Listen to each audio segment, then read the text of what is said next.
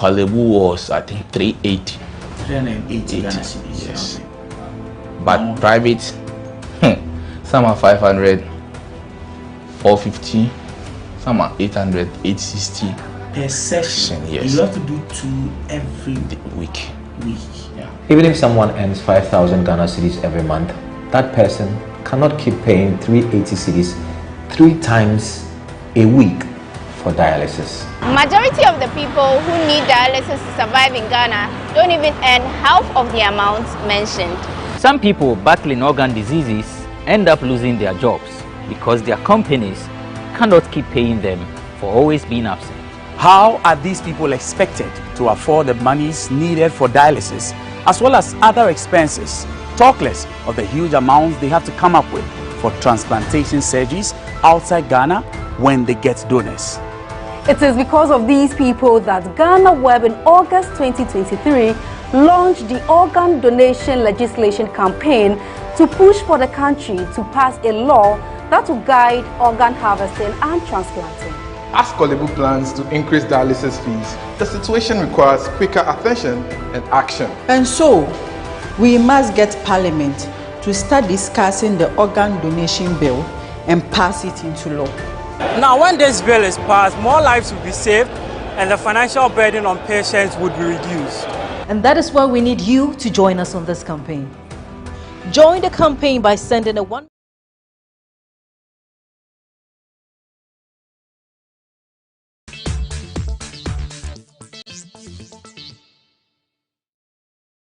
Hello and welcome to Trending GH on GhanaWeb TV. My name is Ernestina Sawa Asante.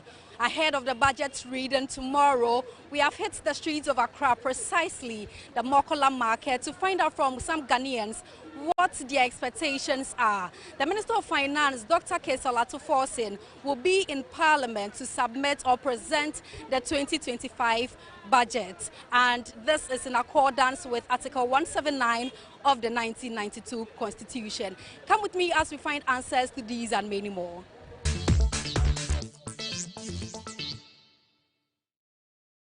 Nyamibua wachina inu se budget ready ne bekoso. Ti ade aye bo ho mpaye ne se to force in the yinim dada nti omra no beka bibi papa enchire Ghana for because enema aye koso Ghana no. They say mu aye den. Nti esre eno anti ne yese that to aba no. E pese samu no. Because abanda da no nema na koso ne enye mayen. Nti asesam se ne ebe ya nema bibre bekoso. Ti esre yesansre John Dramani Mahama say the entire to abanman no enye be bring expect free nchen we be Ghana sika na akodi bia no onye Ghana fo de emfa mom eno na de titiru nchen na so to aba so wantimi anya ne sa de ya e be di NDC ho we ya pa na 2028 so e be sa to e de atia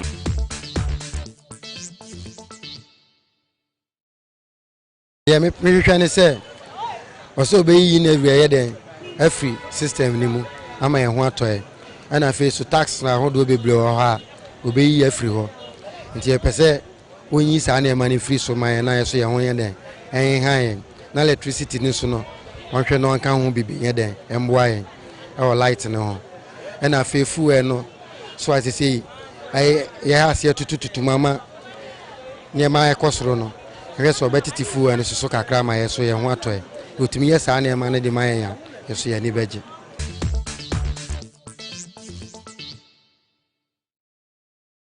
yede ye nyanka mo tinema so amaye because ade no jadefo no mo wo niama no wo shop no ma ukoto ene ubeton ubesa kono mo atum ye nti ase ade no on cry ade ni si ho na wasatu enti ye pese omampene no ready budget na omo mbra krom no omo ni guta osodie de no fo no omo ni omo nkasa na omo hu se na ombe ye niama ama niama da ho ama ye nyina sa yin level ni niama na ye di ba ye hwe nim se ankon betumi eyie free so a kebe boy because say uko yisika ye betu wu se niama obi so a ye tu unti ase tankon mu yi anka ye ho beto ye.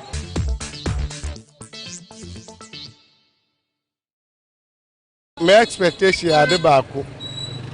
Kwana na almost a month for you Ghana Sikano. Or say you were 2,000 cases. MPP for a chrono. 2,000 cases. You were 360 days. I was a fiba kumu.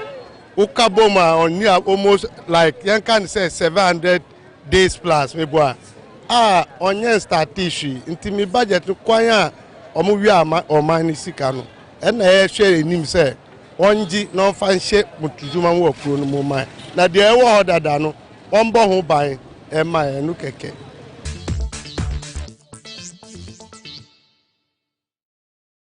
In fact, we are really suffering. We are really suffering, especially we drivers.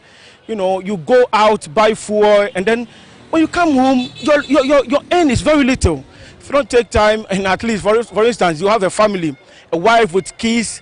If you don't take time, you can't, you know. So we are pleading on behalf of everybody that the government should do something about the situation for us. I know it is not as easy as ABC, but probably when they lay down good measures and with the help of God, they are going to do everything so that at least we the citizens will have our comfortability. Yeah. Are you expecting new taxes? You know, probably as citizens, we shouldn't be scared of taxes because, you know, these developed nations, countries and these things, it is only taxes that, you know, it is being used to develop the country. But the most annoying is, you see how we do much effort, we put in much energy and much effort in order to pay taxes, and the government misuses it. It sometimes hurts a lot. So probably me as a citizen and as a good citizen of this country, when the government brings more taxes, I don't have any problem. But we need to see the improvement and how they use our taxes wisely. I mean, using our taxes for the renting of private jets, it's a waste of money.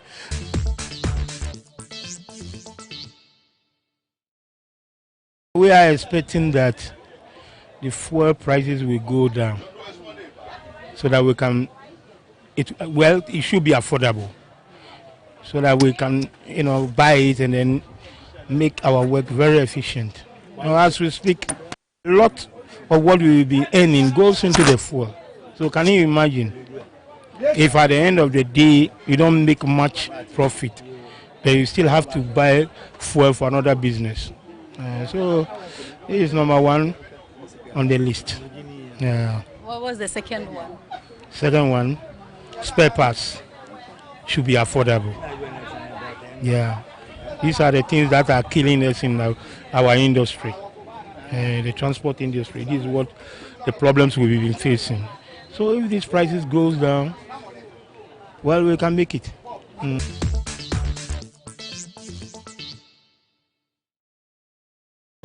I've been driving for so long, about 53 years.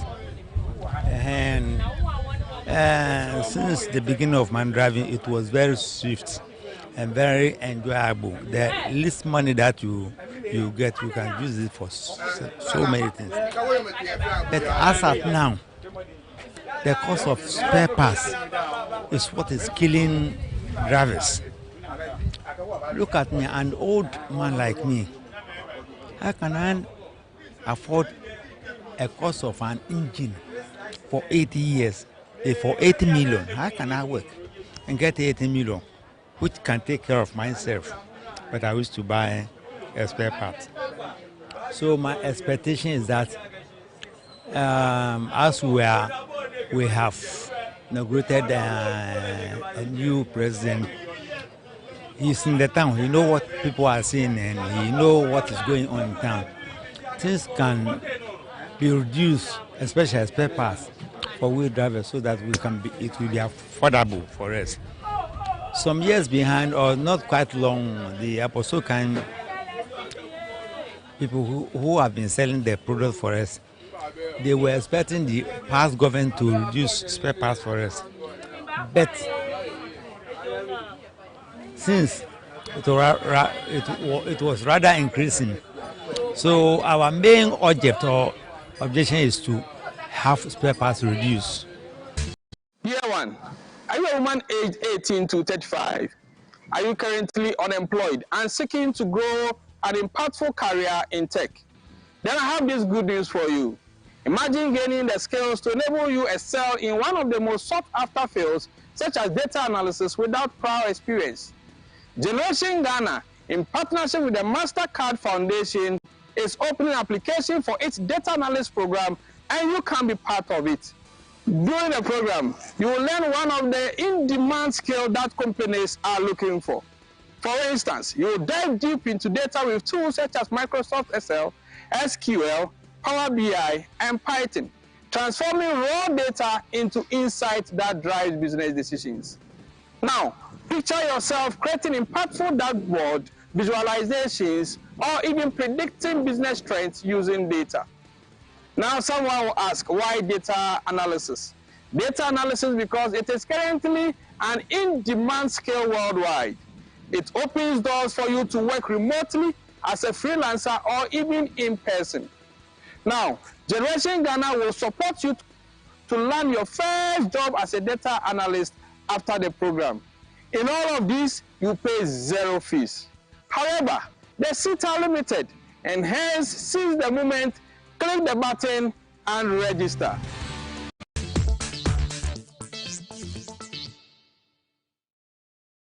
Drivers, they are say petrol no wobeti so. If you say what to nkakra 1 fair num 80 effective young drivers no better petrol no at higher price, but we still maintain the old price fair no. And no area how you pa and this waba no see obey obeboa omano dia ye pa ni say petrol no want so na fair no stable.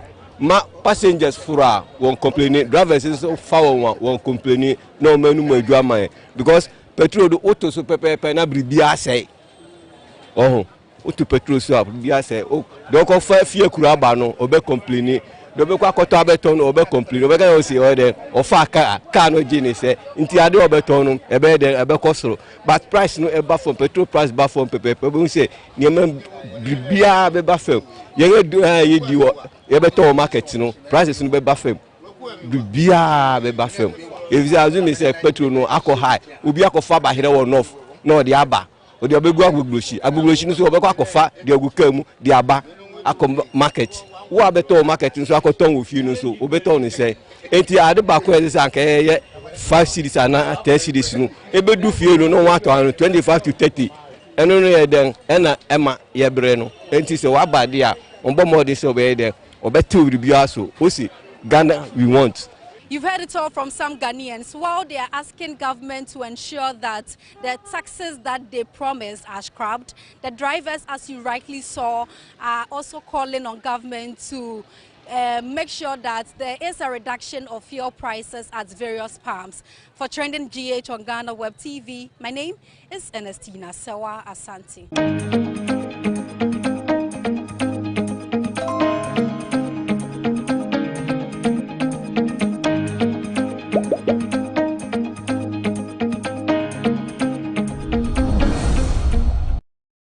Hi, welcome to Reliable Machinery.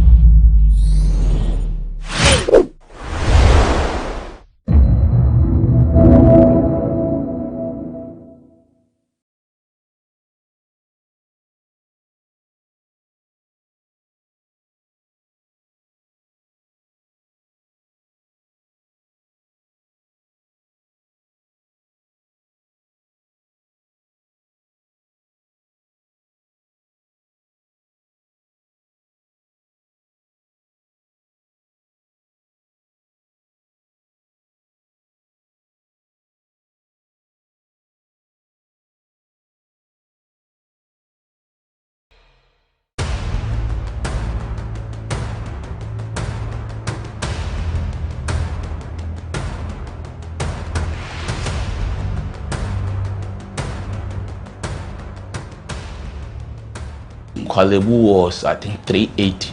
380 Ghana cedis. Yes.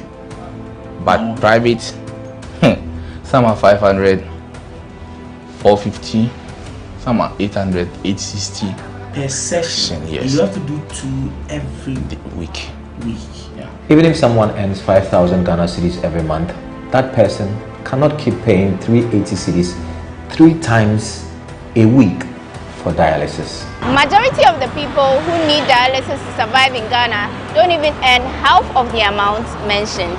Some people battling organ diseases end up losing their jobs because their companies cannot keep paying them for always being absent.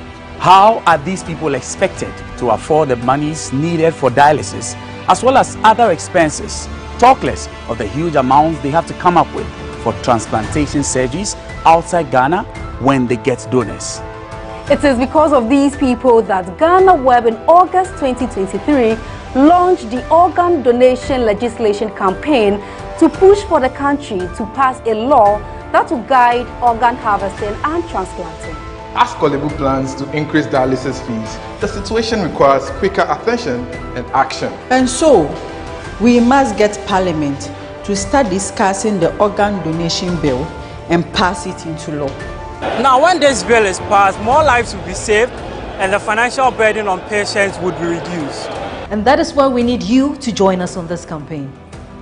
Join the campaign by sending a 1-minute video of yourself sharing why Ghana needs a legislation on organ donation now to editor@ghanaweb.com or via WhatsApp 0552 699 625. Alternatively, you can share the video directly on your social media handles with the hashtags #PassOrganDonationLaw and #LegalizeOrganDonationNow. Organ failure should not be a death sentence.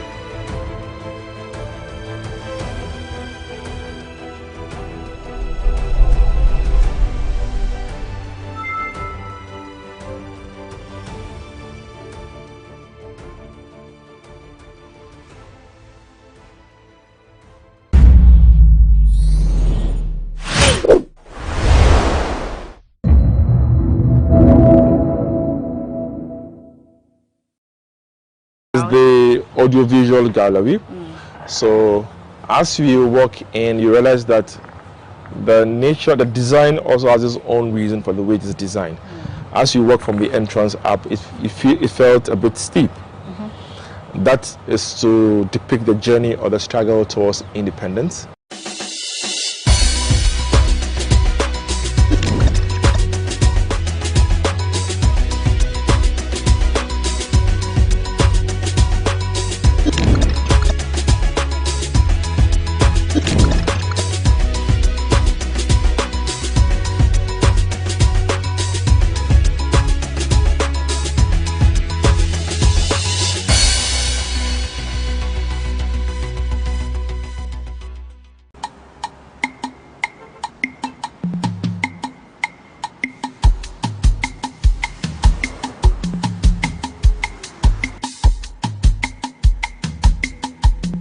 It is that time of the month again. Yes, it is March. And of course, in March, we are going to talk about Ghana's culture and heritage.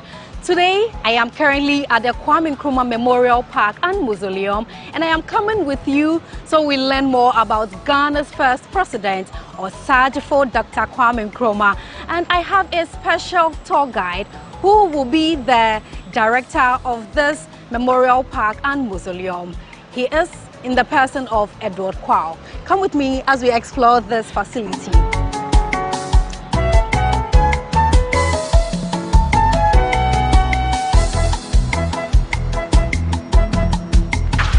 Good morning. Good morning.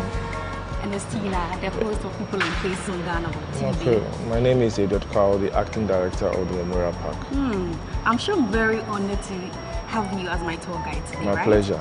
Okay. My pleasure. So let's start from this place. Once we enter, we are supposed to get our ticket. Yes, so this is our main reception area. So this place the park was actually renovated somewhere in 2022.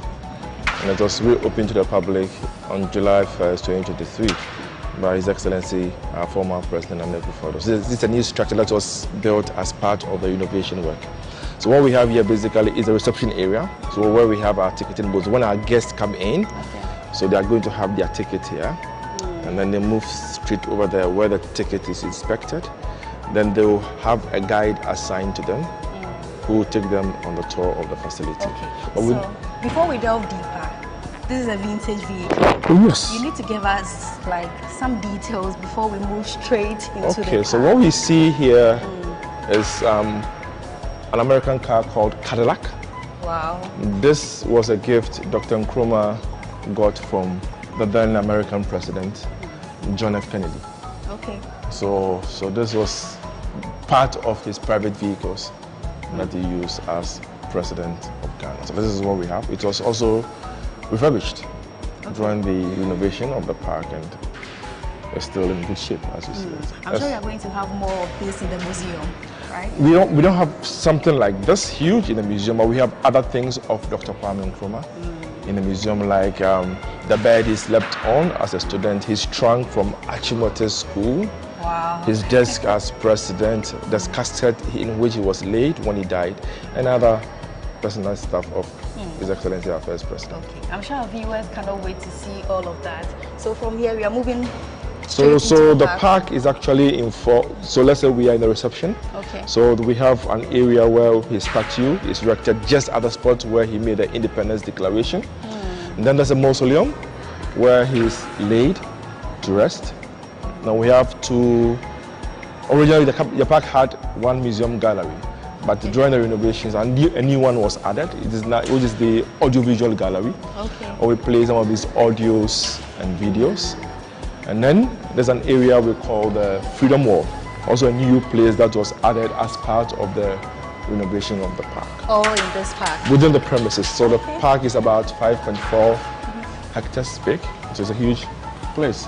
And the reason why we have the park built here is the fact that during our colonial era, this was where the British used to play polo. Okay, so this used to be called the old polo grounds. That was meant for only the English. Natives were not allowed to come here. So when Ghana was about to gain independence, Dr. Nkrumah chose the same place for the independence speech. I'm sure because it had a bigger space which can contain the people.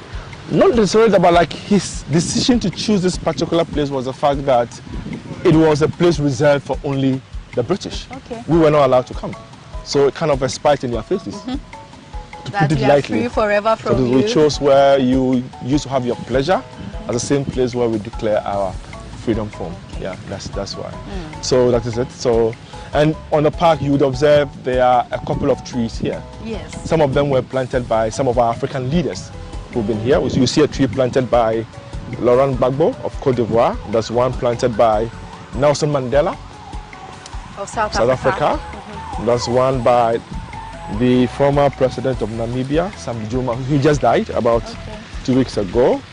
We have one by the current president of South Africa, His Excellency Ramaphosa, and the others by, you have one by the late Mwai Kibaki of Kenya, and others who have been here paying respect to Dr. Nkrumah. Then I'm sure because he's a visionary leader, he had a lot of people backing him because he had a lot to also do for the country. And Yes, not just for the country, it's for the continent of Africa and the black race at large. So this is the same spot Dr. Nkrumah stood and delivered the independence speech. But what most Ghanaians don't know is that the day he was making the speech, among those who were in the crowd here listening to him was Martin Luther King Jr., the US civil rights icon, was part of the crowd here the night he was making the independence speech. I'm sure he might have been proud of him.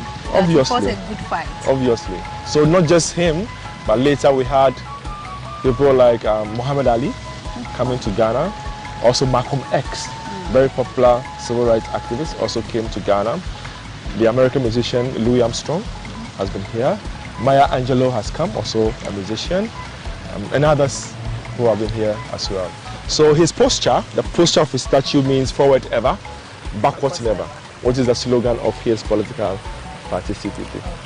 So from here, we need to get the details on these, I think they are seven bare-chested. Okay. So these are an expression of our traditional culture. Okay.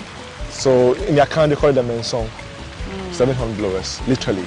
But traditionally, when there's a festival or we have there's an occasion and the chief is about to come to the gathering, you often would have some of his servants going ahead of him, blowing to announce his arrival. And the same way too, when a very important person dies, by our custom, we also blow horns to announce the person's death. So in this case, symbolically, the same thing is being done for Dr. Kwame Nkrumah. But what you observe is that when they are blowing the horns, they are supposed to be standing and not kneeling. Yes, I was about asking that. But here they are in this posture because they are giving him honor or respect. That's very symbolic. Okay. And then there are other men, someone playing the drum. Yes, so we have the talking drum and someone playing the gunje, as we call it. We have the southern culture and the northern culture. You know, he was someone who tried to unite us as well. And what we try to depict in this particular instance. All right. So right behind his statue is where he's laid to rest, the mausoleum actually. And he's not just there alone, he is buried with his beloved wife, Parliamentary Nkrumah. So let's pay our respects to them. Right. So while we are walking towards that place, I can see the black star at the top. Yes. And then from research, others are saying it looks like a root or a tree that has been uprooted. Others are saying it's a sword. What's the truth? Not actually the black star, but the structure itself. Okay. The mausoleum, it has a particular concept behind the way it is designed. So it looks like a trunk of a tree, which represents the fact that he could not finish what he was doing for us before his overthrow. So more or less, it kind of represents Dr. Nkrumah's unfinished work. And often also in Ghana and other parts of our continent, when our farmers are from their farms and they find themselves tired, they will look for a shady tree, sit under it, and then take a rest. So he's buried down there, and the belief is that he's also taking a rest under a shade of a tree. But who designed it? So it was designed by an architect who is still alive. His name is Dr. Don Arthur. He's still alive? He's still alive. Wow. And then the shape, so let's take the shape of the right hand side for example. It looks like a trunk of, it looks like a sword, or the accounts will call it a confina. So now, traditionally, when you hold the sword upwards or when the blade is made to face up, it means war. When it's reversed upside down, as you see it over here, it represents peace. Meaning that all he did in those days were also done in the name of peace, but just that he was not well understood by some. So let's pay our respects to him.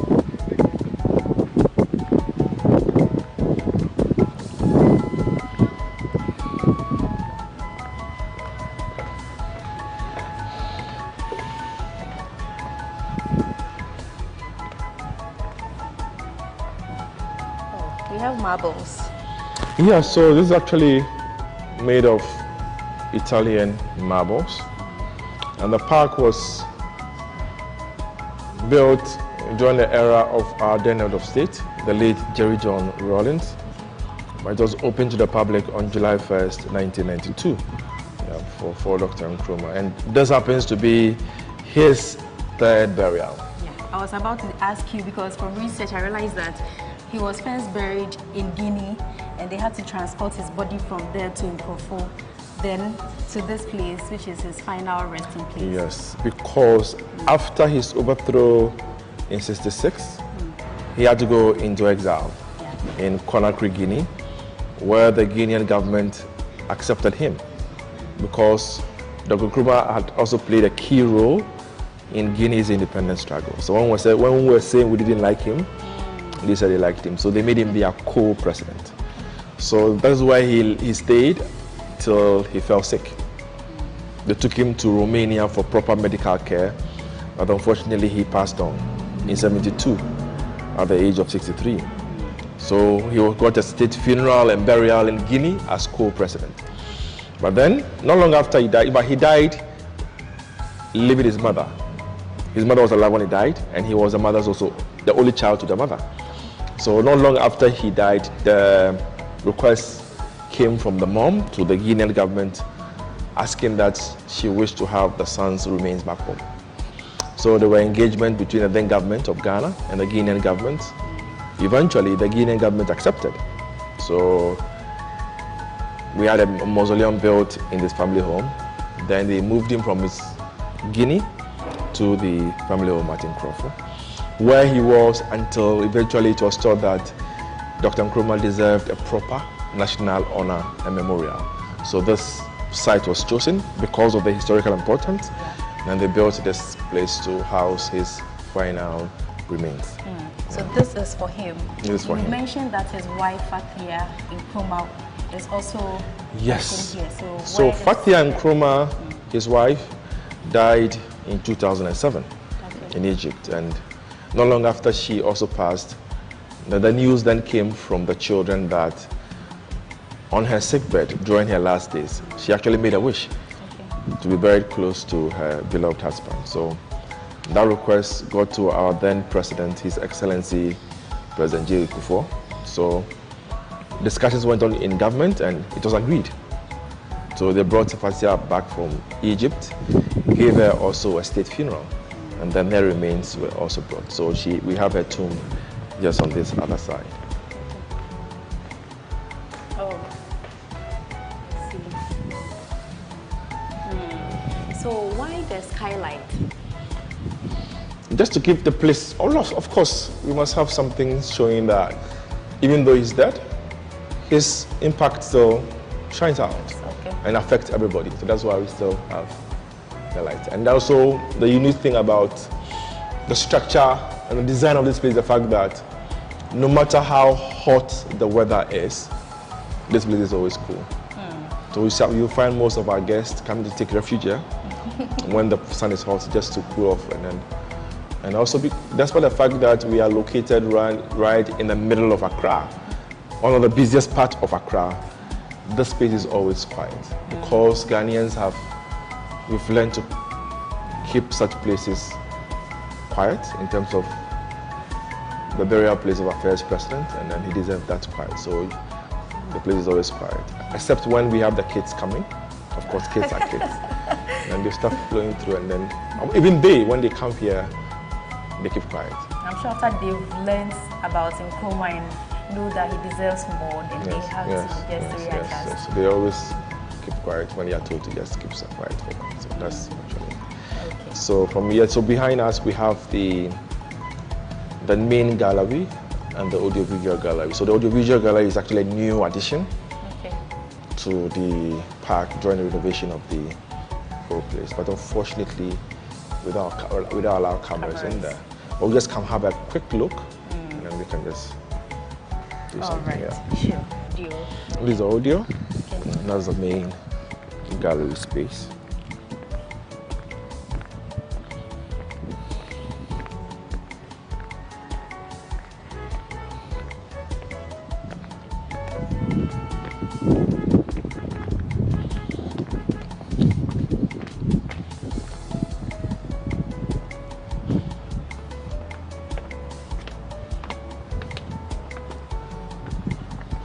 So before we get in there, why is Nkrumah's head detached from his body? So what we see here is one of Dr. Nkrumah's statues that was made after independence. So originally the statue was a full piece statue. Everything was intact, just like we saw the other one there. But this was originally erected in front of our old Parliament house, just across the street here. But then during his overthrow, the coup, in the midst of the chaos, and like it happens elsewhere, things get destroyed. So the statue was unfortunately attacked by some Ghanaians. Then we lost some of the parts in the process. Including the ear that has been chopped off. Yeah, even this, what we see here, the head, originally after the coup and the distractions, got missing. It was only 2009 that someone returned it. It was returned by an old lady we were told was one of his supporters. So and then How she managed to get it is still a mystery to us. But then she was able to keep it safe for all these years, and then eventually donated it to the Information Service of Ghana, and they also in turn brought it to us for us to display. And it's been kept separate so that we learn about what happened, and also in a way to say never again should you allow such a things to happen to us. Okay. Yeah. All right. Yeah. So the conversation is getting interesting, and as you can see there, they've boldly written that no pictures, no videos in the museum. So I am going in there because I have the privilege, and until you come here to also experience, then you also get the full details of what is in there. But then I am going in there, I'll come back and give you the gist. This is People and Places on GhanaWeb TV.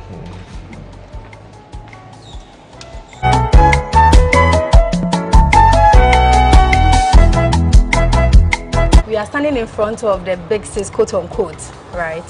And if you can give us an insight into what really transpired at the time. Okay, so this is not the big six as we know it to be or find on our currency note. Okay.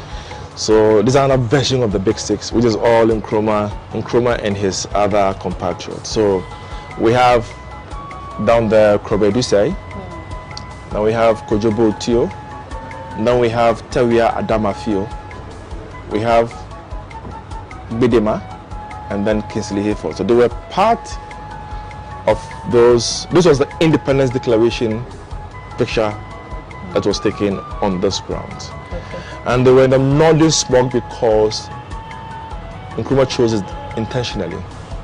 Prior before independence, the northern smoke, the smoke was not seen to be like for the downtrodden and other people to use, but he chose the particular smoke more or less to give value to it and to appreciate everybody.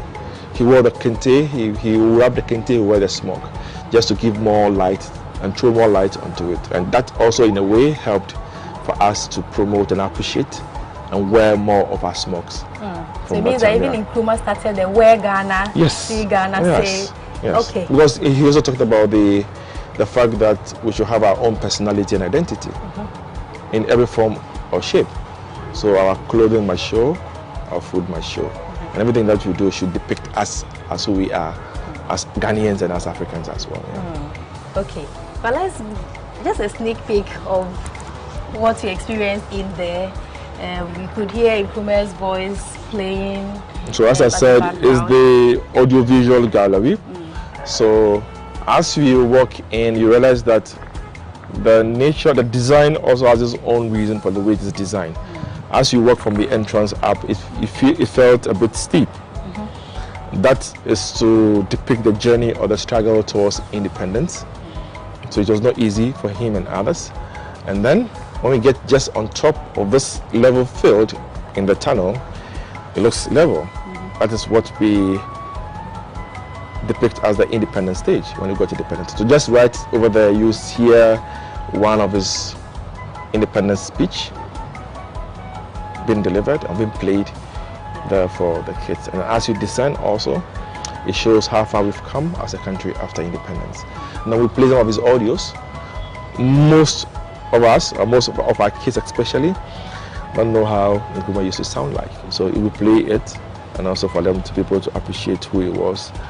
And one unique thing is that even though Nkrumah had spent about 12 years abroad, what he never lost was his accent, as a typical Ghanaian would speak. So he just had his accent with him. He lived in the US for 10 years, 2 years in England, but he did not speak like some of us are doing. Oh, you know the lafa. People be like, hey, as soon as they arrive now, the tone, the language, everything has changed. He kept his identity as who he was, and then that also endeared him to people. Yeah.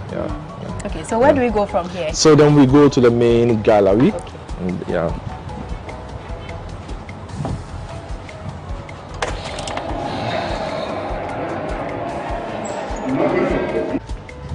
Okay, so we just came out and we saw this peacock. It's kind of rare to find such a thing here in the Kwame Nkrumah Memorial Park. What is the brain behind it? So we've had this peacocks and fowls on the facility for almost 15 years now. This is my first time seeing it too. They've been here for all these years. Okay. Yes. Now, Dr. Nkrumah, besides everything, was also a lover of animals. And for most Ghanaians wouldn't know, but our first national zoo used to be at the Flagstaff House. Wow. Yes, which was his private collection. He loved animals, and that was later made public, especially to kids. So he was a lover of animals. What kind of animals was he? So it was a zoo, so everything. Okay, everything. The crocodiles, the lions, and the peacocks, and all other animals were there. So that we also appreciate nature. We just to depict that aspect of him. These are more friendlier to have than to have the crocodiles and the rest here. So that's why we brought the peacocks here.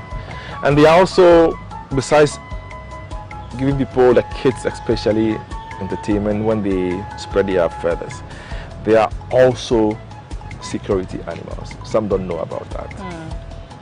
In that, when they see strangers around, they make noise. So if we are inside, like when I am inside the office and I hear them making noise, most often than not, when I step out, there's a stranger, there's somebody around. So they are also there to also provide some, in a way, some security to us. Okay. Yes, yeah, in terms of who is coming, who is around, and who is not around. Yeah. Okay. So, where next? So the last part is the main museum, where we have most of his things and pictures that he took during his trips, both local and foreign. So you see pictures of him with Nkrumah dancing with the late Queen of England when she first visited Ghana. A picture of him with then His Imperial Majesty Haile Selassie of Ethiopia, someone like Patrice Lumumba of Congo, Jamal Abdel Nasser of Egypt, Sekou Touré of Guinea, Modibo Keita of Mali, William Tubman of Liberia, here with Chairman Mao of China, and other prominent figures he met and interacted with. Okay. In terms of personal effect, we have like the bed he slept on as a student and other personal stuff. I'm sure we are not supposed to take videos and pictures in here too. Yes. Okay. We are not allowed to take videos and pictures in this museum too, but then, like I said, I'm going to give you all the details once I come out, so stay tuned. All right, so I did have an experience in there. Like I told you, I was going to give you some small details, but you have to come in there to experience it if you visit the Kwame Nkrumah Memorial Park and Museum. So in there, you get to see Nkrumah's bed, his first or favorite walking stick, right? And the trunk. You know, when you were going to SS, you also had your own trunk and chop box. Nkrumah had his in there too. And then, you know, in Ghana, one of our problems is with maintenance. So how do we maintain this place to ensure that it is still in good shape for people to also experience it? So since the whole museum was curated for us by the National Museums and Monuments Board, they have conservationists and the rest who came to curate the place for us. So since the renovation, periodically, they come to check the status of the things, and those that need attention get attention. So as and when they come around and they examine, we follow their recommendations. So far, so good. Yeah. So one striking thing I realized was with his coffin, which was metallic. One may ask, why metal instead of wood? Well, that's a coffin that brought him from Guinea to Ghana. Why? I don't know if the culture of Guinea allows that. But what I can say is that they embalmed him after he died. So when they brought him from Guinea to Nkrumah, he was in that casket opened for public viewing. So probably it is for that purpose. That's why he was put in that casket, to make him last longer. Okay. For us to see him. Yeah. Then a photo of him and his cabinet had this PJ on their cap. What does that signify? And that is actually, you're referring to the independence speech. Yes. And in the picture, they were wearing a white cap, and with that PG on the cap they were wearing, which literally translates to prison graduates. So they are all gone to prison one way or the other in their attempt to help us gain independence. Yeah. Okay. So, okay, it means that they accepted that they were there, Yes. and now they are out, They are and out, they yeah. are free from Yeah. every bondage. Yeah. Okay. So from here we'll go to the final section, which is the area we call the Freedom Wall. Experience it.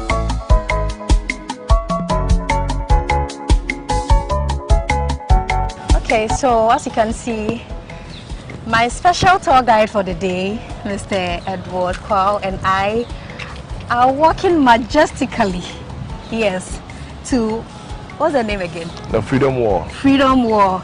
Okay, so if you love pictures like me, of course, when you come to Nkrumah Park or Kwame Nkrumah Memorial Park, you cannot do without being here to take this beautiful view where you have different portraits of Kwame Nkrumah. So, give us all the tea.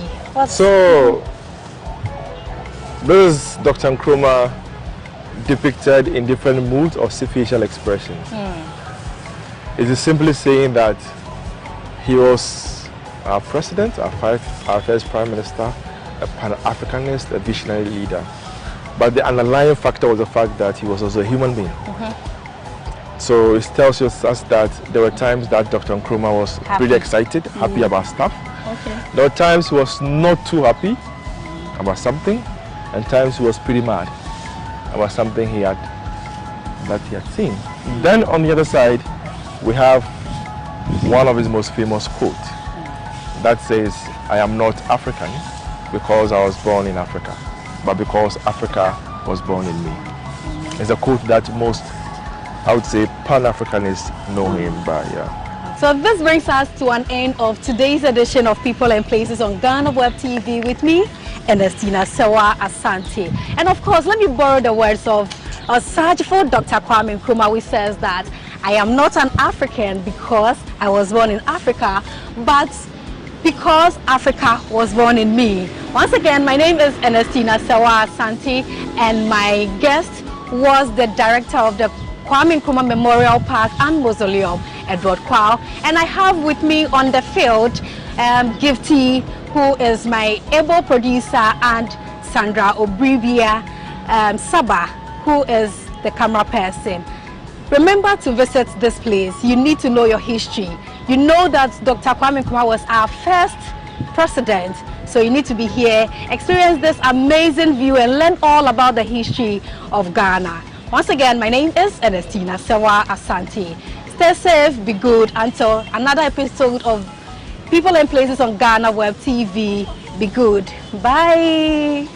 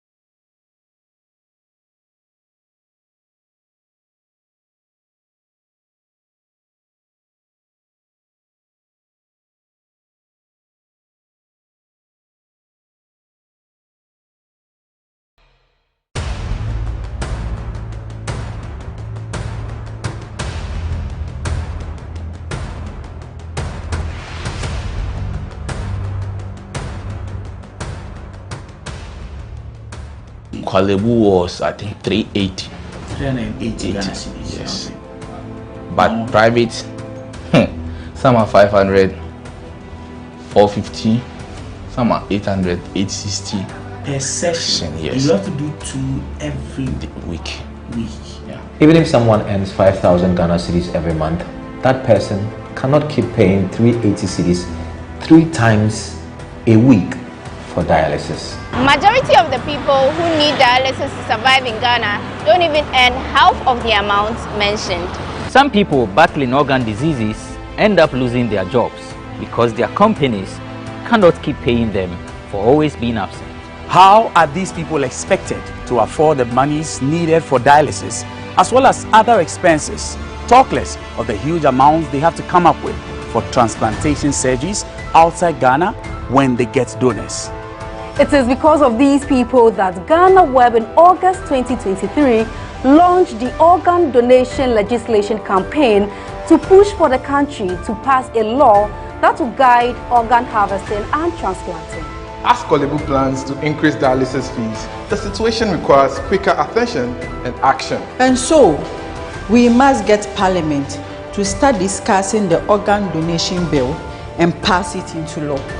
Now, when this bill is passed, more lives will be saved and the financial burden on patients would be reduced. And that is why we need you to join us on this campaign.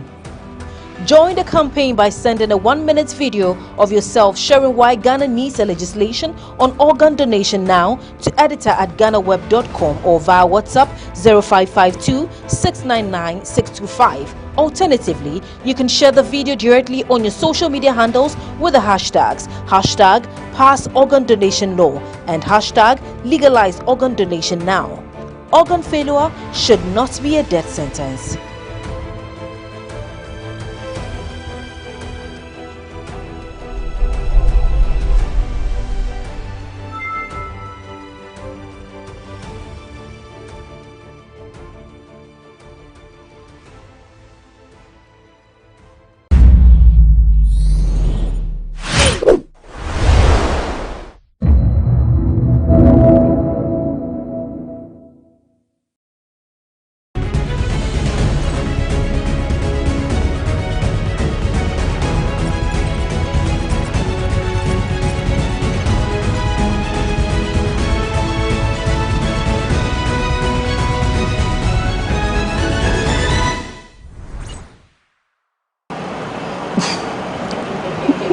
I guess you're wondering what I'm doing here at the gym. Damn, this is just 5 kg, but it's so heavy. Adding this, I think I'll be building my muscles in no time. Yeah, it's the sports check here on GhanaWeb TV with me, Patricia Roxanne Hammond. Today, I'm somewhere. I know I'm here at the gym, and it's an honor for me to interview a female heavyweight lifter. To be honest with you, what she can do, I'm not sure I can even do half or even 1/4 of it, because just this is just 5 kg, as you can see. I'm trying to do this, and it's so heavy. Adding this to it, oh, you can even hear it from my voice. This is so heavy. Hey, I really, please, I think I need to submit all those. Did I even say submit? I salute all those who have been going to the gym to do this, because this is just 5 kg. I'm told it's one of the smallest, but it's not small for me. This is heavy. I'll introduce my guest after this break.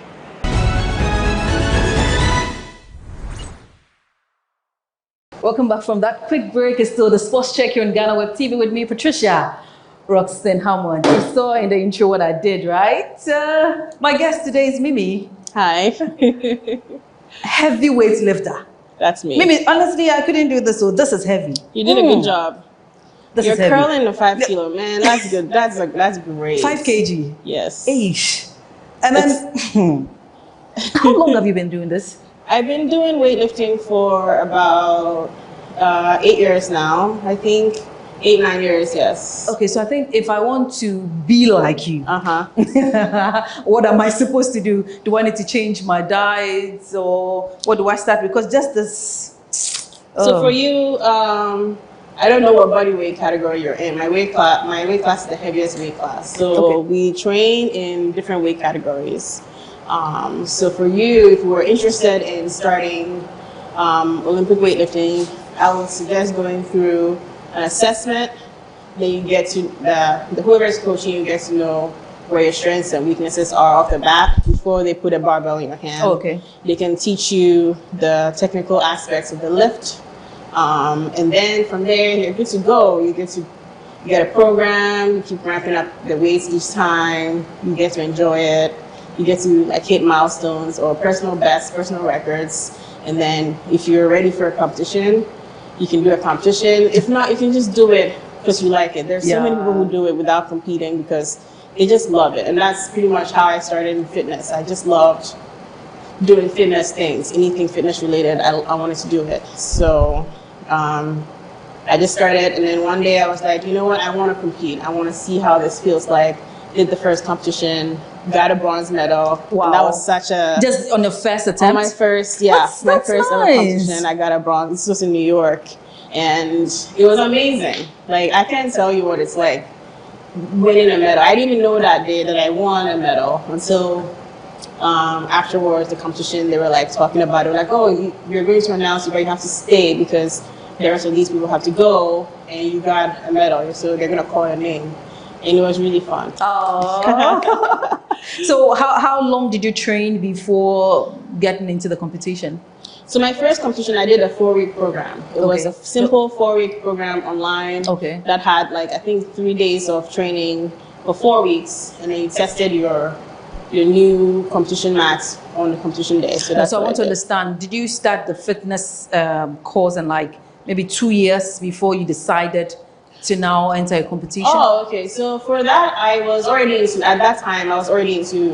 fitness. And I was a personal trainer and coach then. So I was just coaching at a gym. I'd coached there for about 3-4 years. So I was always doing strength training because I used to do Spartan races as well. That was the culture of our gym. We loved obstacle course races. So we had to do squats, deadlifts, heavy carries, and all these other fitness things. So I was already into the fitness world. I was a fitness girly.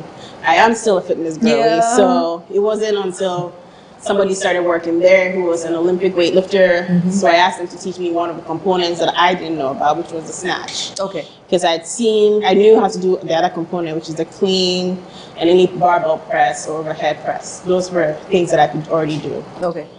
So fast forward, he taught me, got it. And I was just like, all right, let's put it together and see what I can do because I'm looking for something different. I've always wanted to do this. Let's see how it is. And it was really awesome. Like, so how many medals do you have now? Oh my gosh, I haven't counted, but I think I have, I don't want to misspeak, but I think I may have 10. Wow. From the US, yes. Okay. Because I've done a series of competitions. I'll have to get back to you on the actual number, but the medals that I usually got, like the first competition was a bronze. So I was like, okay, I definitely want to see if I can get a silver or gold. Okay. So the second time around, it was more of a gold medal. And then each time I competed in the Connecticut state where I lived, I would either get a gold. I think there's only one time I remember getting a silver. So out of the medals I have, I can say that out of all of them, I have 1 bronze and maybe 2 silvers. Everything else has been gold. Wow. Yeah. Congratulations. Thank you. I think we'll look forward to more gold medals. Yes. Currently, it would be nice to win a gold, bronze, silver, a medal in the international spectrum because that was just like localized to one country. Okay. So now I want to do it where it's worldwide. I've come close, and it was really nice tasting that 4th place at an international competition. So I'm really looking forward to having that experience this year. Wow. Female heavyweight lifter. Yep. How many do we even have in Ghana? In Ghana, there's only one. That's me. Oh God! We do have 2 more, but they're not in the heavyweight class. I think I want to join. I want to be the second person. Come join us. Come join us. I'll come and join. Myself and Kiki. Yes, we'll come join us. Yeah, so we need more women because in total there's only 3 of us. Oh, but wow. in my weight class, there's only 1. That's just me. I think we have a long way to go. We have a long way to go, but it's not that long with the right, structure, support, and team effort. It's not undoable. It's not unattainable. It's something we can do. Because Ghanaians, we are strong. Yeah, because of the food we eat, right? Yeah, it's the food. Has this always been a dream, like growing up? Yes, growing up, I wanted to definitely be at the Olympics in some shape or form. I didn't know it was for weightlifting. I thought I could probably do maybe call it swimming, or I knew I couldn't do any kind of track. Well, not that I couldn't, but it would have been harder because I grew up with asthma in Ghana. So it's very hard to be a runner, but I'll still try, and then a few days later I'll get sick. You know, the dust doesn't help. That was not for you. It was not fun. It was not for me, but I'll still, you know, you want to do the things the boys are doing, I'll be just with them, but it wasn't for me. But every time the Olympics were on, Summer Olympics, I'll be in front of the TV, I'll be watching everything. I used to love gymnastics. I still do. And I wish Ghana had some kind of gymnastics gyms, because when I moved to the US, I noticed I had friends who were taking their kids to gymnastics after school. In high school, I had friends who would go to gymnastics after school. So it was very, very likely that any of them could go to Olympic level, because it was such, just like we have football here. It's such a culture there that they all do gymnastics. And the best weightlifters on Team USA typically have a gymnastics background. So it's something that I was like, okay, it would have been nice to have gymnastics here, but we have weightlifting, we have football, we have hockey, we have what else? We have arm wrestling, we have boxing. So it's not like we don't have anything. We do have some stuff. So we can get to the Olympic level for sure. We can get there. Yeah. Because in Ghana, the sports that is prioritized, from my perspective, is football. Yes, it's football. Yeah. So I think it's about time we move to the other ones. Yeah. For sure. It's long overdue, in my opinion. Long overdue. We're hoping that this current minister, will do something like to bring change. I have a lot of faith in him. He gave me a call. He did say that he was on board and bringing the lesser sports into the limelight. So I'm really, really grateful for him. That's a good one. Honorable Kofi Adams. I'm really excited. I'm excited for that, because he is on page with everybody's frustrations about football just being the only thing that we're focusing on, and there are other sports that need help, need structure, need financial support. You know, they need the organizations to push these sports, and weightlifting is one of them. Weightlifting is a huge sport in other parts of the world, and then you come to Ghana and it's like people are not aware that there are weightlifters here. I think when we begin to throw more light on the other sports, we'll get to identify what Ghanaians can really do. Because for now, it's just football, soccer. For now, it's just football. And I think they can showcase weightlifting very, very well with the right plan. They can. Yeah.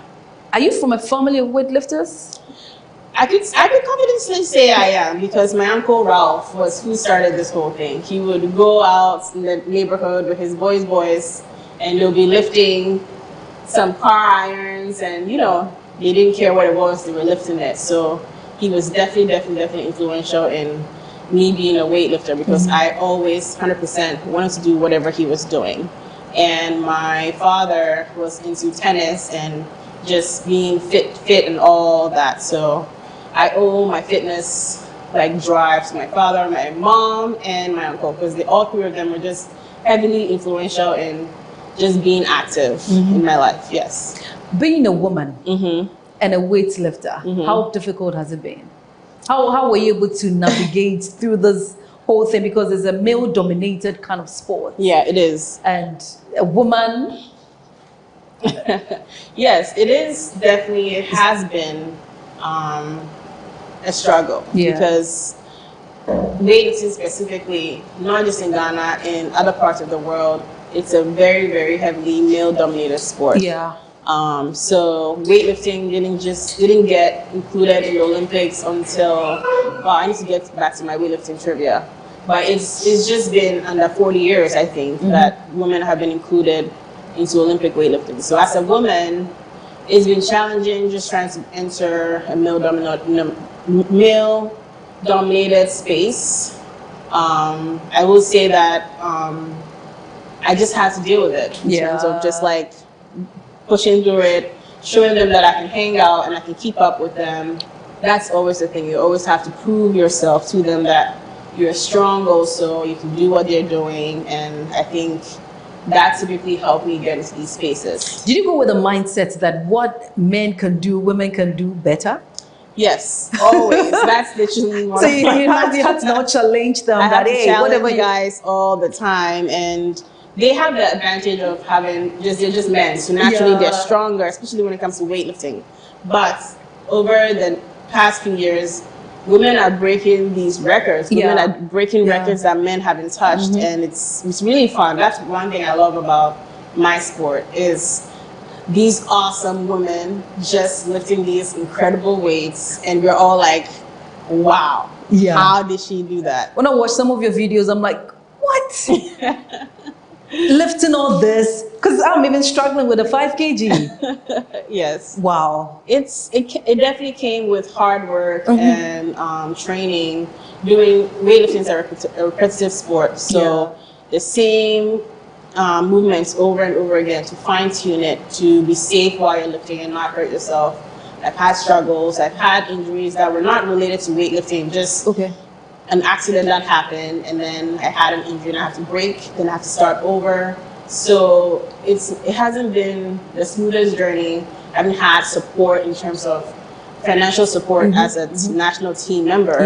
It's been difficult trying to work, trying to pay for everything weightlifting related, because I'm a national team member.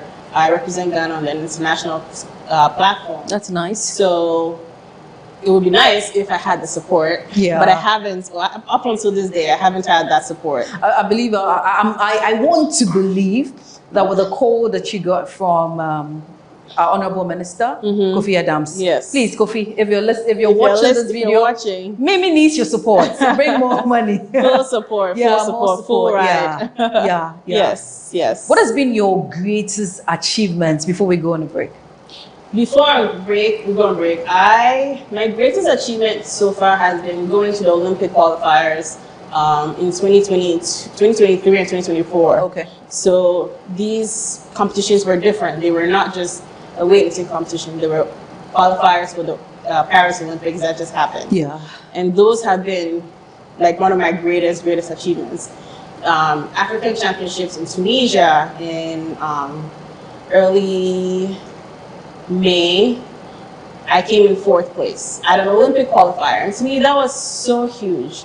I was shy of the bronze by 1 kilogram. And it was also because I didn't have the right training staff.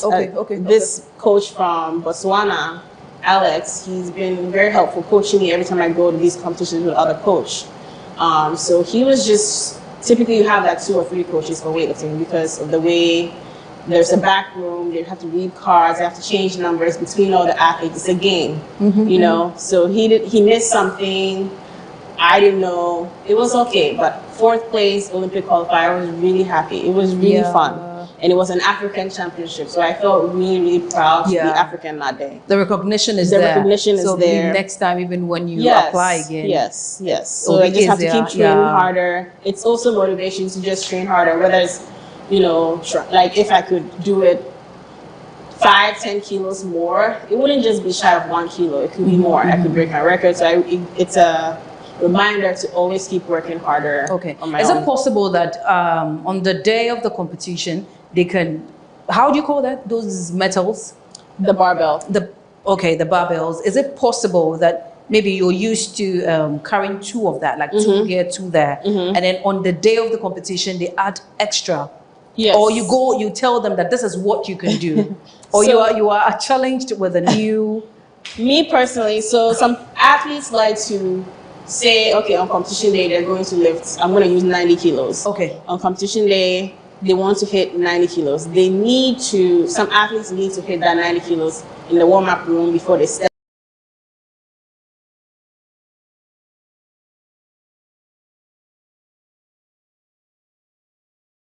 On the competition platform.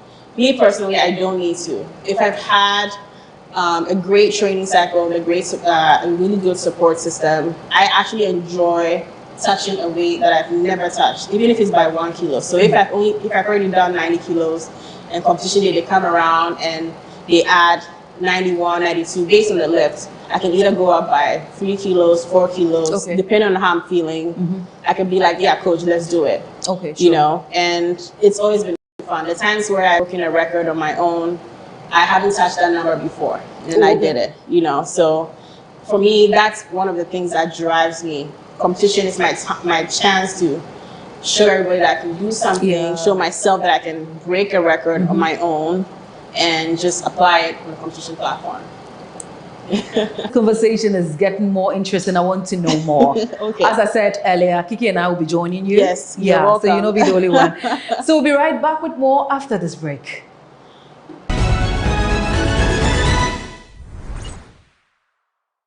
Yeah, welcome back from that quick break.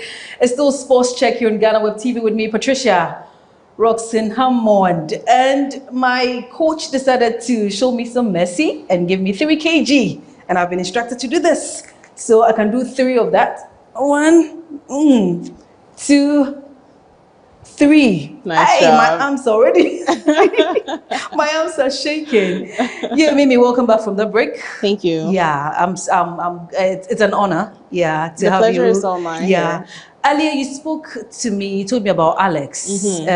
He was one of the coaches from Botswana. Yes. Can you tell me what really happened on that day that made you... Yes. Yeah. So Alex Rankwe, he's a coach from Botswana.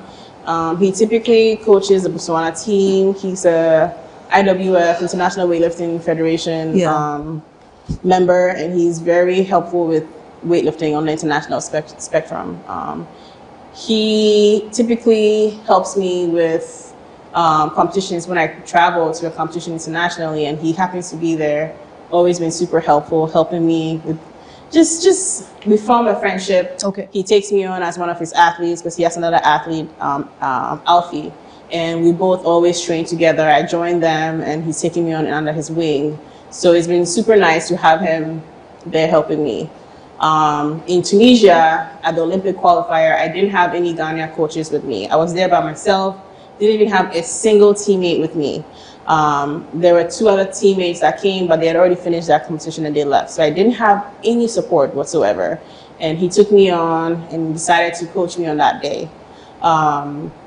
It was a great competition. In weightlifting, when you go 6 for 6, that means you made all your 6 lifts. You didn't miss any of the lifts, and it's fun. And I was 1 kilo shy of the 3rd place position. I got 4th. Reason being, it was a lot going on in the back room. So there's a lot of strategic things that happen in the back room that people don't see. That's why we need coaches. You need like 1 or 2 or 3 coaches. It's very helpful because you have coaches loading the weights and then a coach in charge of the board, making sure the scorecards are in place. Alex did a phenomenal job there. We just didn't see, both of us didn't see that there was a 1 kilo increase for that 3rd position. And this would have been one of the times where if I had 3 coaches in the back room, we would have definitely caught it. I could have done 96 kilos instead of the 95 that I did, or even 98 kilos, but he was like, so sorry, Mimi, I'm so sorry, but you did 6%. I was like, don't worry, Alex, you're doing me a favor. Yeah. It's not his job.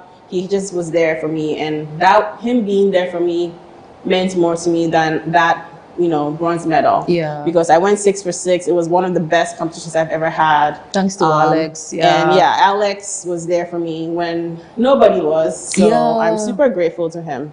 I want to talk about finances because initially you made mention of the fact that you're not getting financial support. Yeah. We all know weightlifting doesn't put food on the table. No. So how are you able to juggle all this out? How do you finance yourself? Is there something else you're doing? Yes. For an income apart from the weightlifting? Yeah. So in the US, I coach personal training clients that are just people like you who are not trying to compete in an athletic events. So I help them reach their fitness goals, whether it's weight loss, fat loss, weight gain, or they just want to be healthy and move or need direction. I also coach athletes too who want to be better at Olympic weightlifting.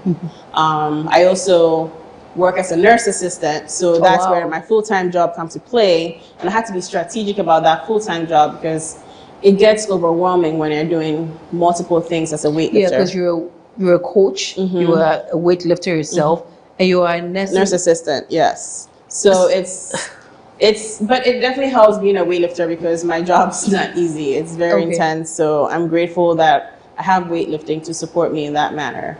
That's how I make an income. It's not enough to support weightlifting, but I do my best. I work as hard as I can to make sure I can save up for a competition, buy flights for getting from the US, cross country, cross continents. It's not cheap. So it's something that I've always done. I've been lucky enough With no to... support, not even from family? From family, here and there, sometimes they would, but it's not, you know, it's a sport. So it's not like it's something really crazy happened. So it's been, my family has been super supportive from day one, but it's not on them to support this fully. So I never really reach out to them like that. But they've been supportive in terms of just making sure I have a place to stay most of the time. If I travel, that's a big thing that they help me with. And as far as the financial support itself, I've had to do fundraisers like GoFundMes during the Olympic training cycle, which was still a big deal to the Federation because they were like, it makes us look bad. But in my eyes, how does that make you look bad if you're not supporting me? In this case, you've been representing Ghana throughout. What support are you getting from our country? I have never been a paid athlete for Ghana weightlifting, and up to this day, But you still do it, and Ghana gets the glory. Yes, it's not for the Federation. I do it. That's not why I do it. I do it for the country and my family and the people who are behind me, who are not even Ghanaian, who want to see me get to the top. Don't you think it's about time the Federation rethink or re-strategize? It's high time. Yeah. It's very, very needed. The word re-strategize is a big one. They need to re-strategize, reorganize, reassess why the Ghanaian athletes are not getting to these competitions, not making progress because they're just, everything is on them when they try to make a dream happen.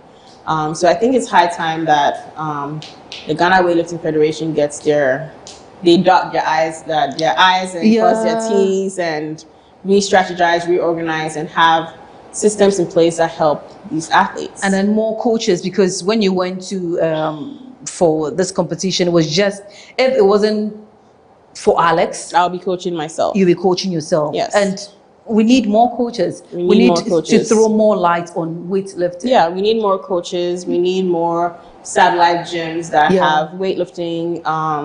We need to get this in the different regions because there's so many people that could be doing this and making waves for weightlifting on the international platform. Yeah. Your president, I don't know if he's now the immediate past president of the federation, Jerry, is now an MP. Yes, I heard that he's an MP. Have you called him? Or has he reached out to you? I haven't been able to meet with him. I've been looking for him, so if I can have a meeting with him, that would be great. But I hear he's busy, so it's an ongoing thing. I think there has to be something done in terms of reaching out to your athletes when they come to the country to make sure they have a place to train or even equipment to train with. Like here, I could use some weights to train here. I'm a national team member. Yeah. I'm not just an average Joe. I'm trying to get to a competition in April for our country. Okay. So if I at least have this space, lucky enough, in Krabby Apartments in East Legon, has been very, very welcoming here. They've accommodated me. They gave me this lovely space to train so I can get by here, but I don't get to do the actual lifts that I need for competition because I don't have the equipment that I need. And it's something that would have been nice if the gym is closed, at least provide your national athletes with some of the equipment that they can use to train. So that's something that I'm quite disappointed in, to be frank.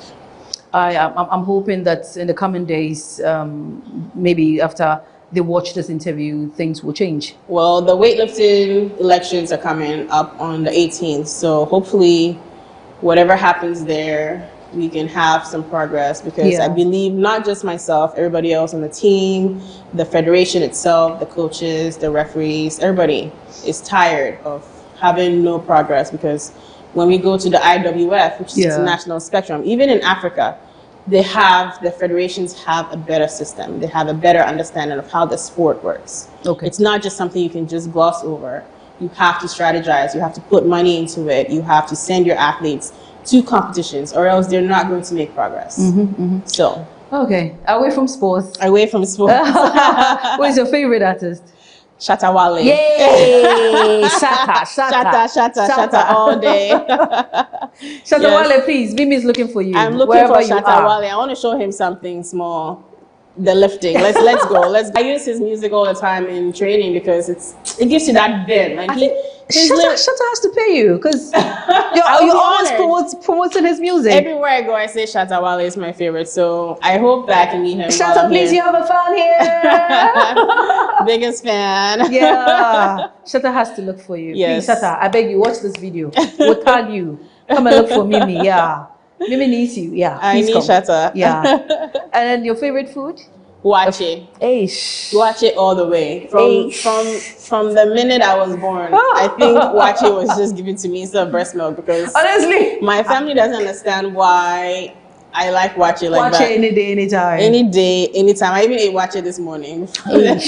You know, when I asked about the food, I was expecting to hear either banku or fufu or to or Wache. Oh, Wache. I don't even know how to describe it. I can eat Wache any day. I will never get tired. We heard you'll be organizing some sports activities. Yes, I would like to host a weightlifting clinic, so it could actually be a way to introduce the team members who have not been training back to weightlifting. It can also introduce the general public to what weightlifting is. And I actually love hosting strength-based clinics because people come in and it's not like with track and field where people are going to run, so they get tired and like, this is not for me. With weightlifting clinics, you get to show people things that they typically do, like sit on this chair. Okay, cool. Now add this weight and sit on this chair and do it this way, and just show them how fun weightlifting is. And they feel good when they leave because they're like, wow, I didn't think I could put this barbell over my head, and here I am. Yeah. So it'll be nice to host that weightlifting clinic so that we can showcase what we do as Olympic weightlifters, because when people hear weightlifting, they think bodybuilding, and they're two different things. You know, no shade to bodybuilders. I need you to explain that. I'll show you. Because all this while, I always had a perception or understanding that weightlifters are bodybuilders. In the super heavyweight class, so I'm very focused on technique and making sure that my joints, my body are functioning properly. Okay. I actually pay attention to my diet, contrary to what people think. People think, oh, when you're in the heavier weight class, you get to eat whatever you want. But that's not true. For me, I can't eat whatever I want because there's certain foods that they make me bloated or they make my joints inflamed. So it becomes painful to train. So that's where I have to watch what I eat. I have to be strategic about what I put into my body.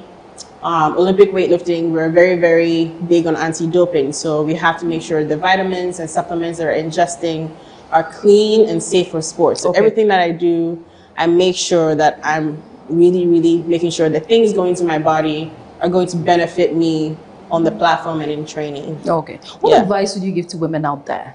To women? The first advice would be to the women, and then the second would be to the current minister, Kofi Adams. Okay. Yeah. The first advice to women will be to you can do this. You can do whatever you put your mind to. I know sometimes it's very, very hard when you feel like you're the only one who is doing something and everything seems to be going wrong. You can really do it.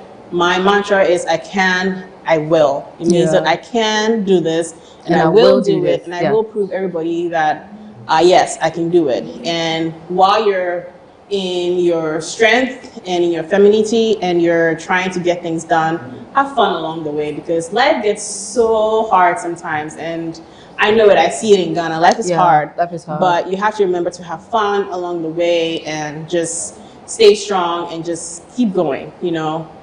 Get it done and you can do it. Whatever you want to do, you can do it. I can. And I will. And I will. Yeah. So I'm joining your class. Yes. I can do this. I'm going to move away from the 3 kg. Yes. Moving to 5. And then I'll join you. Be 10. Yes. Yes. 10, exactly. 10 kg. Yeah. And to so the I can do it and I will do it. Yeah. And to the sports minister, I appreciate him, Honorable Kofi Adams. I know he did say he prepared the gyms for us so that we can get somewhere to train, and I appreciate it. I wish him all the best in trying to get these smaller sports into the limelight, into the bigger picture for us to succeed. So I really encourage him to keep going that route, because I feel like it's needed. The country needs to be seen other than football. We love football still, but we also want to see these sports in the international spectrum and world championships at Olympics. So we welcome you, and we're on board with you in how you want to integrate other sports into the world. And we're all here for you and support you. Okay. Maybe what tribe are you? I am a Krobo girl and an Ewe girl and a little bit of a Bwem fancy girl. So let me just say you're all over the place. I'm the core four. The core four is Bwem, Krobo, Ewe, Fanti. So that's my core four. So which of them can you speak? I can speak Tree. I can speak a little bit of Fanti. I can understand it more than I can speak it. Okay. And then Krobo, I can understand it, but I can't speak it fluently. And then the Ewe? Ewe, definitely don't understand either one, because I never had anybody that was Ewe around me. So, and with the Bwem, I can definitely understand a little bit if they slow down. Oh. But yeah. Okay. Yes. Thank you very much, Thank Mimi. you so much, Pat, for having me on your show. I'm so glad to have you on the show. It was so nice to meet you. Yeah. If after the show, I think I'm going to carry this. Yes, I'm going to try I think you then can do it. I will show you exactly how to do it. It's let me easier. try something now. This is quite heavy. I'll be challenged. Do you want I me? can and I will. Yes. Do you want me to demonstrate something for you? Sure. You just do it. So that's okay. So let's just start off with a deadlift. So I typically go overhead with my lifts, and I personally believe you can do it, but I also personally believe in weightlifting safety. So for a deadlift, just stand with your feet hip distance apart. You're just going to bend down, keep the bar close to you, and then just stand up with this. And you're just going to go down right below your knees and then back up, keeping your hips in line, shoulders in line with the weight, and then keeping your back flat. Is that something you think you can do? I think you can do it. I can. You can and you will. So step closer. Okay. Yes. This. Yes. And just stand up with it. Hey, this will be Joko. Okay. Oh wait, I can and I will. think you can do it. Go. You can totally do it. Just stand up with it. Don't think about the arms, just your legs. Okay. And just stand. There you go. There you go. I did it. You did it. So I go down again. Yes. Bend your knees. Okay. Yep. Nice one, Pat. Keep the barbell closer to your body. And then stand. Very nice. Oh my gosh, you're so impressive. I said it. Strong. I can. You can. And I will. You will. I'm already punching. Thank you very much, Mimi. You're so welcome. You're so welcome. It's an honor to meet you. And lovely to meet you as well. Yeah. So, the show has been Sports Check here in GhanaWeb TV with me, Patricia Roxanne Hammond. Forgive me, I'm punted. It's my first time. You did a good job. Yes, at the beginning of the show, I did 5 kg, and unfortunately I dropped to 3 kg, and now this is what? This is, if the bar is 20 kilos, 25, 30, 30, 20, 25, 30, 38 kilos. Wow. Wow. Wow. Yay. I did it. You did it. You sure did. Until same time next week, stay blessed.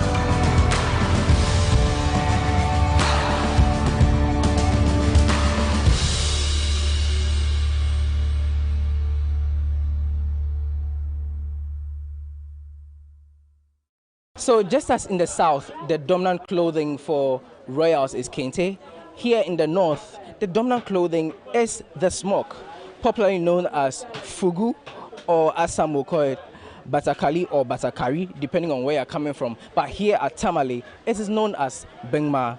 So I'm here at the Tamale Old Market, but Moshi Market to be precise, because here is where all the action happens pertaining to the making of the smock.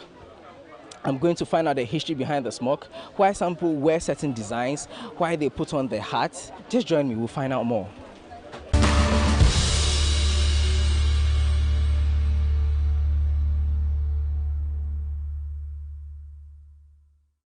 Anthony. Nah, Amaraba. See, Ngwenya. Thank you very much for speaking with me, Mohammed Ali Abdul Samad. Yes. So tell me, smock making. Why is it that in the northern region, wearing of smock is such a big deal? How did it all start? Looking at Dagbang, Gonja, Nanu, that is the Nanumbes, and Mamprusis. When you look at the Gombes, Mamprusis, and Nanumbes, they are from the same family.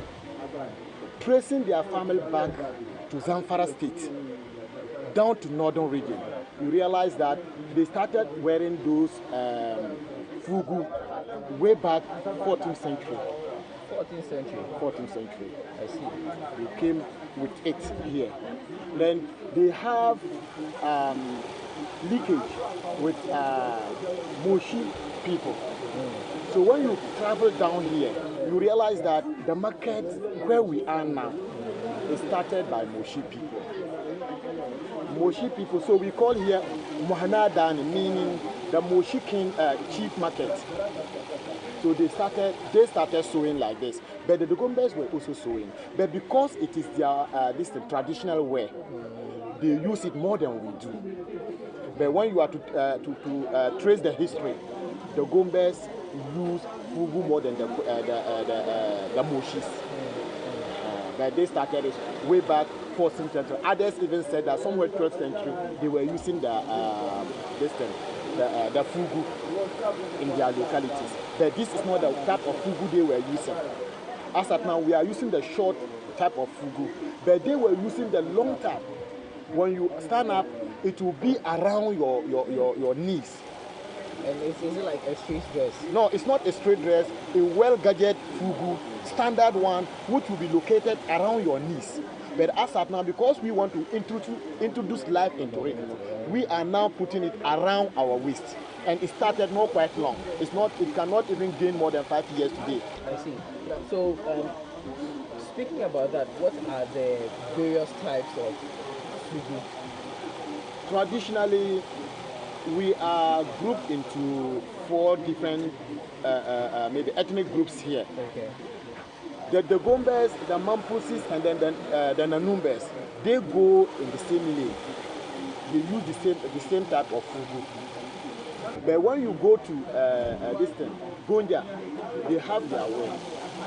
They sometimes wear fugu with wala, the upper west region. They have similar materials with them.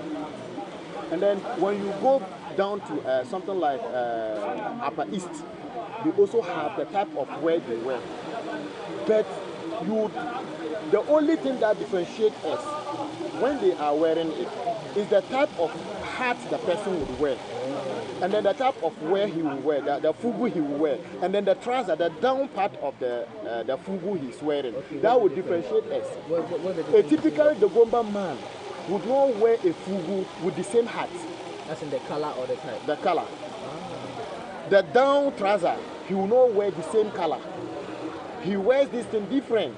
And he wears this one differently, and then the trouser would also be different. So a typical Dagomba man does not do color matching? Yes. A typical Dagomba man doesn't do color matching.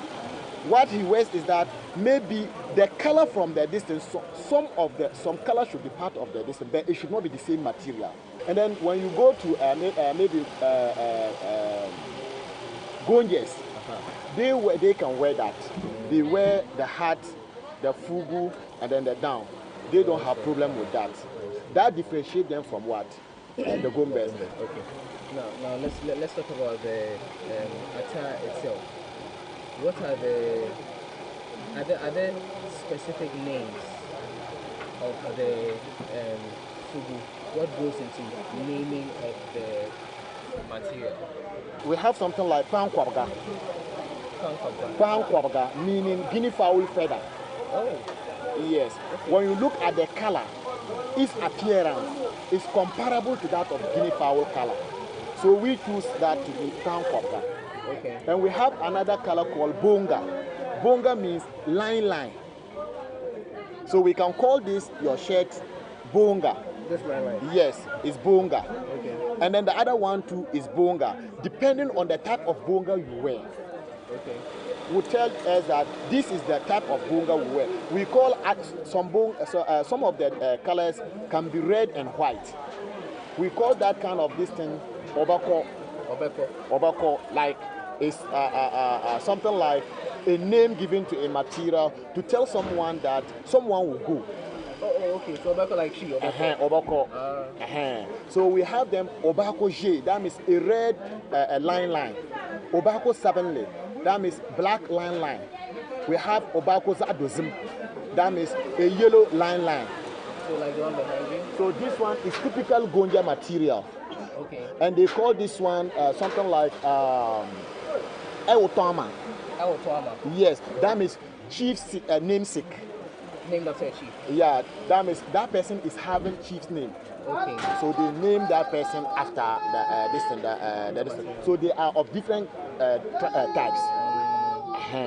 But when you look at this thing, we also have something like this thing, tupari. That means guinea bean leaf or the cover of beans. The vegetable beans. The cover of it. We name it after a material. And we also have the pure white material. And then based on the type of material, but currently we are naming materials after dignified people around us. Important people around us. We decide because of so we used to have a way like still is there something like Lordina Mahama. Because he was wearing it, we have named the thing after her. Was she the first person to wear something like that? No, but the material itself, it was in the system not quite long before they came to power. But because she wore that thing and then introduced it to the world, we named it after her, Lordina Mahama. So Samira Bawumia also came and started wearing thongs. A particular dress. So we named that thing after her, Samira Bawumia. So whoever comes into the market looking for a material that look comparable to that, would say, that person is looking for Samira Bawumia. Something like mine, if say someone like J.J. Rollins wears it to an event, yes. means that you name it after So as at then, our maturity in maybe selling out our material was not up to that level. Look at how he markets the fugu. By then we never named it after him. But the kind of dresses he was wearing, the material is called bonga. But we never took it as a pain to name it after him. So it's now paining us. It's now paining because that was the era of our grandfathers. And they never knew something concerning business.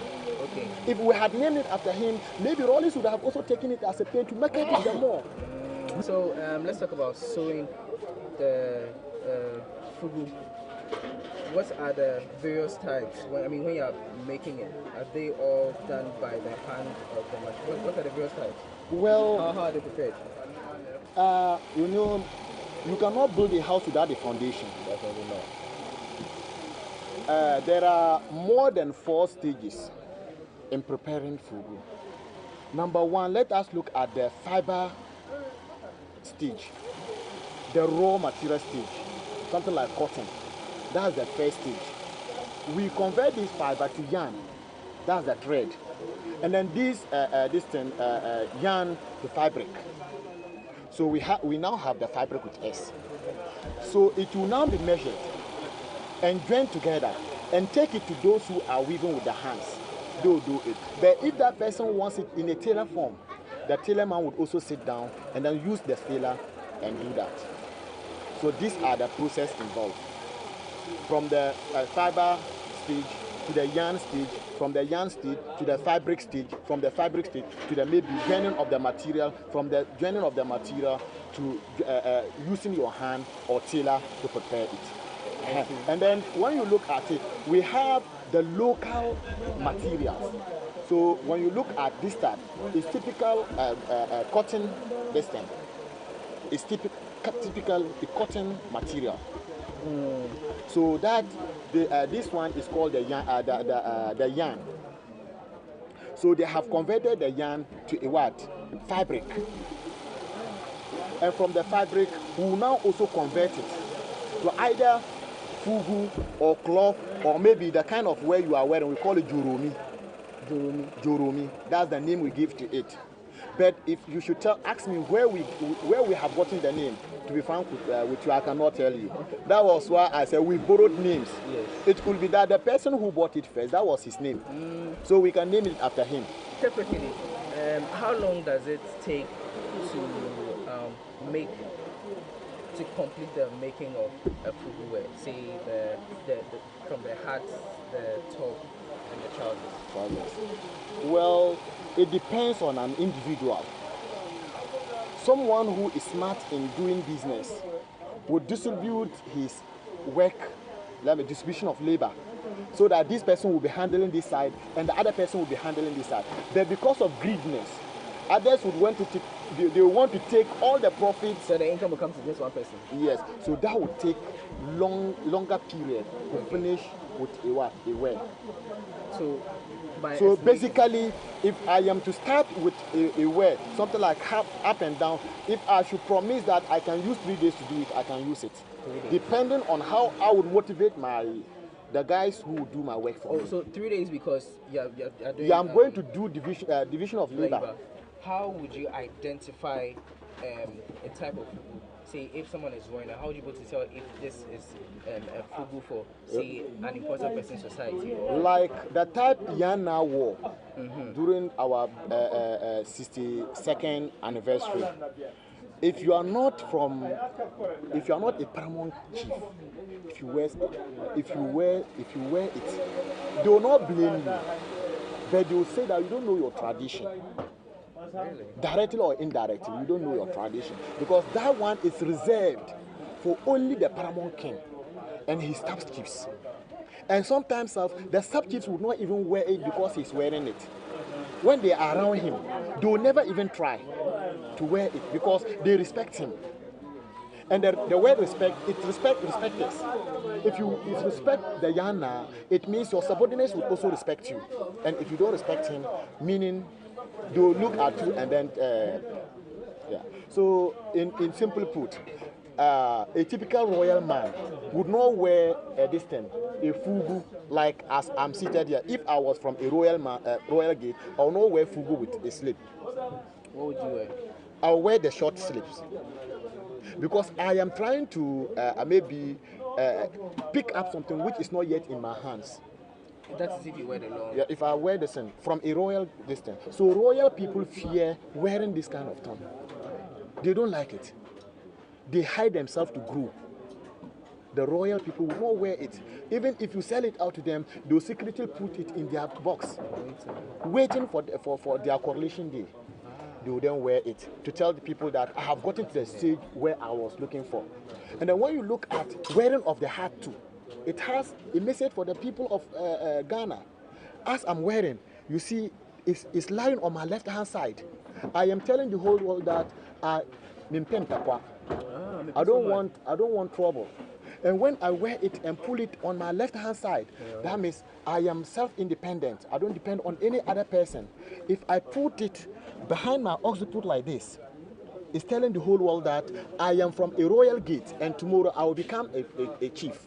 And when I put it this way, it means I don't fear anybody. That means I have no co-equal. In terms of riches, in terms of juju, in terms of wives, children, money, I have no co-equal.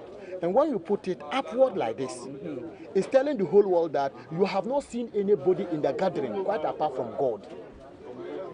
So your reverence is only to God? Yes. You have not seen anybody quite apart from God. So Yana would wear that in presence of his people. I have not seen anybody quite apart from God. When Savuluguna is alone, he can also wear it. When Karagana is alone, he can also wear it. But in presence of Yana, he will not wear it this way. That means you have not seen any person. So Yana self, you don't see him. You have not seen him. Directly or indirectly, you are insulting the Yana. So a typical Dagomba man who knows his tradition would not wear it this way when he's with Yana. What goes into pricing of the fugu? So say if I want to buy the fugu, I mean, what are the things I'm supposed to look at? How do I know I'm getting it for the best price? How are they graded? Well, depending on the type of sewing, counts. Okay. And then the heaviness of the material also counts. Okay. And then the gauges also counts. So there are some other things that we need to look at. Where the material is coming from is also counts, because currently we have airway materials here. So compare when you are to do pricing. So your total cost plus profit margin would give you a price. I don't know if you are. So if you finish producing a product, your total cost in producing the product plus your profit margin would give you a price of that material. Okay. And for that matter, when you look at where the material is coming from, others we sometimes get them from Eweland, like who they bring us materials here. So if they are also to infuse maybe the cost involved in their producing and then the profit margin, when they come, the price would go up a little bit. If I am also to buy from them and also process a material, the amount the person took from me before sewing it, joining price, other price, if I do all this calculation and also trying to add my profit margin into it, you know definitely the price of that thing will go up small. Okay, so there's a general perception that fugus are quite expensive, and so it's people are a bit cautious or well advised before they go for the the clothes. Well, that is their perception. Okay. If you know the kind of the process through it being out, you know that the prices of the fugu self, we are trying to manage it down. So what's the range? The range, depending on if you want to buy on the distance, we have the simple way. Okay. Which ranges 50 cedi, 60 cedi. Okay. We have that of 120, 130, up to others can even sell their fugu, depending on the quality of the distance, 3 million. Others would also sell it somewhere 4 million. And the standard tab would go around 15 million. Wow. But, so when you look at the big tab, these are the local tab that we have. Okay. That those I told you, they are around our thighs or knees. Yes. If I wear this type of fugu, it will be around my thighs or my knees. So tell it, yeah, depending on your height. So this one goes around 400.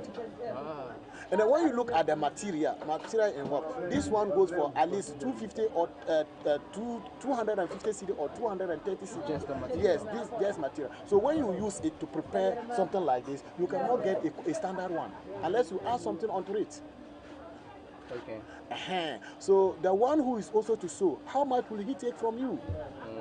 And before you take it there, you will have to sit, suffer, measure it before you give it out to a tailor to do the joining for you. He will also take something. The person who is also to do it, he will also take something. The inner liner, you would have to pay for it. Okay, so yours don't have it. So the inner liner, it also costs something. And then the down aspect, you see, we use material to do it. It also involves cost. And then when you look inside here, it has a liner.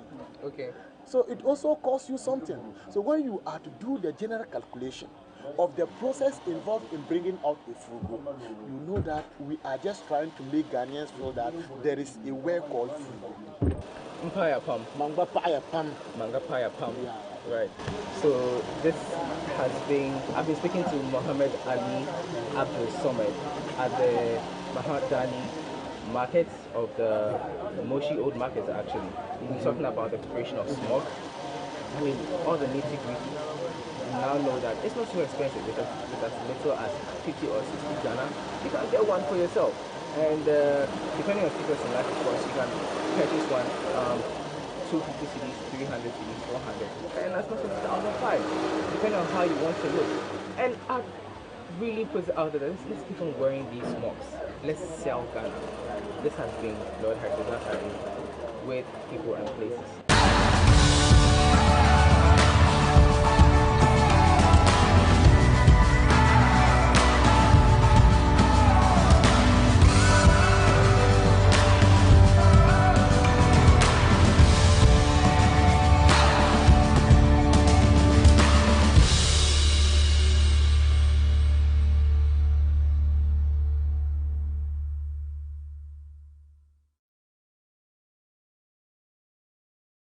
All right, listen up.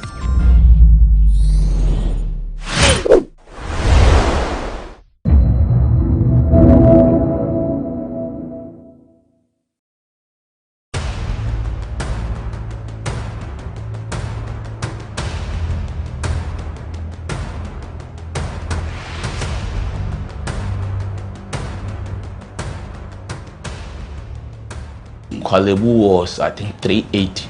380 Ghana cedis. Yes. But private, some are 500, 450, some are 800, 860. Per session, yes. You have to do 2 every week. Yeah. Even if someone earns 5,000 Ghana cedis every month, that person cannot keep paying 380 cedis 3 times a week for dialysis. Majority of the people who need dialysis to survive in Ghana don't even earn half of the amount mentioned. Some people battling organ diseases end up losing their jobs because their companies cannot keep paying them for always being absent. How are these people expected to afford the monies needed for dialysis as well as other expenses, talk less of the huge amounts they have to come up with for transplantation surgeries outside Ghana when they get donors? It is because of these people that GhanaWeb in August 2023 launched the organ donation legislation campaign to push for the country to pass a law that will guide organ harvesting and transplanting. As Kwalebu plans to increase dialysis fees, the situation requires quicker attention and action. And so, we must get Parliament to start discussing the organ donation bill and pass it into law. Now, when this bill is passed, more lives will be saved and the financial burden on patients would be reduced. And that is why we need you to join us on this campaign.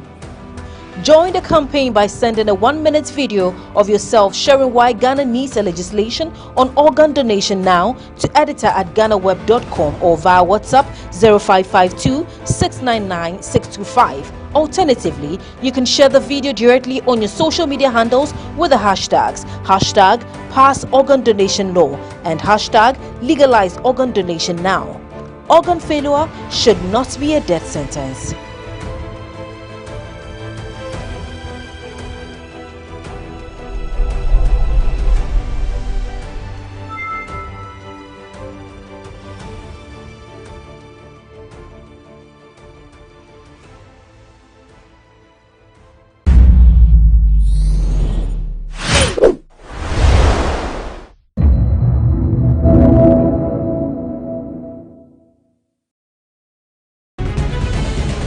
It's a royal food. Okay.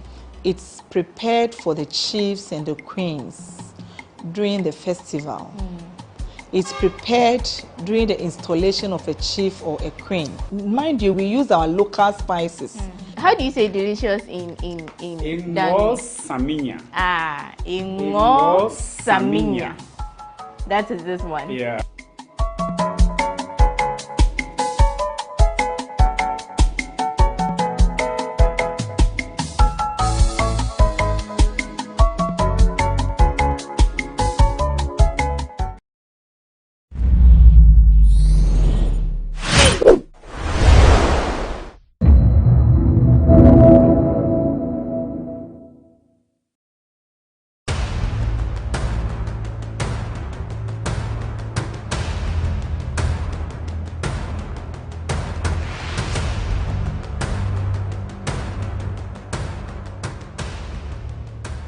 Kwalebu was, I think, 380.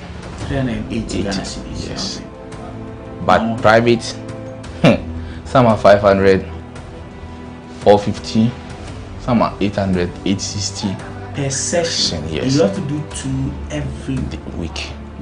Yeah. Even if someone earns 5,000 Ghana cedis every month, that person cannot keep paying 380 cedis 3 times a week for dialysis. Majority of the people who need dialysis to survive in Ghana don't even earn half of the amount mentioned.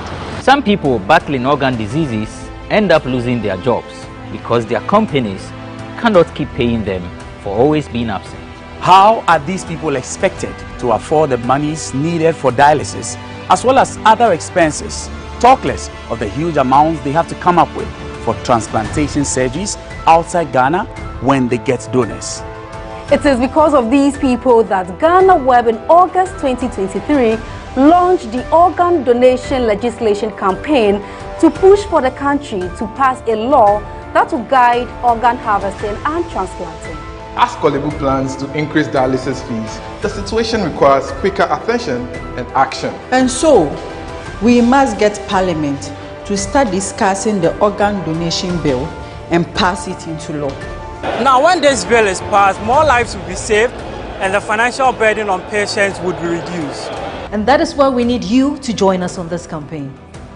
Join the campaign by sending a 1-minute video of yourself sharing why Ghana needs a legislation on organ donation now to editor@ghanaweb.com or via WhatsApp 0552 699 625. Alternatively, you can share the video directly on your social media handles with the hashtags #PassOrganDonationLaw and #LegalizeOrganDonationNow. Organ failure should not be a death sentence.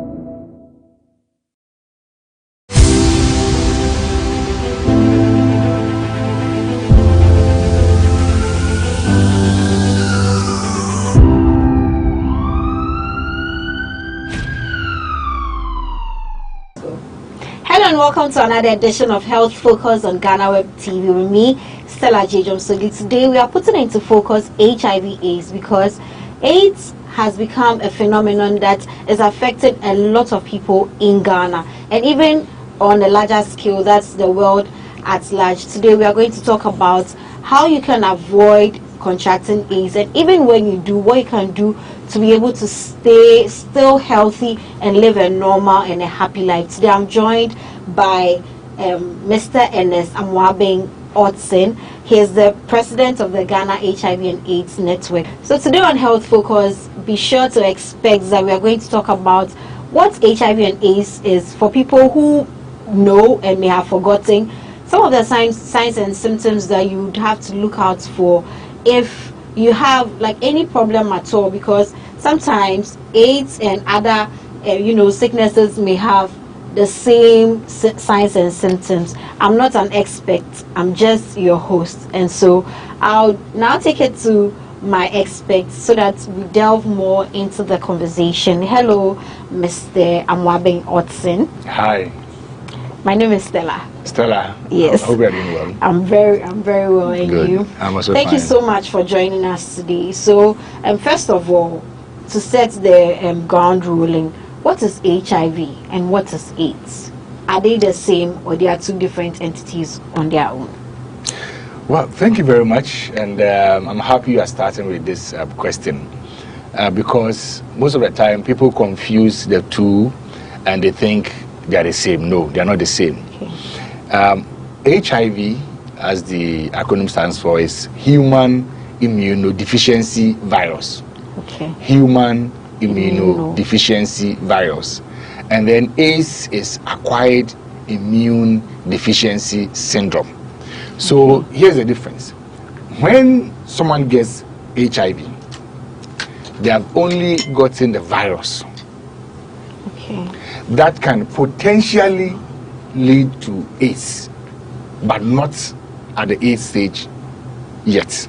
Okay. So when you get the virus, you may live your life very normal without showing any signs and symptoms. Okay.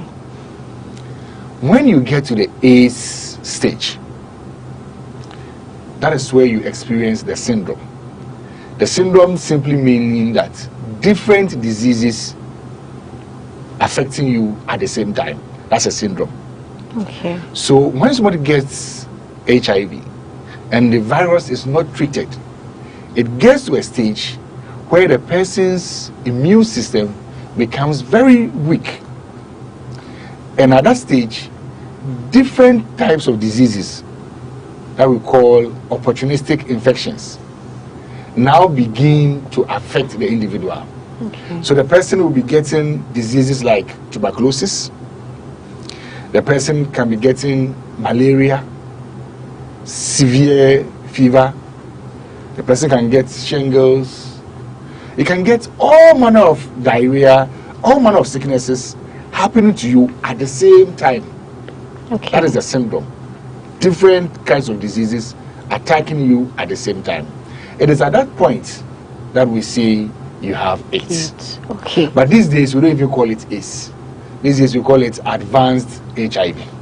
Okay. So when you don't treat the HIV, it advances and it weakens your immune system. Okay, that's a new one. Advanced HIV. Yes. Okay, so from here, when you have HIV, we are going to now talk about some of the signs and symptoms. But if I'm getting this clear, does HIV have a potential to be cured? Well, the first case was recorded in 1981 in the US. And here in Ghana, we recorded our first case in 1986. From the 80s to date, a lot of research has gone on, but none of them has led to a cure yet. For HIV? For HIV.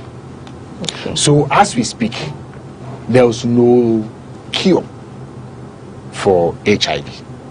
However, there is treatment.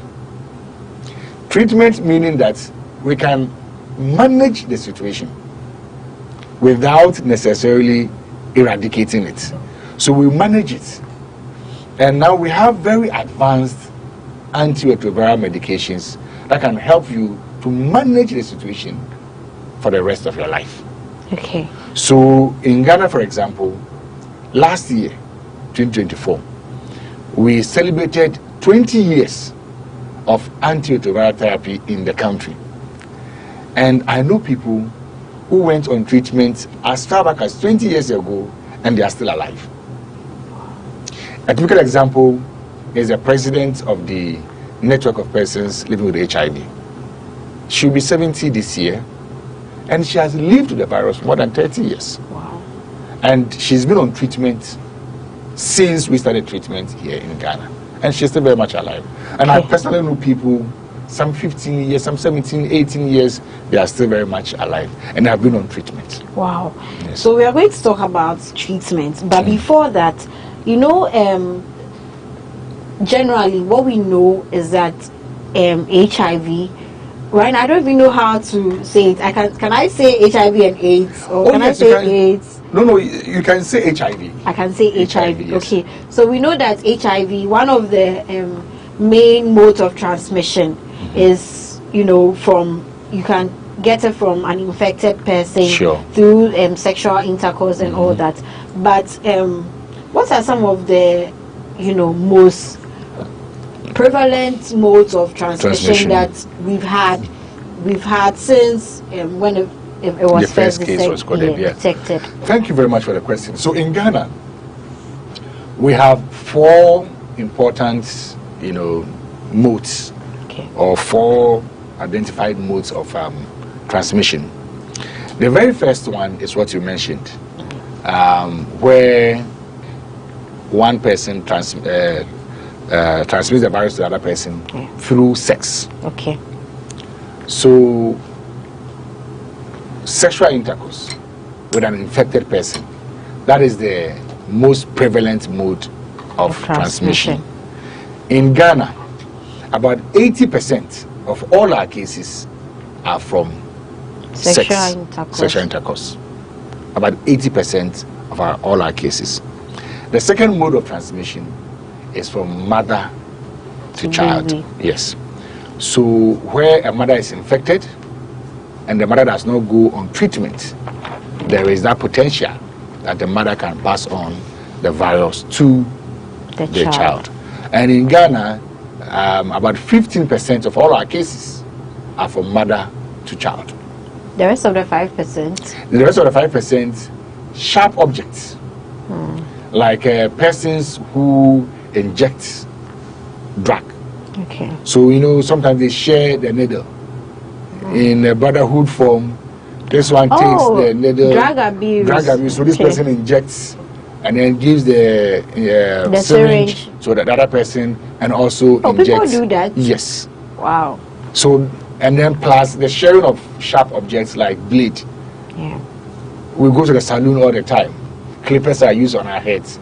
You know, there are these people who go around our various communities, markets, exactly, to do pedicure, manicure, and all of that. And they use unsterilized equipment.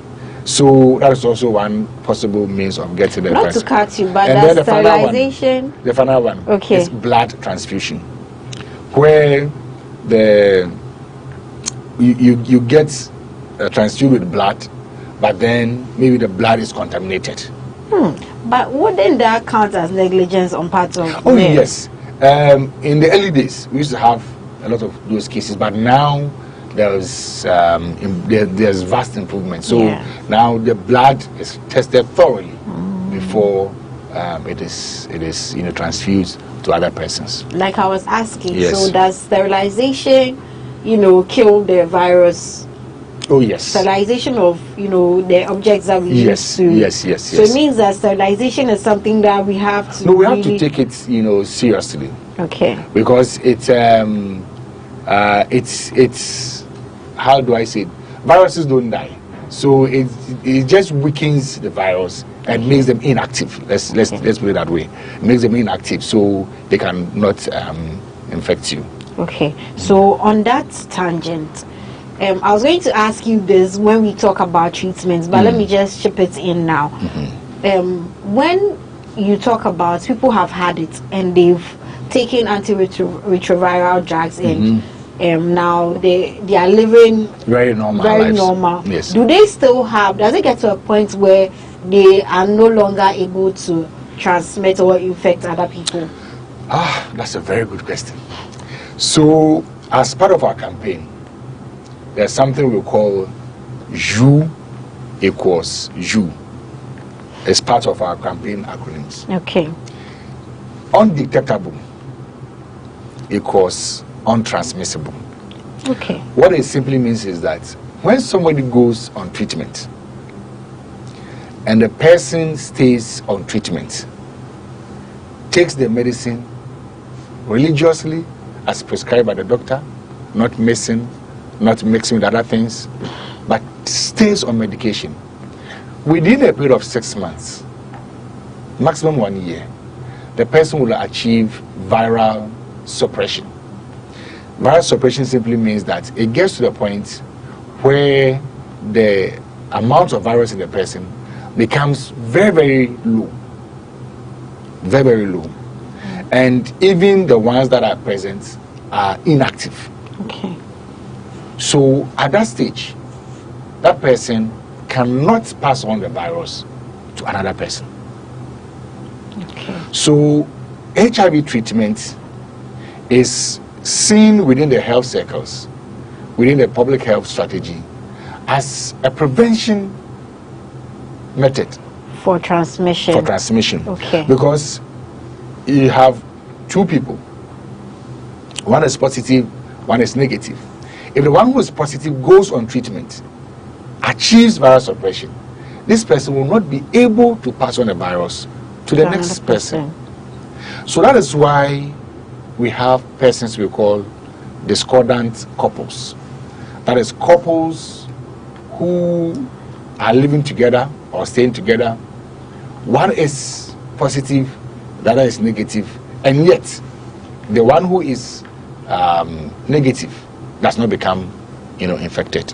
Okay. And that is because the one with the virus has achieved viral suppression. Okay. So on that particular tangent, does it mean that you can only the virus can only be transmitted through blood, bodily fluid, saliva, maybe through urine? You go to the washroom, someone has left. Apart from blood, are there other modes of transmission? Okay, so again, that's a very important question. So apart from blood, the other bodily fluids that can transmit or contain a virus are: one, breast milk. Breast milk can contain the virus. Vaginal fluid can also contain the virus. And then semen can also contain the virus. The rest, like saliva, no. Sweat, no. Urine, no. Okay. Fecal matter, no.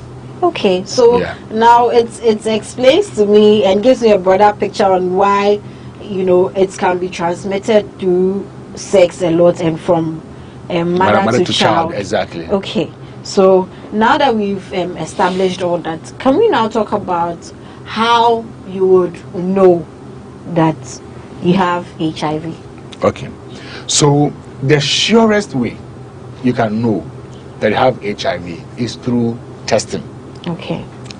Testing is the surest way by which we can know that someone is HIV positive. Okay. And there are different kinds of tests. These days, we even have self-test kits. Okay. And when I was coming to the studio, I came with a sample of a self-test kit. Okay. Where you yourself can test. Okay. If you don't want to go to a health facility, you yourself, you can I can test it on my own in my room. In your room. So is it available in a pharmacy? So currently, some pharmacies have stock. Okay. But the ones we are promoting now, these are the ones that the Global Fund has bought for Ghana, and so we give them out for free. Okay. But there are some pharmacies that have some other variations of the self-test kits. Okay, so when we will actually test it out, I want to see very how it's done. Yes. So I'll give you one and you try yourself, or I can explain to you how you go. So testing is one of the surest ways you can know. Okay. The other means is that when someone starts showing certain symptoms. Now, I'm going to mention some symptoms. But these symptoms may be common to other health conditions. Yeah. So it doesn't mean that if you see these things, then necessarily the person is HIV positive. Okay. But clinically, what has been established is that when someone gets the virus, as I mentioned earlier, the person can live on for many years without showing symptoms. Some people can live up to 5 years, 6 years, some up to 10 years and more. And this is because naturally these people have very strong immune systems. Okay. For those with very weak immune system, less than 5 years, let's say 2-3 years, they will start showing the symptoms. So one of the number one symptoms that we have recorded in Ghana is tuberculosis. Okay. When people get infected with tuberculosis, there's a likelihood that they may be infected with HIV as well. So getting tuberculosis is one of the red flags we look out for. The other one has to do with a sharp loss in weight. Okay. Within a very short time, somebody loses weight for inexplicable reasons. The person is eating, doing everything all right, but then for no reason, just keeps on losing weight, keeps on losing weight, keeps on losing weight. When that happens, it's also one of the major symptoms. The other one is fever, malaria, and its associated condition of sweating heavily at night. You will see that the person will be sweating heavily at night. Their clothes will get drenched in sweat, and it keeps on persisting for some time. Another major symptom is diarrhea.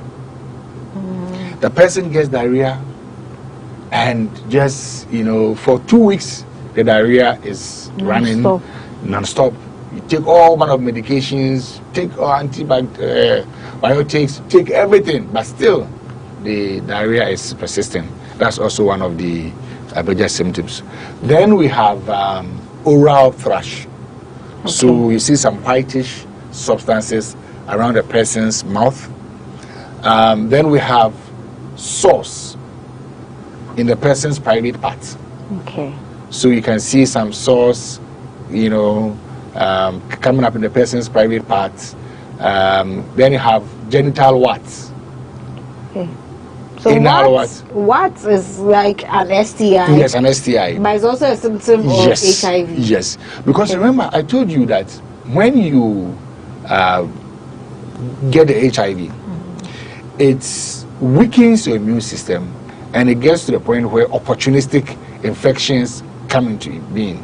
So all of these things that I'm mentioning, some of them are some of these opportunistic infections that affect you.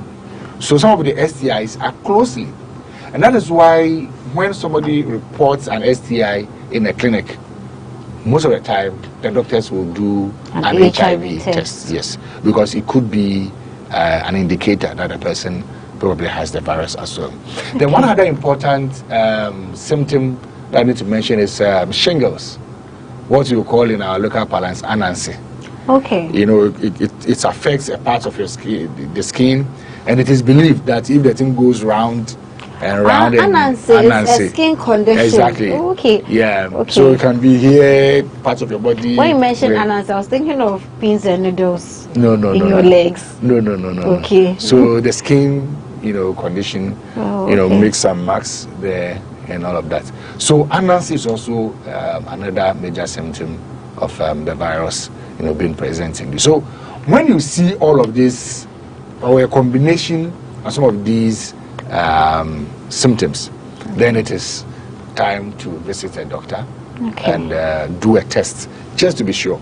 Right. Because it could be another condition. Yeah, I want to join you to emphasize the fact, because some of the things that you mentioned are very common to other medical conditions. For example, tuberculosis on its own can have like a lot of the symptoms that you have mentioned. That doesn't mean that if you see these symptoms. So, but what we've seen is that if you look at the number of AIDS deaths, about 15% have tuberculosis. Okay. Yeah. So that co-infection, there's a strong linkage between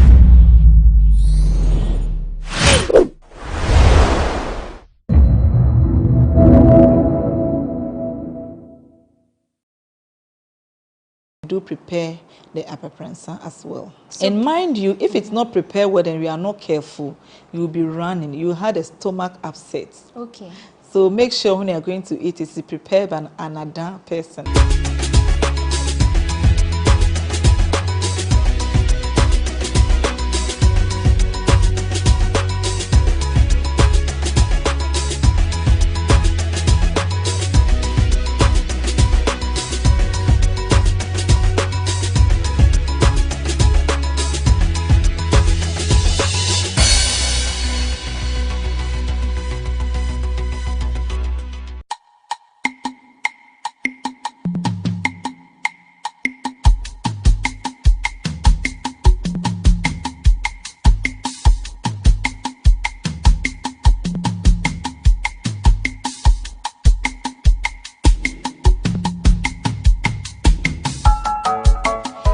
About food today. Some call it apapransa. It's a very common staple food. Others call it akliji, but here in Ada, it's called kawiku. We are at the palace of the paramount Queen Mother of the Ada traditional area, and we are about to learn how to prepare this staple food, kawiku.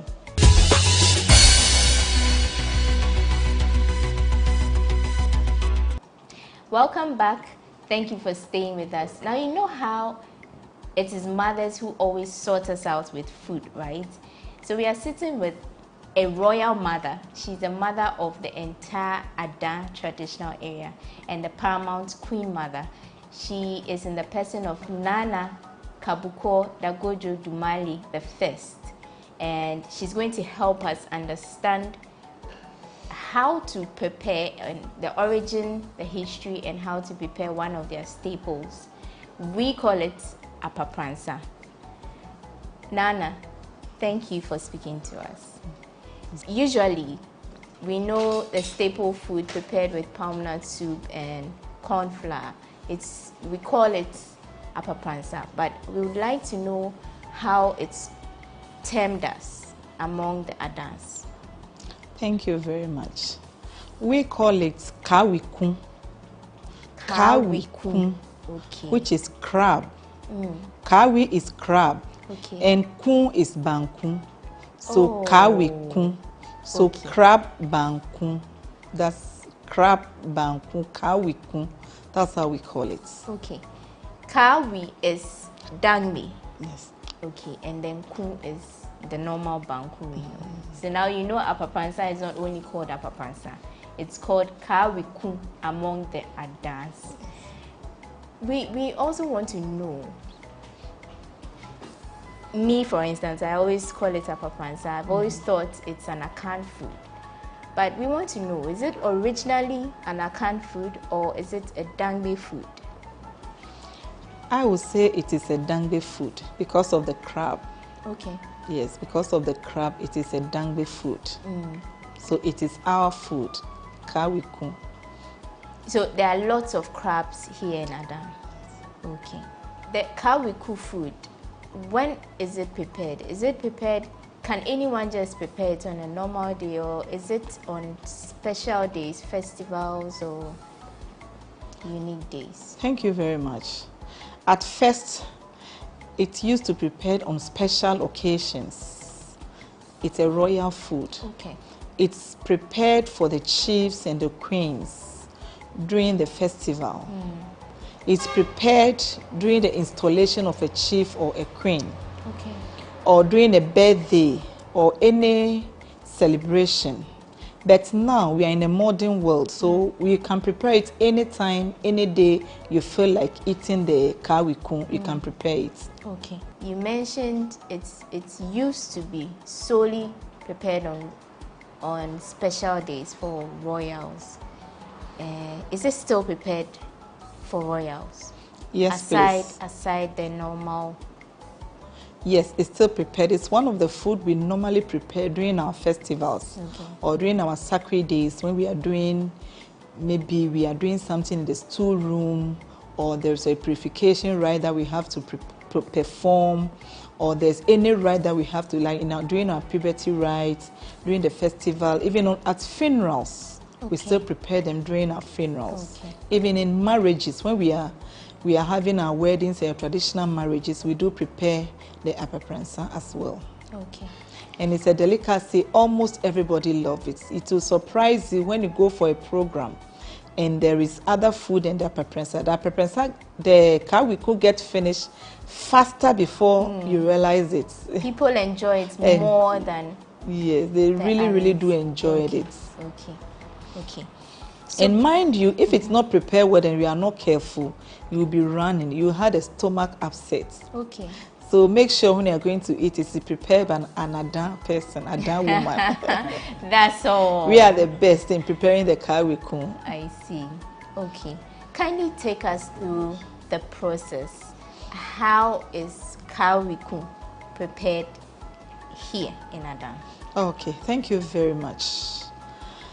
In preparing kawikun, the ingredients, you need palm nuts. You need a roasted corn flour. You need tomatoes. You need onion. You need fish. We have a variety of fish, the dry fish. Then you need shrimps, dry shrimps. You need water as well, and the utensils. At first, you prepare the palm nut soup. You need a crab, as well. After preparing the palm nut soup, you've washed the crabs very, very well. You spice them with the local spices. Then when the soup is getting cooked, you can put them in the soup for it to get cooked, to have the flavor and the pepper and all this into the crab. Or you can choose to prepare the crab separately. Then after the soup is prepared, mind you, we use our local spices. We use the garlic, onions, and ginger.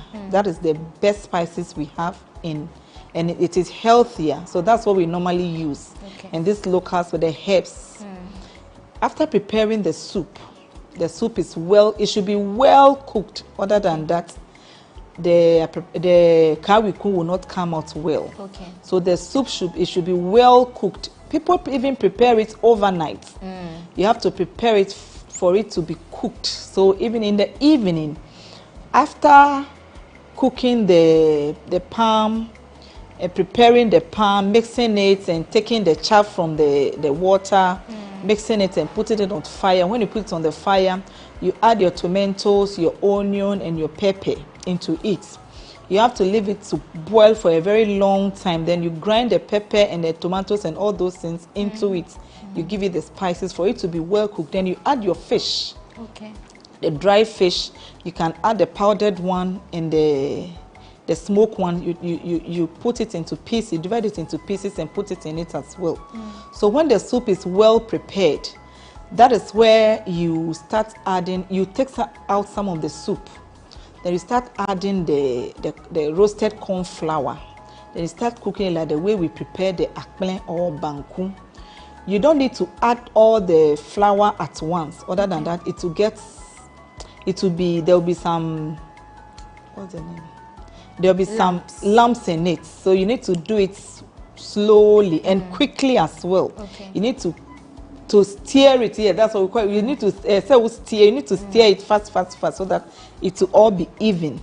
And when you are doing that and it's hard, then you start adding the soup that you've taken out. You don't need to add water to it.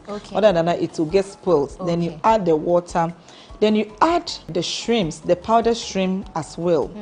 Then in some cases, we add beans, cooked beans, the red beans. We add it to the ready cooked red beans. We add it to the apapransa for it. Then you cover it for some time for the heat to evaporate. Then you open it and stir it again. And when you look at the consistency that you want, if it's okay for you, then that's when you start cooking it very, very well until it is well done. Then we normally dish it into our earthenware pot. That's what we normally dish it into. Then you prepare the crab. The crab normally, after cooking it, you need to remove the eyes, and there's some, when you turn it upside down, there's some, let's say the stomach, there's some shell over there, you need to remove it. And the fingers, you need to break them. You don't need to dress it with the food like that. You need to break the fingers from it. And some people also prepare stew. You can prepare palm nuts, red oil stew, and add it on the kawiku, and it is done. And it is so nice and so delicious. I'm already salivating just by hearing, how to prepare the food without even having seen it. But we are lucky because we get to see the first-hand preparation outside.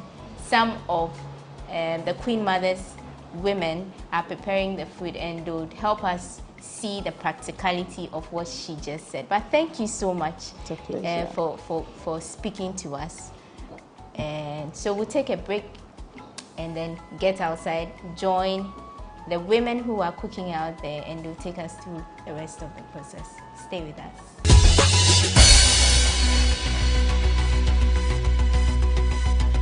Everyone needs the perfect snack to munch on during a fun moment. Wow. Enjoy the tasty but very twist cupcakes, deliciously baked and packaged for a sweet treat. Premium quality cakes baked with love for all, enriched in butter and milk. Yummy.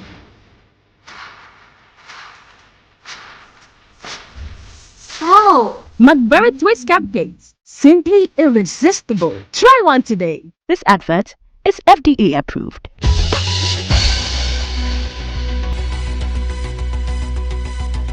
Welcome back. We are under some palm trees. It indicates what is being prepared in the background. We are going to experience, like I said earlier, firsthand how to prepare apapransa, what the Ada people call kawiku. So to help us do this is our elderly mother over there, Yomo Kanoki Dagojo, and she's being assisted by Charity Dagojo. So let's get there. Yomo ihamo. Ejo. Ejo. Anye. Okay. So as you can see, the soup is hot on fire. Our mother here is being the one preparing it. She's prepared the palm nut soup. It's almost ready. In fact, it's ready. So now she's about to add the roasted corn flour, and we want to observe how she goes about it. So let's just watch.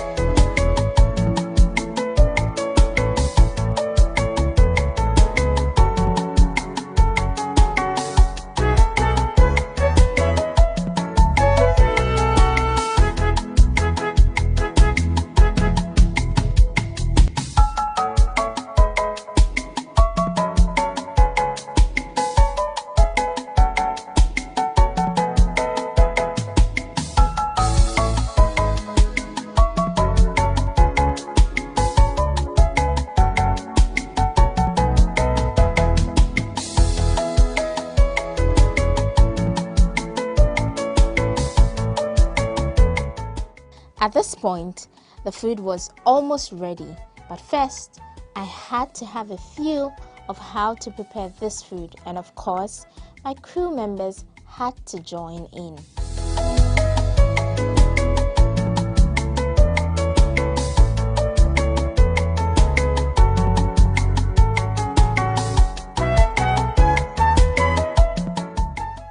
In no time, our kawiku was ready, and it was time for serving and eating.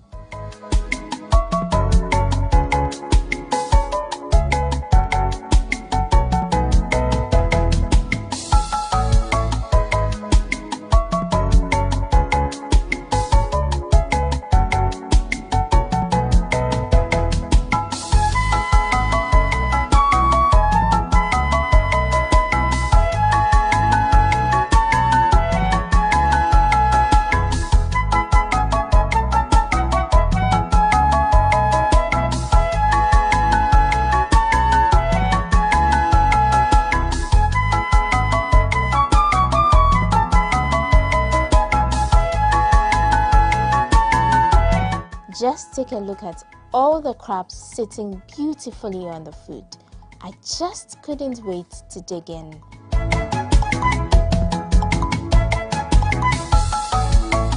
So it's time to eat, and you can see I'm spoiled with choice. This one is choose your choice. Of course, the best food in the whole world. You heard it from Numo. and it was prepared by our mother here.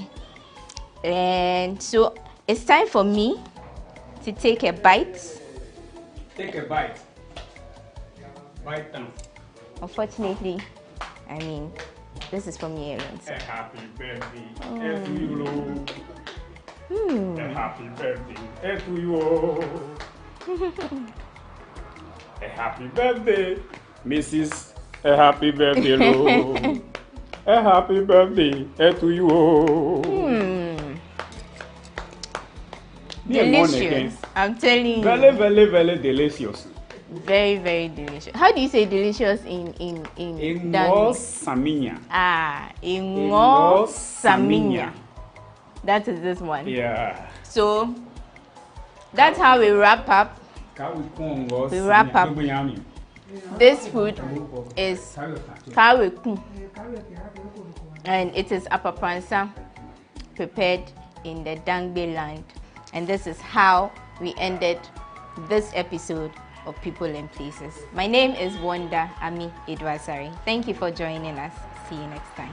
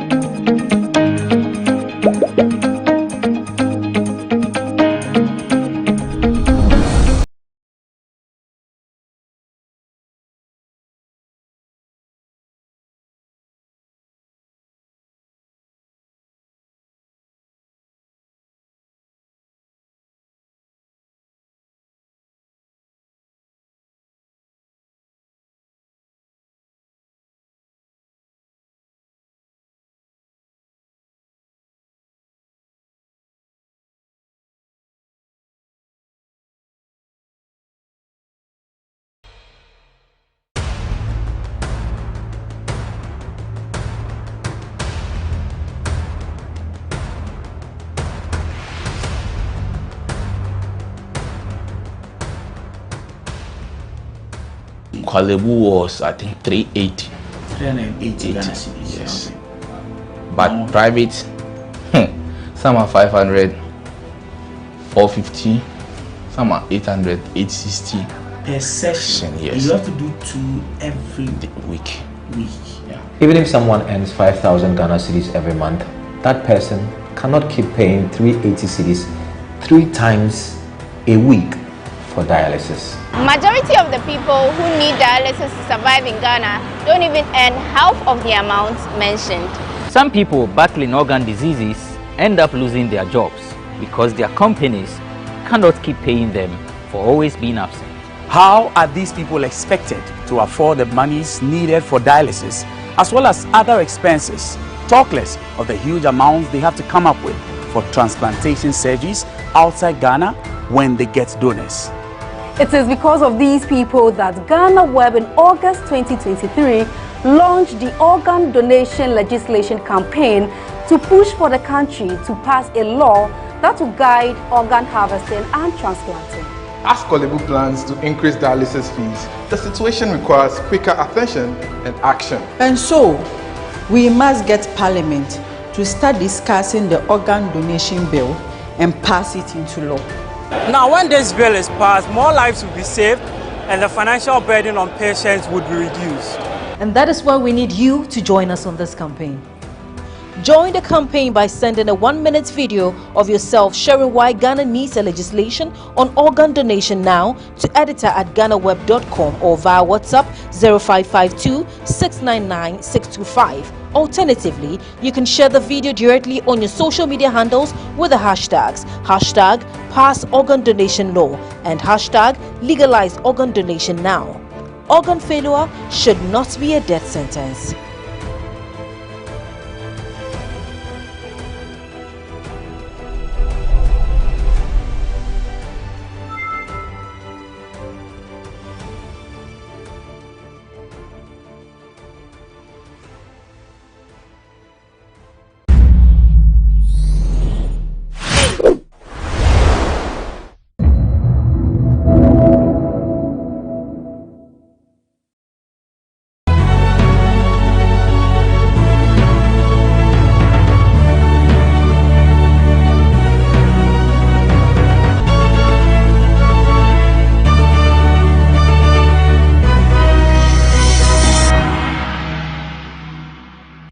My guest is still Mr. Joe Jackson. He's an economist as well as the Chief Executive Officer for Daylex Finance. We've been talking about tax reliefs as well as charting the path towards economic recovery. Mr. Joe, I've been having a very interesting conversation with you. I just want to zoom in quickly to imports. I mean, there's always been that argument that we like to import too much. How do we reduce our import dependency? What's your take on this? Well, you know, some years ago, I was singing from the same hymn book. We import too much. And that's why the cedi is continuously depreciating.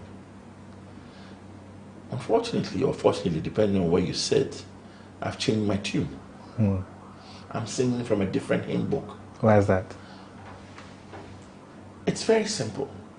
When you take the sum, the value of our exports consistently, year on year, for as long as you can look back, maybe go back to 2016 and 2017, the value of our exports is considerably higher than the value of our imports. And when I say considerably higher, not by, it's been as, in 2022, it was over $2 billion higher.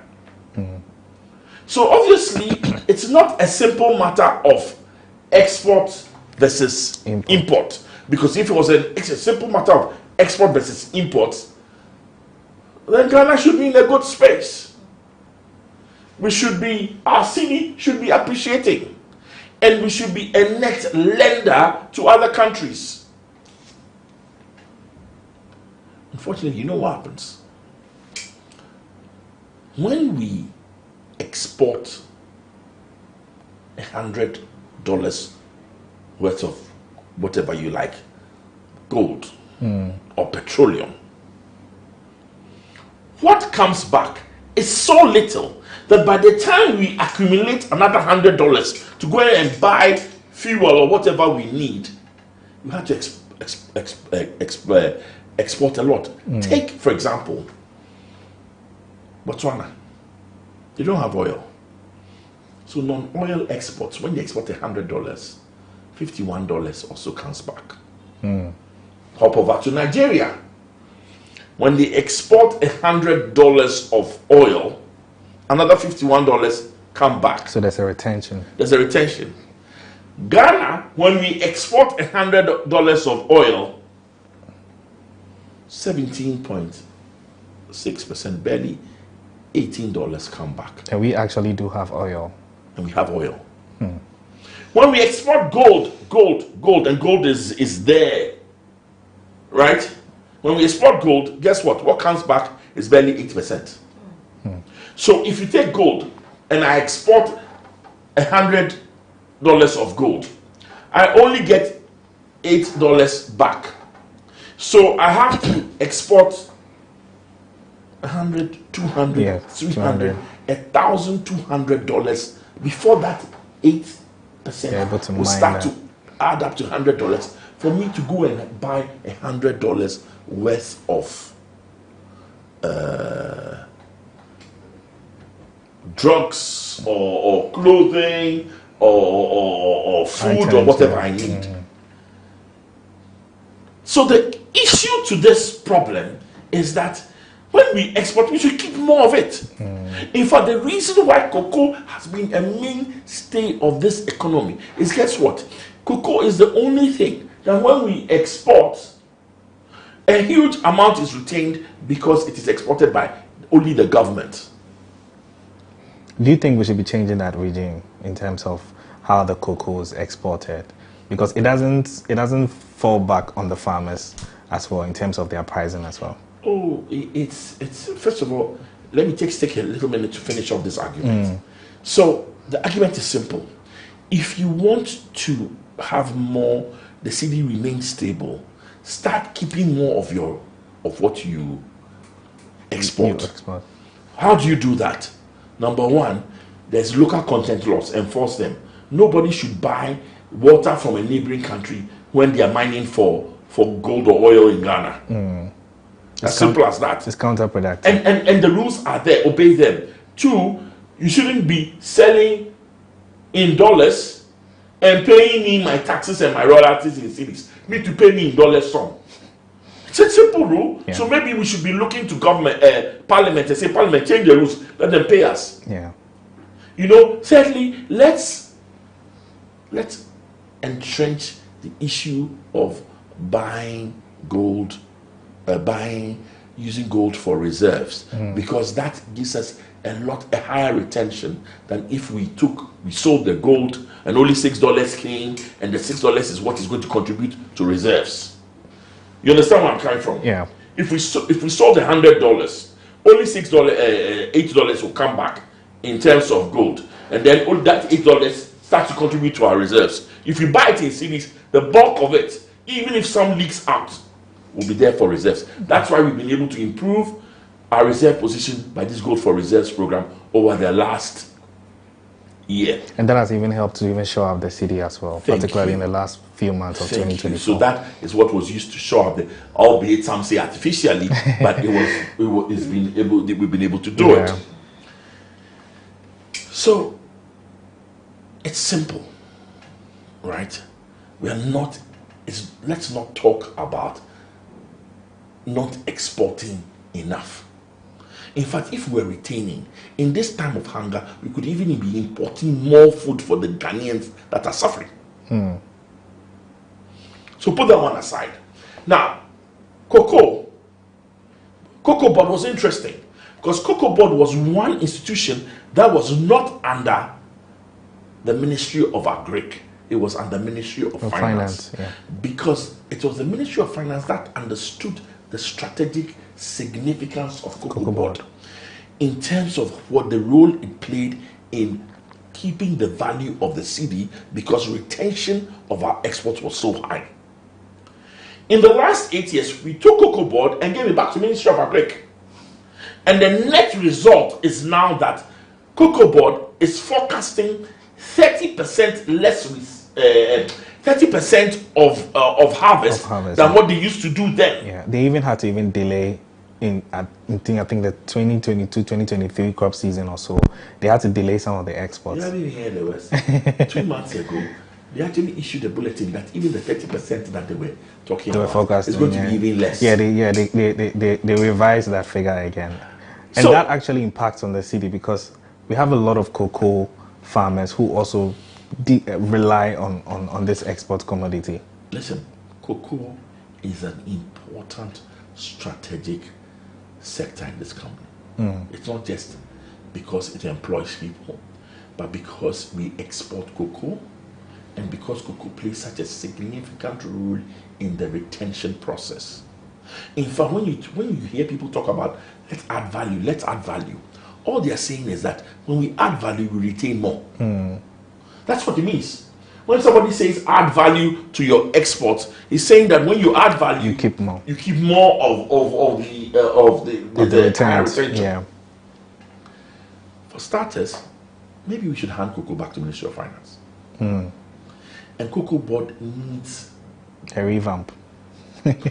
This is not just a reset. Yeah. It needs, when you are an adult and they say you have a root canal and they have to, this one you have to hold the food, the tooth, and pull it out painfully.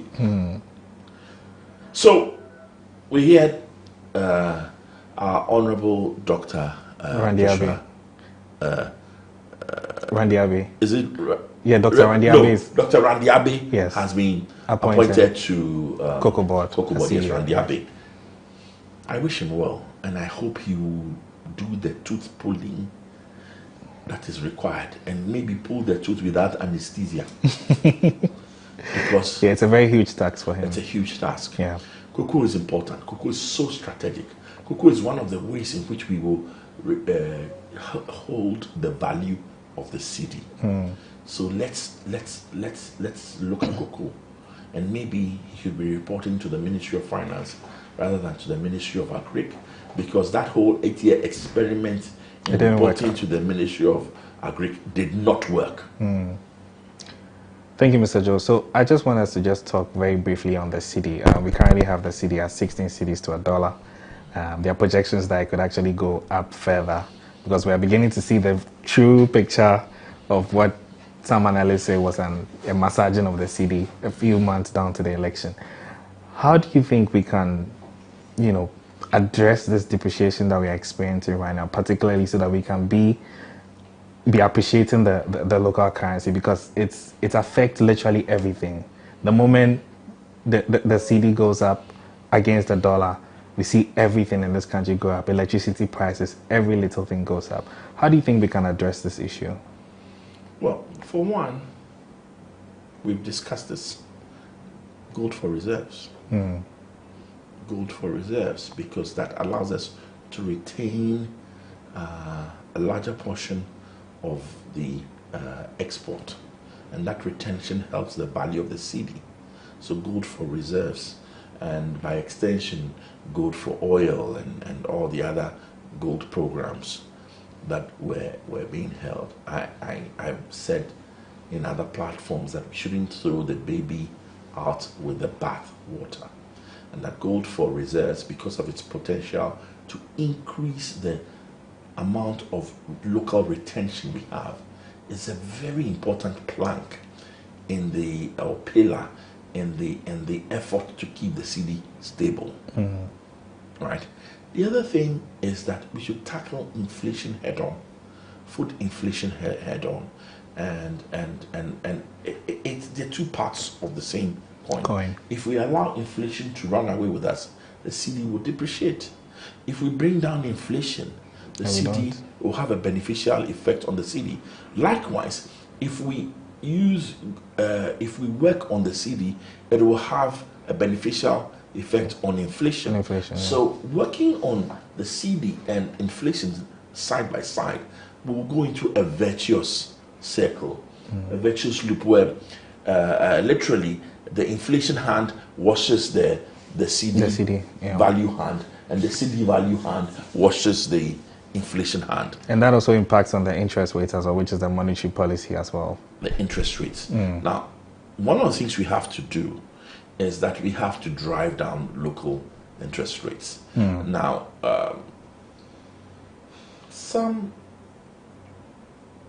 analysts say, let's allow inflation and the market to decide what the interest rates are, and maybe and let's look at this indicative T-bill rate of 30%. I have a slightly different opinion. We are in a crisis. We're in a crisis. The large institutions that buy the T-bills are not that many. The real, what I will call the market makers in the T-bill sector are not that many. Bring them to a round table, sit them around the table and say, listen, to get out of this crisis, we need at least a 90-day moratorium. In those 90 days, we'll bring the rates down. Let's bring the rates down. It may be artificial, but work with us to bring the rates down. And after 90 days, other things we are doing will start to kick in. And we will all, as a nation, begin to feel the effects of it. But if we start arguing that inflation is this high and rates should be this high, then we are feeding that negative spiral that keeps going. Inflation is high, so interest rates are high. Interest rates are high, so inflation has to be high. Then it also feeds into the same forex, and we seem almost powerless to deal with all these multifaceted issues that we have. And that also sends a bad message to investors as well, because when the numbers are not making sense, like monetary policy 27%, inflation 23%, it's like it's not tied together. Will not make sense. So I say this is an opportunity. Is it a 90-day moratorium or a 120-day moratorium? Let's do a 90-day, because the pressure is on the 91-day bills. Let's drive the rate down. Let's drive the rate down and keep it down for that period, and say, after that period, if you haven't been able to achieve any effect, maybe all gloves are off. But that's one of the things we should do. Thank you, Mr. Joe. So I just want us to talk just briefly on climate financing. I know climate change is something that we are in it currently. We're experiencing climate change. Do you think there should be some allocations, to ensure that we're able to tackle climate change? You see, because we are so broke, and because there is quite a significant amount of money outside there that will help fund issues to do with climate change, we should tap into it. It should be one of the resources that we are going to tap into to help us get out of the bind we are in. And just maybe, if we can't get access to international regular markets, maybe there are some small climate change markets that we can tap into for various products to help the challenges we face. So, being real, one, that climate change is real and is happening and is closer than we think. And two, by reading that sentiment and the money that is outside, it seems to me a no-brainer that we should be looking aggressively as to how to tap into those markets and help relieve the challenges we face today. So would you say same for SME financing? Because we tend to see SMEs play a very important role in our economy. But they don't tend to have a lot of financing arrangements to propel their businesses. Let me tell you one of the opinions that I hold. The problem to SME finance, it's not really access, it's cost. And for so long as, listen, the policy rate is what, 27%? 27%, yeah. So what is the SME supposed to borrow at? Yeah. So, and truly, if you get somebody lending to you at 36, the person is kind. 40, okay. About 40 before we can start talking. So really, if you want to, again, back on the issue of interest rates, the elephant in the room when SME rates are spoken about is the fact that the government is taking away, swallowing so much money that where is the SME going to get any money at a decent rate? Yeah.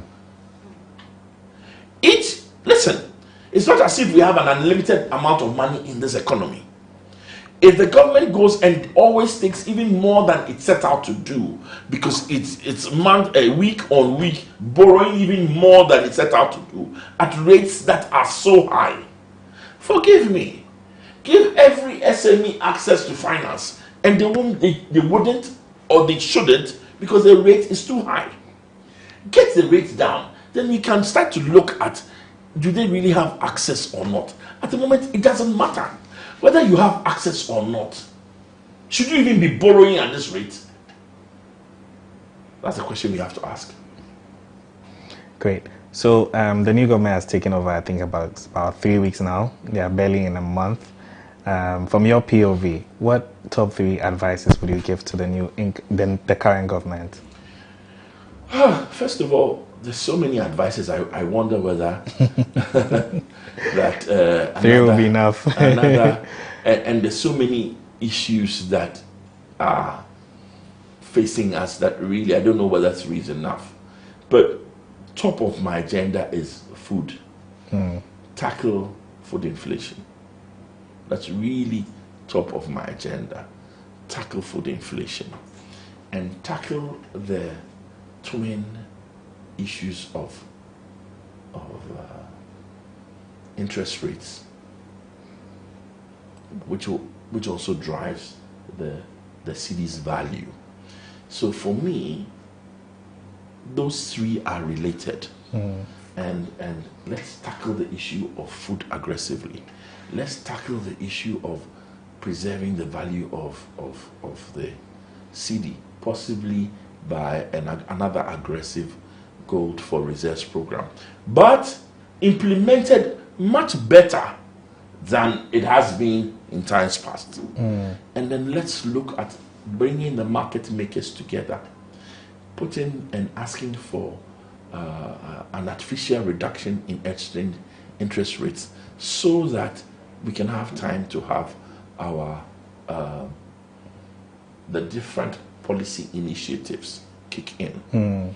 So those are my priority areas: food, the exchange rate, the inflation rate, and I think that they are all very interlinked. So it makes sense to keep them as your three priorities. My very final question, I can't leave here without asking you this question. Is Ghana still broke?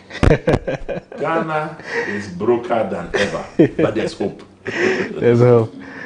Yeah, there you have it. I've been speaking with Mr. Joe Jackson. He's an economist as well as the Chief Executive Officer for Daylex Finance. He's been my guest on this week's edition of BizTech. We've been talking about tax reliefs as well as charting the path towards economic recovery. Before we go, don't forget to log on to our website, www.ghanaweb.com. Don't forget to follow us on all our social media platforms, Facebook, Instagram, as well as X at the GhanaWeb. I am Mauli Ahonomega. Many thanks for watching.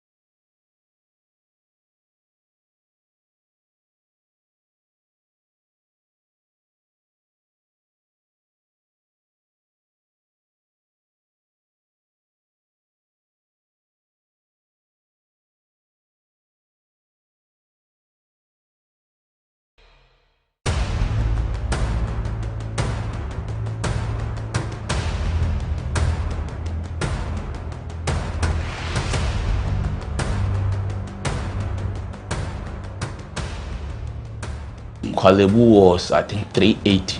380 Ghana cedis. Yes. But private, some are 5.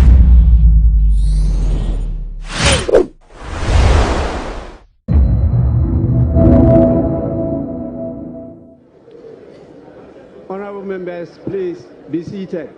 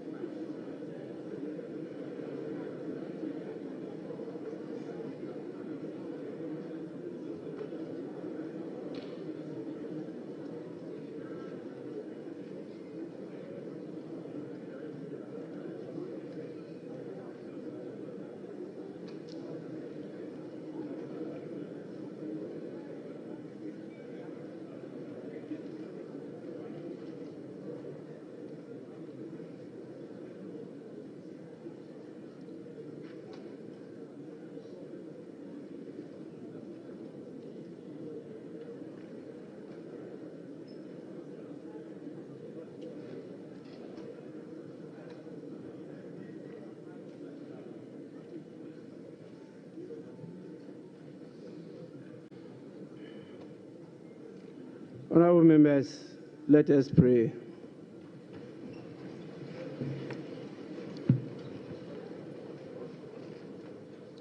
Almighty God, we humbly beseech thee to look with favor upon the Parliament of the Republic of Ghana.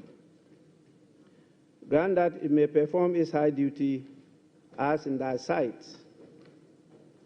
Give divine guidance to the President of the Republic. Endow members of Parliament and ministers of state with discernment and vision, integrity and courage, that through the labors of government, this land and people may be well and truly served, and their good purposes for the common human life be realized in our midst.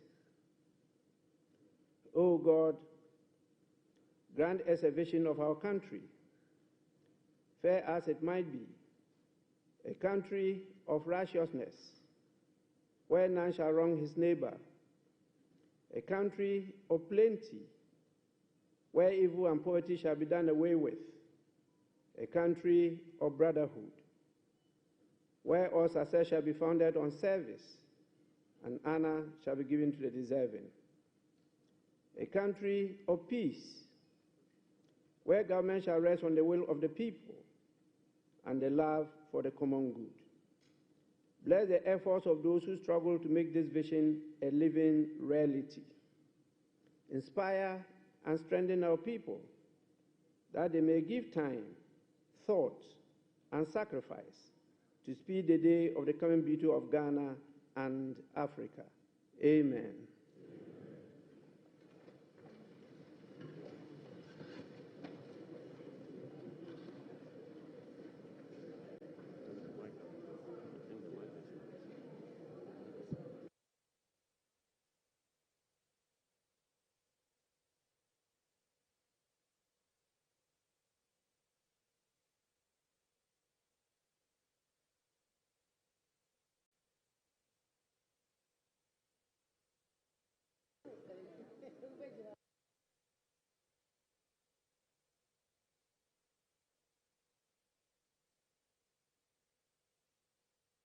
Honorable members, we will take item 6.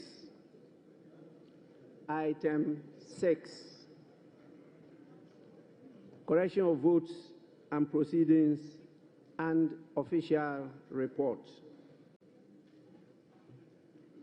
We start with the correction of votes and proceedings of Friday, 7th March 2025. Page 1, page 2, page 3, page 4,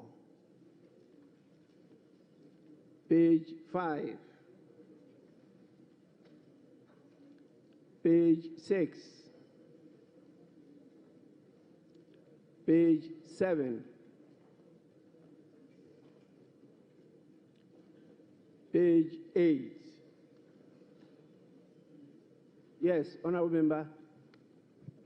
Speaker, with respect, none of us on the last row has a copy of the vote sample. No, they haven't uploaded it. It's not on it.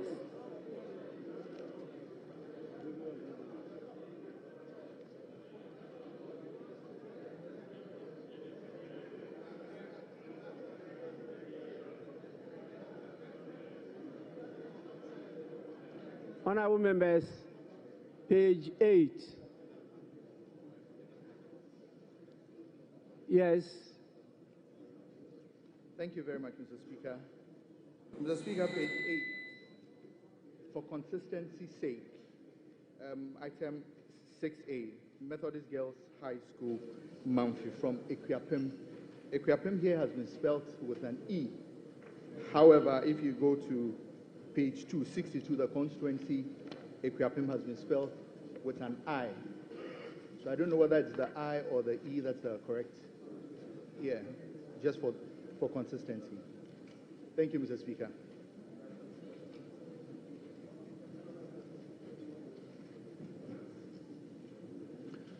Yes, table office kindly cross-check the correct spelling of Akwapim.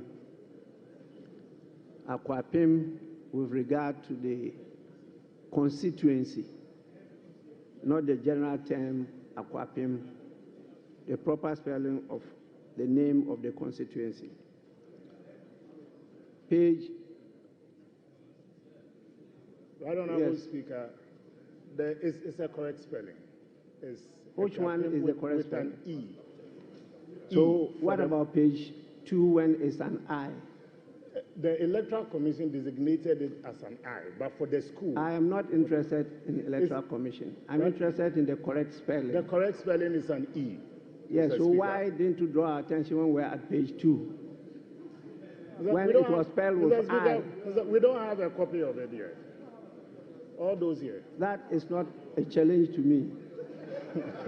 It's a challenge to you. If it is that the whole house have not been given copies, that I can come in.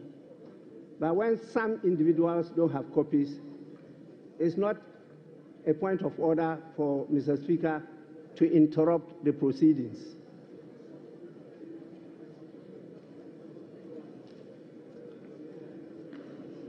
Yes. Minister for Foreign Affairs. I'm most grateful, Right Honourable Speaker. Right Honourable Speaker, item number 5II at page 8. The communication from His Excellency the President informing the House that the Honourable Mohammed Mubarak Muntaka has been assigned additional ministerial responsibility for national security. Mr. Speaker, the additional has been omitted. It should be inserted so that it doesn't create the impression that this is because he's Minister for the Interior and has been assigned responsibility for national security. The rendition here does not accurately capture that because it's not a reshuffle if it's not captured accurately. So Right Honourable Speaker, the rendition here does not convey accurately what the communication is, because he's the Minister for Interior and he has been assigned that additional responsibility for national security. So, Mr. Speaker, if the table office can capture the essence more accurately, you don't get that impression here. Honorable Minister for Foreign Affairs, what's your authority on this? Is it in the law or in the communication? Well, Right Honourable Speaker, is from the communication, and Honourable Ministers Have were you copied. had sight of the communication? Yes, Right Honourable Speaker, we were copied. Whether you were talking or you were laughing, that's not an issue. The issue is, have you had sight of the communication?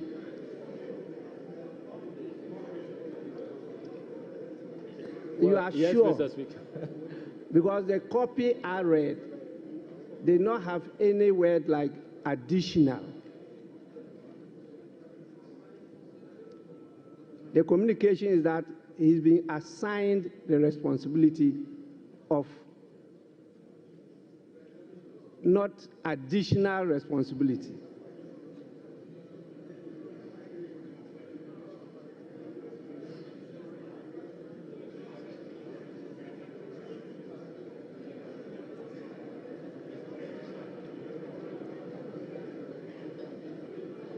So, Minister, you are out of order. Yes, can we proceed? Yes, Minister for Energy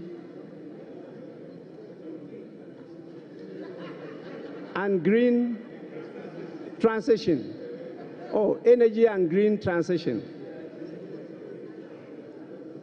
Mr. Speaker, just a suggestion to you. Probably through you to the table office. Mr. Speaker, it's true that not all of us have had copies of the, not the order paper, the votes and proceedings. Mr. Speaker, under your able leadership, you provided us with very, very beautiful and working computers. So maybe I thought that I could appeal to you if you could direct the table office to make available next time the votes and proceedings on the computer. At least without even the paper copy, we can easily follow on the computer and make comments and suggestions as necessary. Mr. Speaker, just for your guidance and consideration. Thank you very much, Right Honourable Speaker.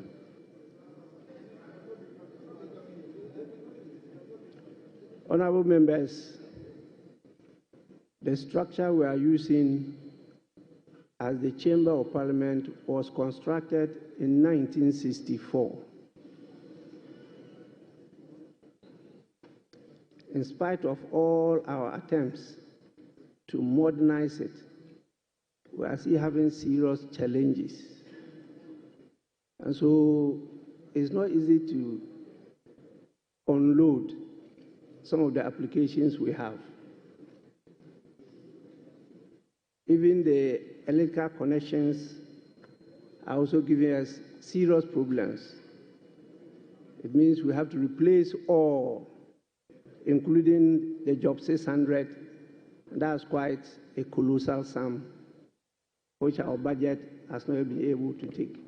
So we have a lot to unload into your PCs, but we are having challenges.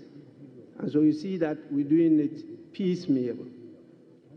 And I hope in the near future we'll succeed in putting all there so that it will be a paperless parliament.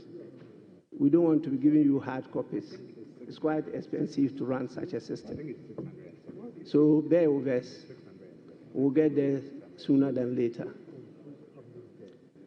Yes, honorable members, can we go to page 9?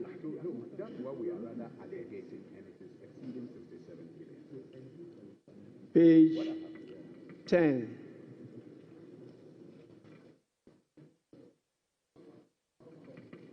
Page 11.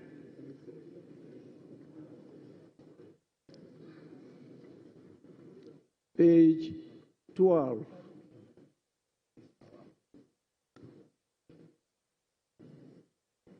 Page 13. Yes, honorable member.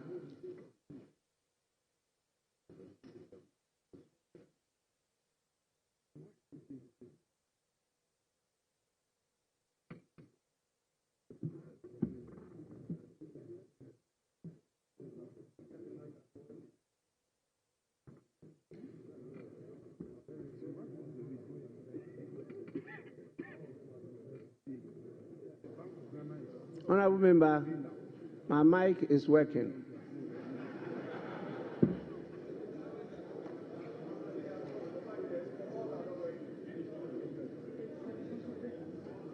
Honorable members, is it the case that your mics have stopped working?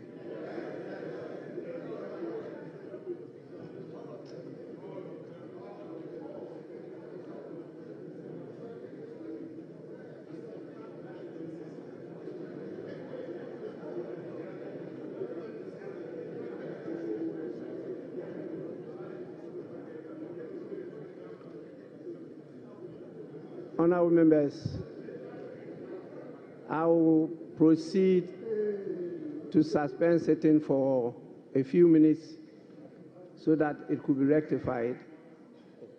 Please, just on 5 minutes. It's back. Mr. Speaker, it's back. Honorable members, are you sure? Mine is on. Speaker, this is on. Then everybody should come here and talk.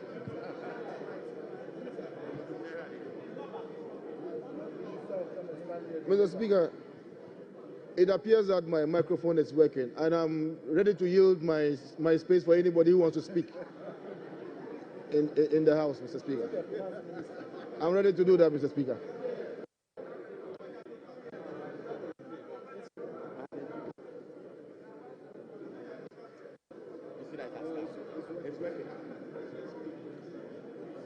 Honorable members, sitting is suspended for 5 minutes.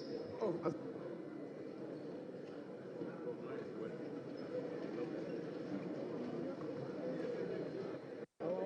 no, it's working. Look.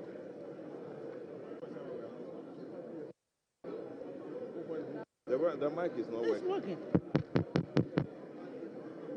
But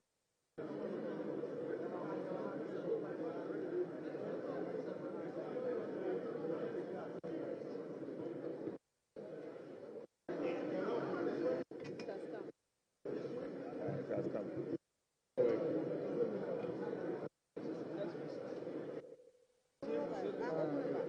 They keep trying. As at the time you want to. It has come.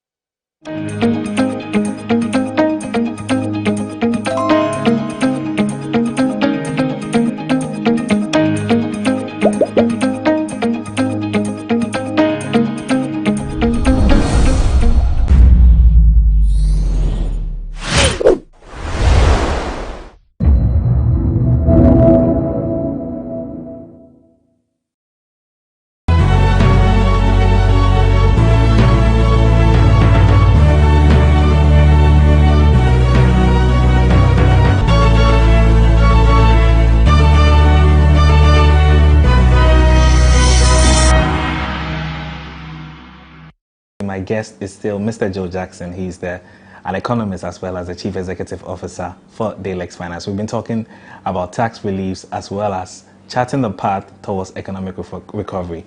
Mr. Joe, I've been having a very interesting conversation with you. I just want to zoom in quickly to imports. I mean, there's always been that argument that we like to import too much. How do we reduce our import dependency? What's your take on this? Well, you know, some years ago, I was singing from the same hymn book. We import too much.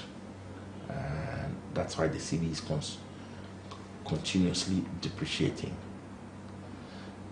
Unfortunately or fortunately, depending on where you sit, I've changed my tune. I'm singing from a different hymn book. Why is that? It's very simple.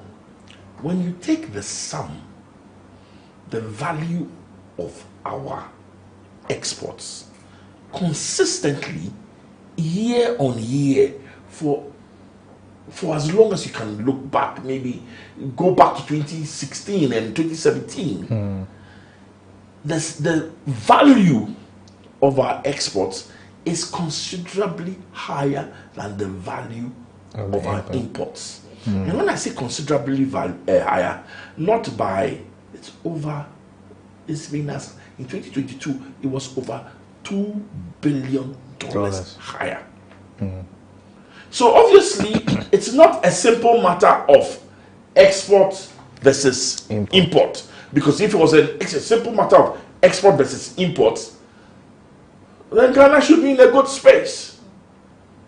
Our cedi should be appreciating.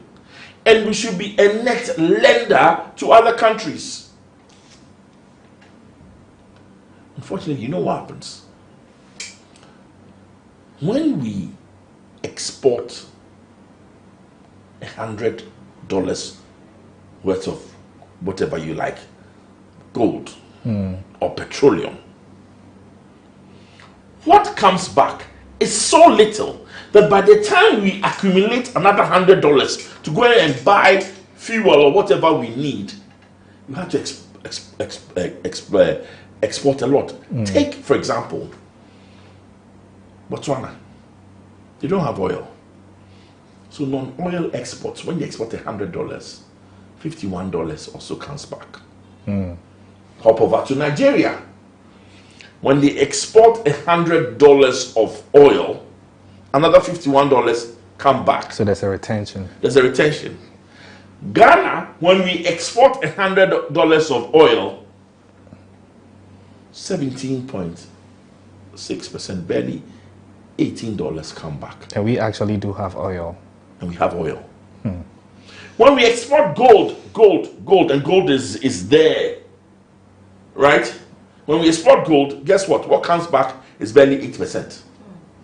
So if you take gold and I export $100 of gold, I only get $8 back.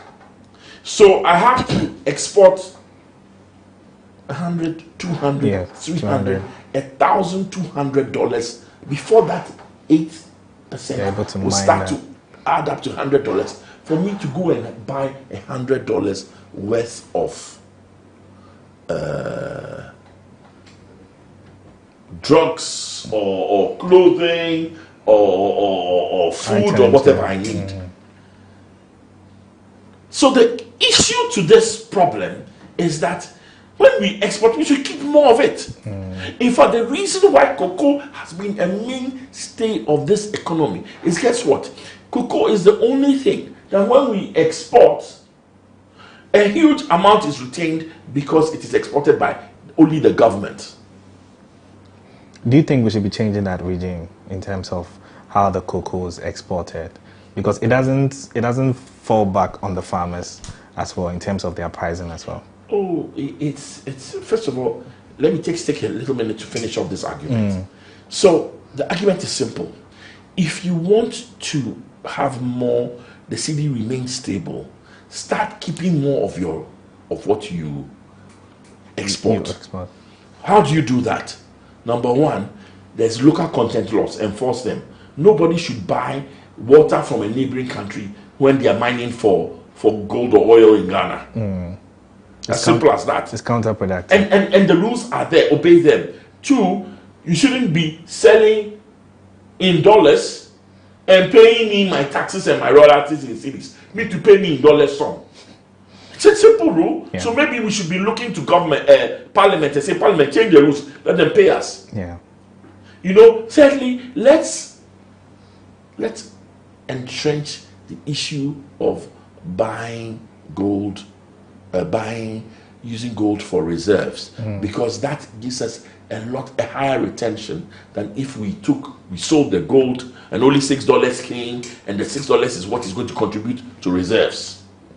You understand where I'm coming from? Yeah. If we sold $100, only $8 will come back in terms of gold, and then all that $8 starts to contribute to our reserves. If you buy it in cedis, the bulk of it, even if some leaks out, will be there for reserves. That's why we've been able to improve our reserve position by this Gold for Reserves program over the last year. And that has even helped to even show up the city as well, particularly in the last few months of 2024. So that is what was used to show up, albeit some say artificially, but we've been able to do it. So it's simple, right? Let's not talk about not exporting enough.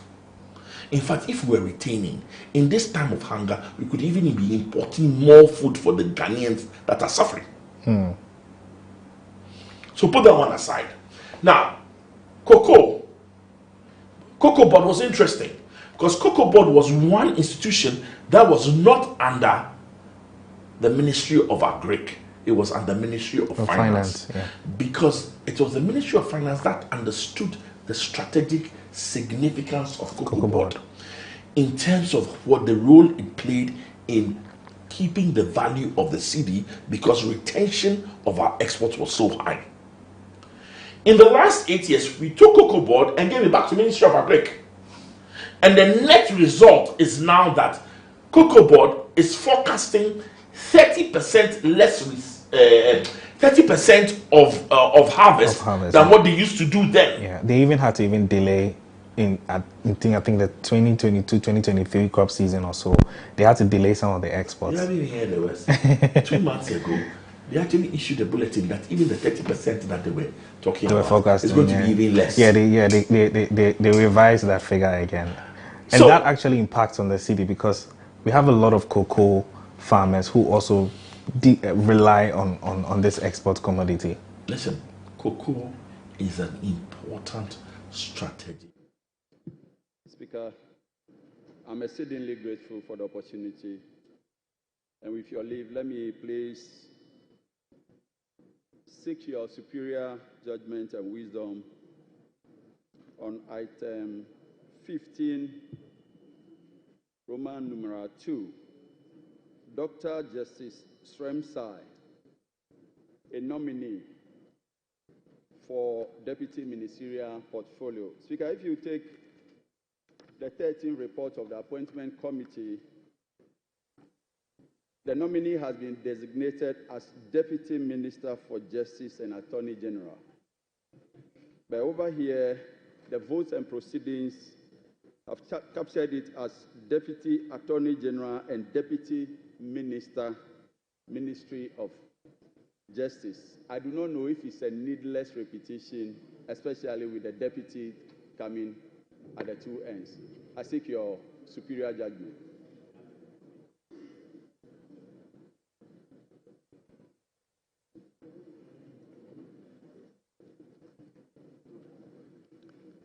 Honorable Member, this is the correct designation. He is the Deputy Attorney General and also a Deputy Minister at the Ministry of Justice. That is the correct designation. May we go on now? Page 14. Yes, please. Honorable Speaker, on page 14, item 16, motion Under conclusion of debate, the second sentence.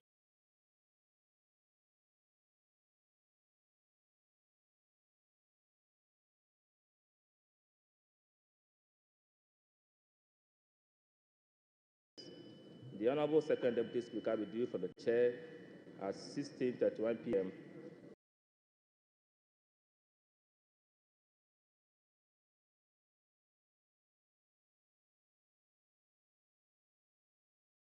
The Honorable First Deputy Speaker to the chair. Deputy is missing, if you could be inserted. And the same applies to the next.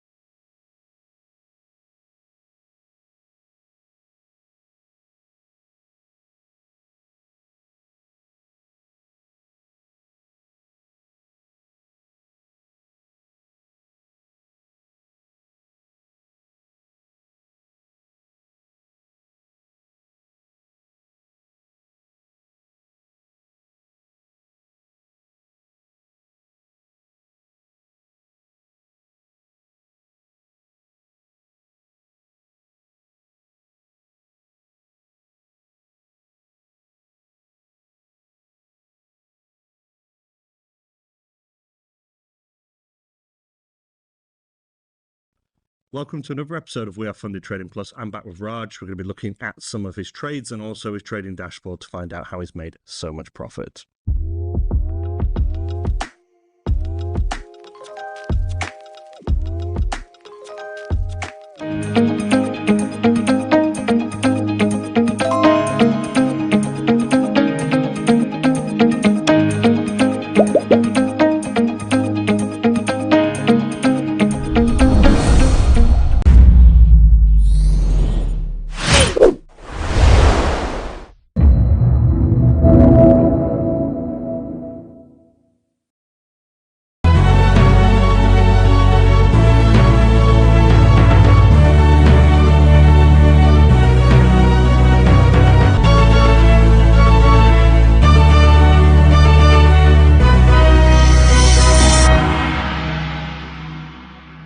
My guest is still Mr. Joe Jackson. He's an economist as well as the Chief Executive Officer for Daylex Finance. We've been talking about tax reliefs as well as charting the path towards economic recovery.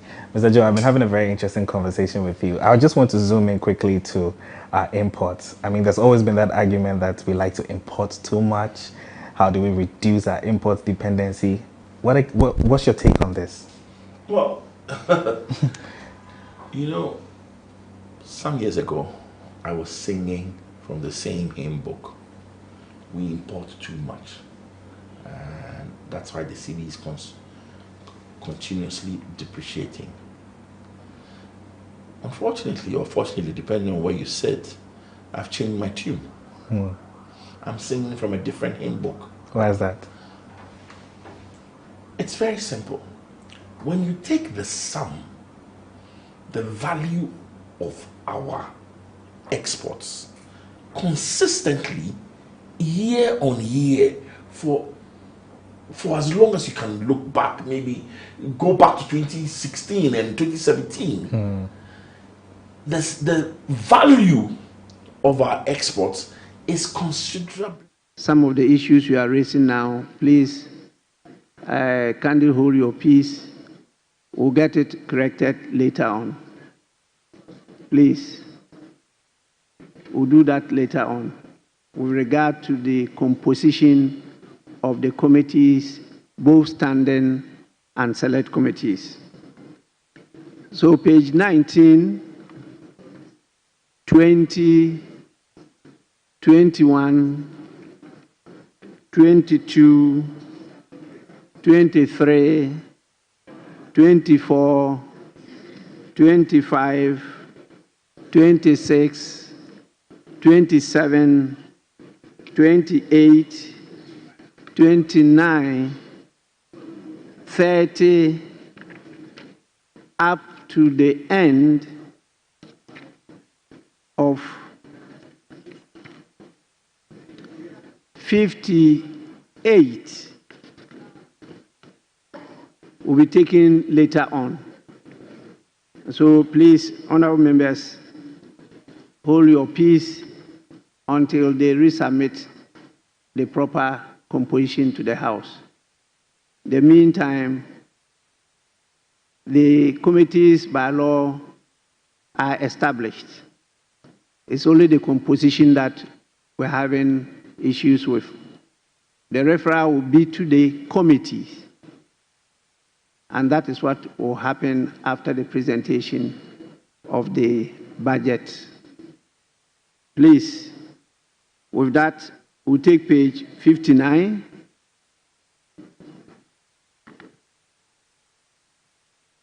Page 60.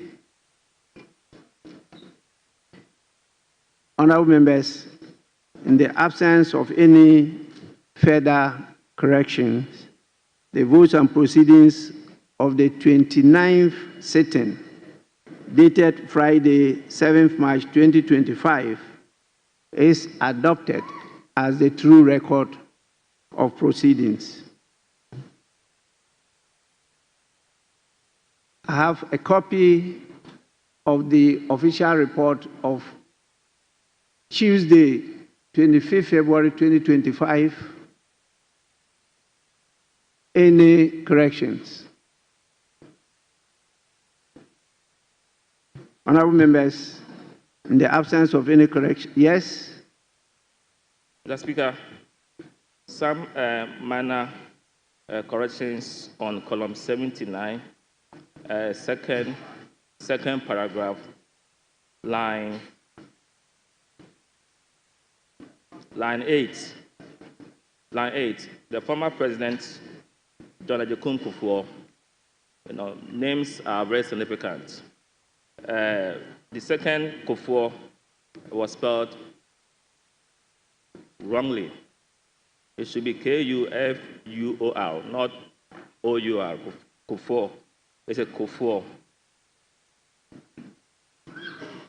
Then the last paragraph, the last sentence, beginning to tend to that concept.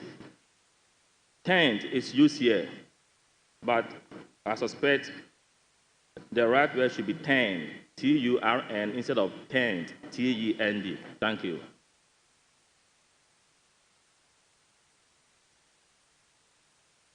Table office, kindly take note of that. Yes, honorable member. Thank you very much, Mr. Speaker. Mr. Speaker, on column 75, line 8, the sentence should read, but I want to highlight one important thing that the maker, Mr. Speaker, the article there has been excluded, and I think that it is proper we include that. Still on the same column,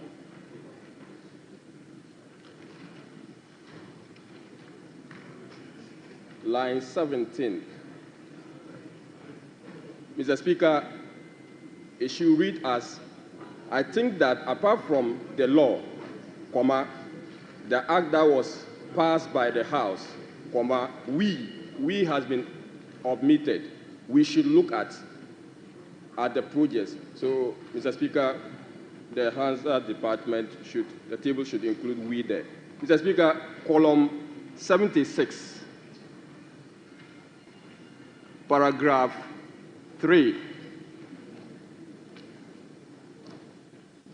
We have, Mr. Speaker, lastly, I would want to also suggest that apart from the budgeting offloading of projects, the mistake here is the phrase, the maker of the statement has to be deleted. The maker of the statement has to be deleted and replaced with we, so that it will then read as, Mr. Speaker, lastly, I would want to also suggest that apart from the budgetary offloading of projects, we could include in every brochure, ... So that, I think, should be the rendition. Lastly, Mr. Speaker, the same paragraph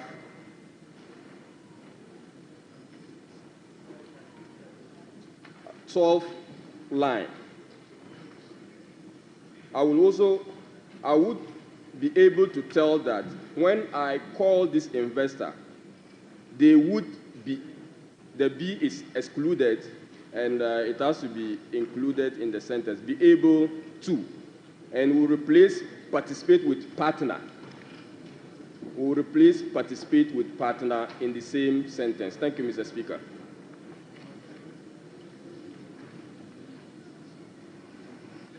Well, table office, you have to listen to the voice and do the proper thing.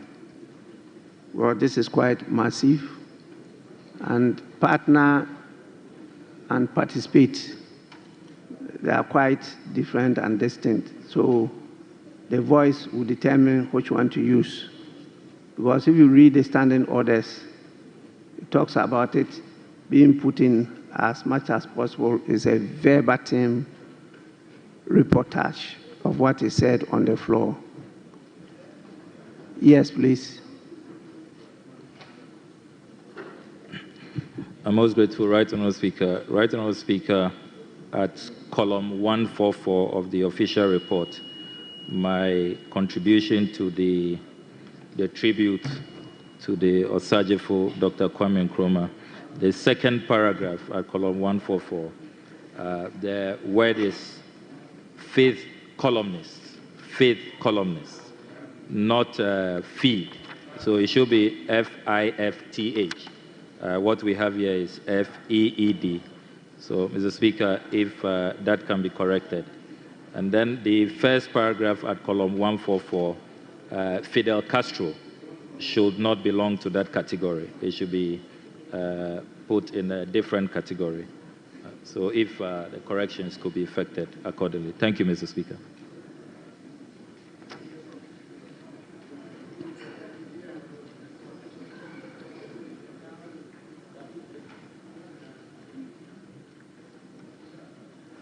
Yes, table office, kindly take note of that.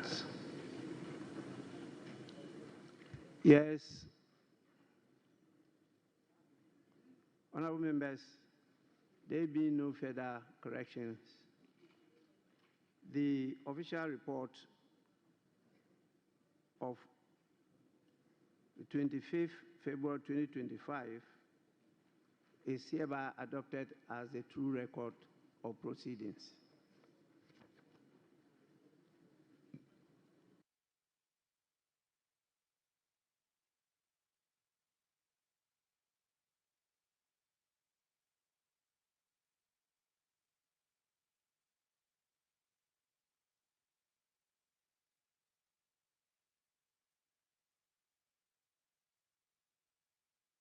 Honorable members,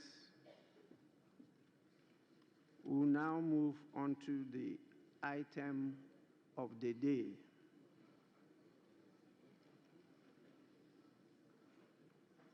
I mean the main item of the day, that is item 7,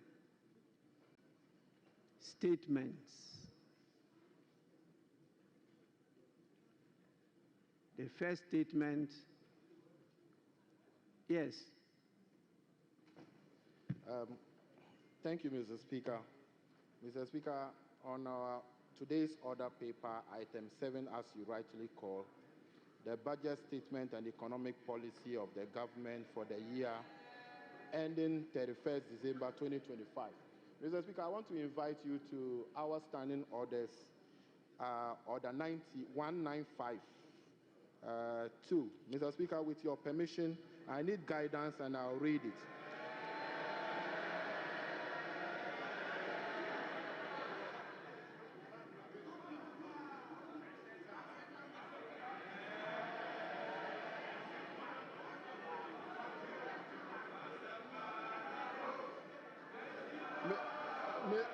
Mr. Speaker.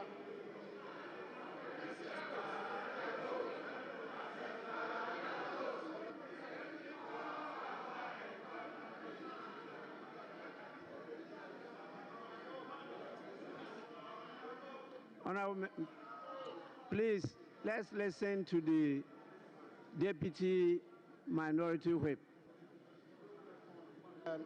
Thank you, Mr. Speaker. I think the Minister was, Mr. Speaker, Order 1952. With your permission, Mr. Speaker, I need guidance and I read. The budget statement and economic policy of the government shall be presented to the House by the Minister responsible for finance on behalf of or on the authority of the President, and in a form the House may determine.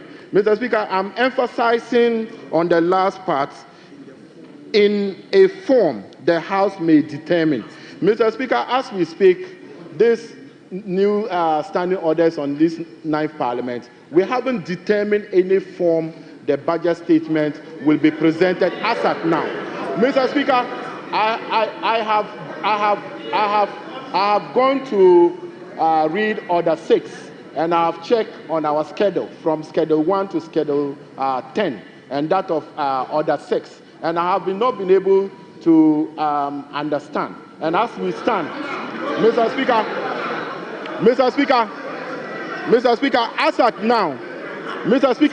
now, the House has not determined the form the budget is going to be presented. So, Mr. Speaker, the House has to determine the form before he can present any statement. Mr. Speaker, that is my plea, that the House must determine, my application is that the House must determine the form of the budget statement before he reads the statement. Thank you, Mr. Speaker.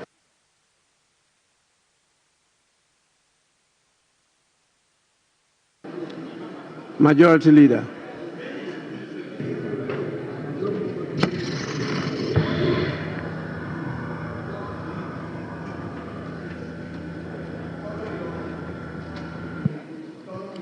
Mr. Speaker, the Public Financial Management Act and its various amendments spell out clearly the budgeting process, the requirements of a budget, what must be contained in it, and etc. And that was a legislation enacted by this same Parliament. And this Parliament acts according to the prescriptions of that legislation. So if there are provisions in the standing orders that recommend that we have a form in which the budget should be presented, the provisions of the Public Financial Management Act, of course, is the parent legislation dealing with financial management and the presentation of budgets. So, Mr. Speaker, I don't think there's an issue here. Let's proceed and take the budget statement from the Minister of Finance.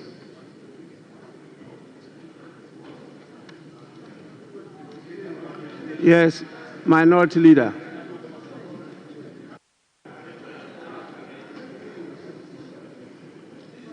Mr. Speaker, I have listened to the application by the Member of Parliament for Tolon. I have also listened to the Leader of the House responding to the said application.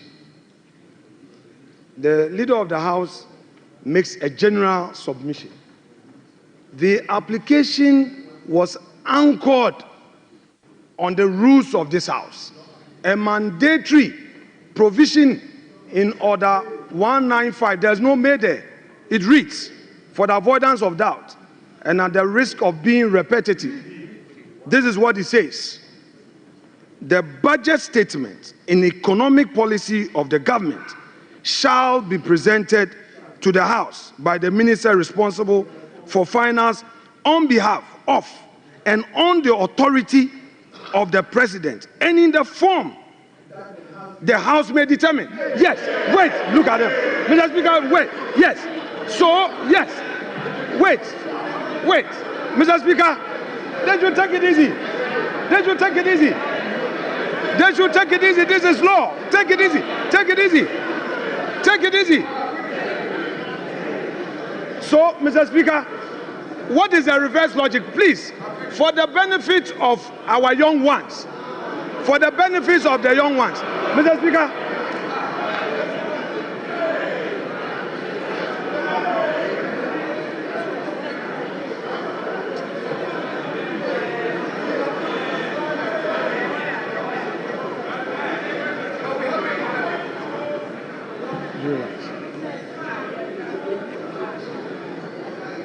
Mr. Speaker, this house is a house of procedure. This house is equally guided by its own rules and precedents. If the law says may determine, is it also the case that in reverse logic, the house may decide not to determine any form? What? No, wait.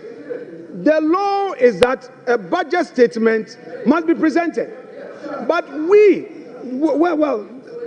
are saying again that as a house, we may have to determine which form. So, Mr. Speaker, the invitation by the deputy minority whip is well founded. He is inviting us as a house to determine, are we going to allow him to make a statement, or we are going to allow him to move a motion? Is it going to be in a form of a motion or in a form of a statement? This is a well-anchored application. Don't use your number to shout to intimidate him. He has made a solid argument. This house has not determined the form in which this item has to be taken. The deputy minority whip is inviting us to set the ground rules.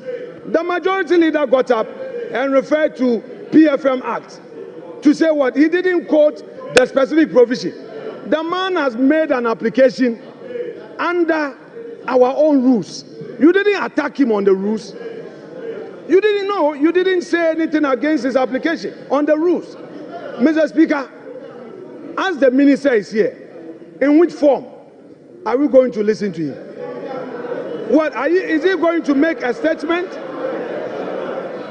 or he is going to move a motion? Mr. Speaker, this house is being invited to determine this matter. You see, the Supreme Court has had an occasion to give a contextual interpretation where may is placed to mean shall. Yes, it is there. No, come on, Mr. Speaker, even that argument aside, put that argument aside. There's no need for any interpretation of whether may should be shall. The point is that the law provides that we should determine the form. The law says we should determine the form. In this house, there are ways to come here. You come to make a statement, you come to move a motion. What is the minister coming to do? It's for this house to determine. Is he going to move a motion in accordance with Article 179? Or he's coming to make a statement? And when he makes the statement, what happens? Is it going to be left with a chairman of a finance committee to now move that this house should debate the statement? Mr. Speaker, this is a solid application, and he should be applauded for what he's done. Thank you, Mr. Speaker.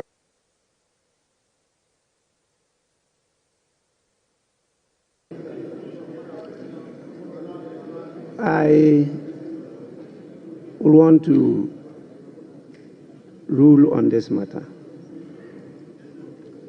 I've heard enough. I think in terms of procedure, the right thing has been done.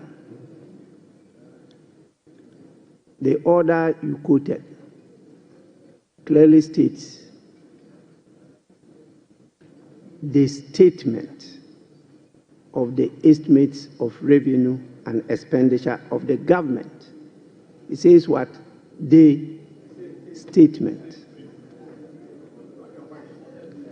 And so what they are bringing to us is a statement. And when statements are admitted, they are presented as statements. Now, when you go to 1952, which you refer to, it says the budget statement and economic policy of the government shall be presented to the House by the minister responsible for finance on behalf of or on the authority of the president. That's first. Second, and in a form the House may determine. Honorable Minority Leader, you are not in a shouting battle. Please.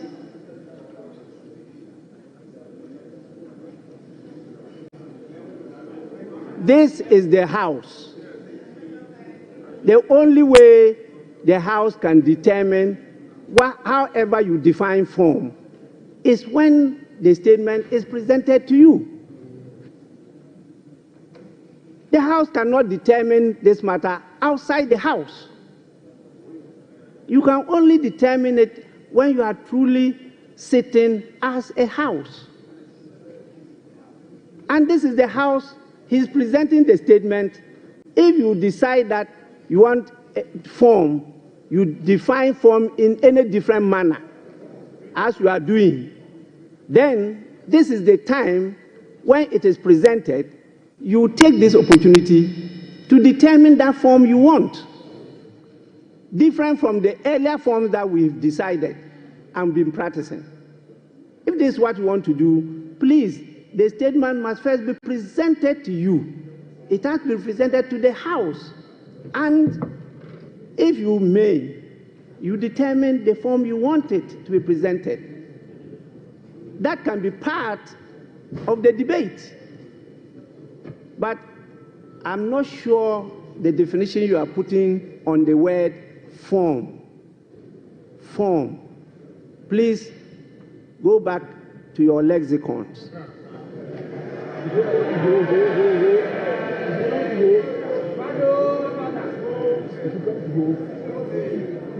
To determine the meaning of form. I think the writing is being done.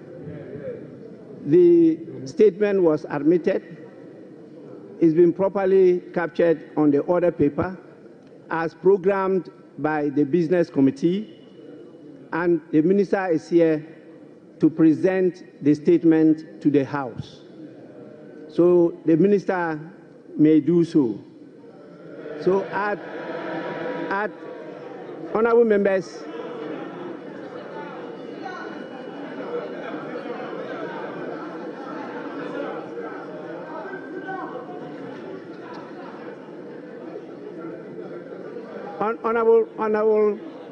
honorable minister, just a minute. Honorable members, at the commencement, yes. Mr. Speaker, just to thank you for your guidance and the proper interpretation of 1952. Thank you, Mr. Speaker.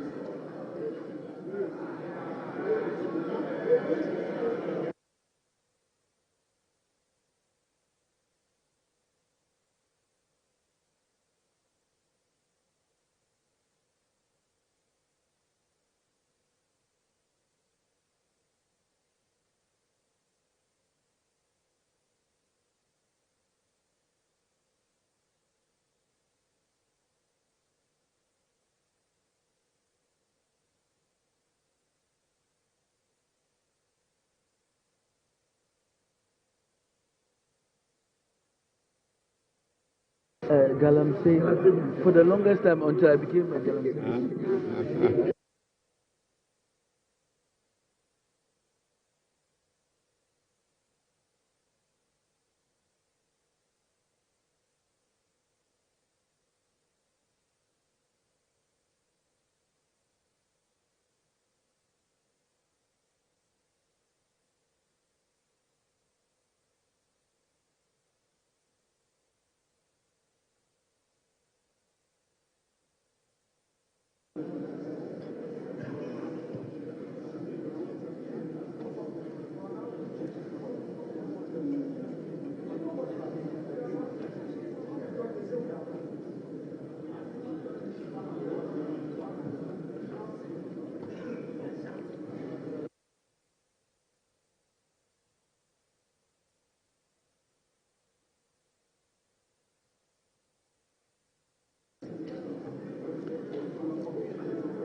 Honourable members, item 7, statements.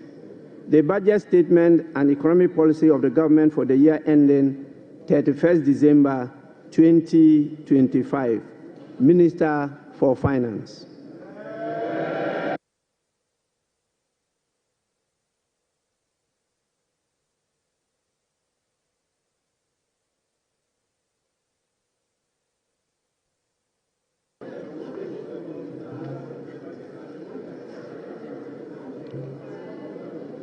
Mr. Speaker, on the authority of His Excellency the President, President John Dramani Mahama, and pursuant to Article 179 of the Constitution and the other paper and the standing orders of the House, Order 1952, and today's order paper, item 7. Mr. Speaker, I present to you the budget statement and economic policy of government for the year ending 31st December 2025. Right Honourable Speaker, today marks a moment of great significance, and I have the singular honor to stand before this House to present, on behalf of His Excellency, President John Dramani Mahama, following his extraordinary mandate, the maiden budget of his new administration. Mr. Speaker, I'm deeply grateful to His Excellency the President for entrusting me with this responsibility. Respectfully, Mr. Speaker, I also submit to this House the following statutory report as required by law. The 2024 annual report on the petroleum funds, in line with Section 48 of the Petroleum Revenue Management Act 2011, Act 815, as amended, Mr. Speaker. Mr. Speaker, I also submit the 2024 Energy Sector Levies Report in accordance with Section 6 of the Energy Sector Levies Act 2015, Act 899. And finally, Mr. Speaker, the 2024 Annual Report on the collection and utilization of the African Import Union Levy, in line with Section 7 of the African Union Import Levy Act 2017, Act 952. Right Honourable Speaker, with this budget, I will also be seeking a review of the following act to support the policies of government aimed at stabilizing the economy and promoting inclusive growth. The first will be an amendment to the Petroleum Revenue Management Act 2011, Act 815. The second will be the Ghana Infrastructure Investment Fund Act 870. And the second will be an amendment to the Mineral Income Investment Fund Act 2018, Act 978. The Speaker, I will also be seeking amendment to the Energy Sector Levies Act 2015, Act 899. I will be seeking amendment to the Ghana Cocoa Board Act, Act 1984, the PNDC Law 81, as amended. The Speaker, that's not all. I will also be seeking amendment to the EMA Funds Capping and Realignment Act 2017, Act 947, the Ghana Procurement Authority Act 2003, Act 663, as amended in Act 914. Speaker, I will be seeking amendment to the Ghana Education Trust Fund Act 2000, Act 581. And finally, Mr. Speaker, I will also be seeking amendment to the Fiscal Responsibility Act 2018, Act 982, and incorporating into a comprehensive public financial management act. Mr. Speaker, I forgot to add that I will also be seeking amendment to the Revenue Administration Act 2016, Act 915. So, Speaker, we remain committed to the pursuit of our 24-hour economic policy of stimulating economic growth and job creation. Right Honourable Speaker, this policy will contribute to addressing Ghana's structural economic challenge by creating an integrated, efficient, and increasingly export-driven industrial economy that fulfills the utilization of our national resources, capital, and labor power. Right Honourable Speaker, will be presenting the 24-hour economy policy to Parliament in due course. In this respect, Mr. Speaker, the Labour Act, the Ghana Investment Promotion Act, and other enabling legislations will be reviewed accordingly. Mr. Speaker, as part of the effort to stabilize our cedi through foreign exchange and gold reserve accumulation, I will also submit a bill to provide a legal framework for the establishment of the Ghana Gold Board for the consideration of this House. Mr. Speaker, this budget is indeed an abridged version of the 2025 budget statement and economic policy of government. I respectfully request the Hansard Department to capture the entire budget statement and economic policy of government for the year ending 31st December 2025. Mr. Speaker, standing here evokes a sense of nostalgia as I reflect on my journey in public service. From my early days as a young parliamentarian in this House in the year 2009, destiny has guided my path from a backbencher to a member of the Finance Committee, to a Deputy Minister of Finance, to ranking member of the Finance Committee, to Minority Leader, to Majority Leader briefly, and now, Mr. Speaker, as Minister responsible of Finance.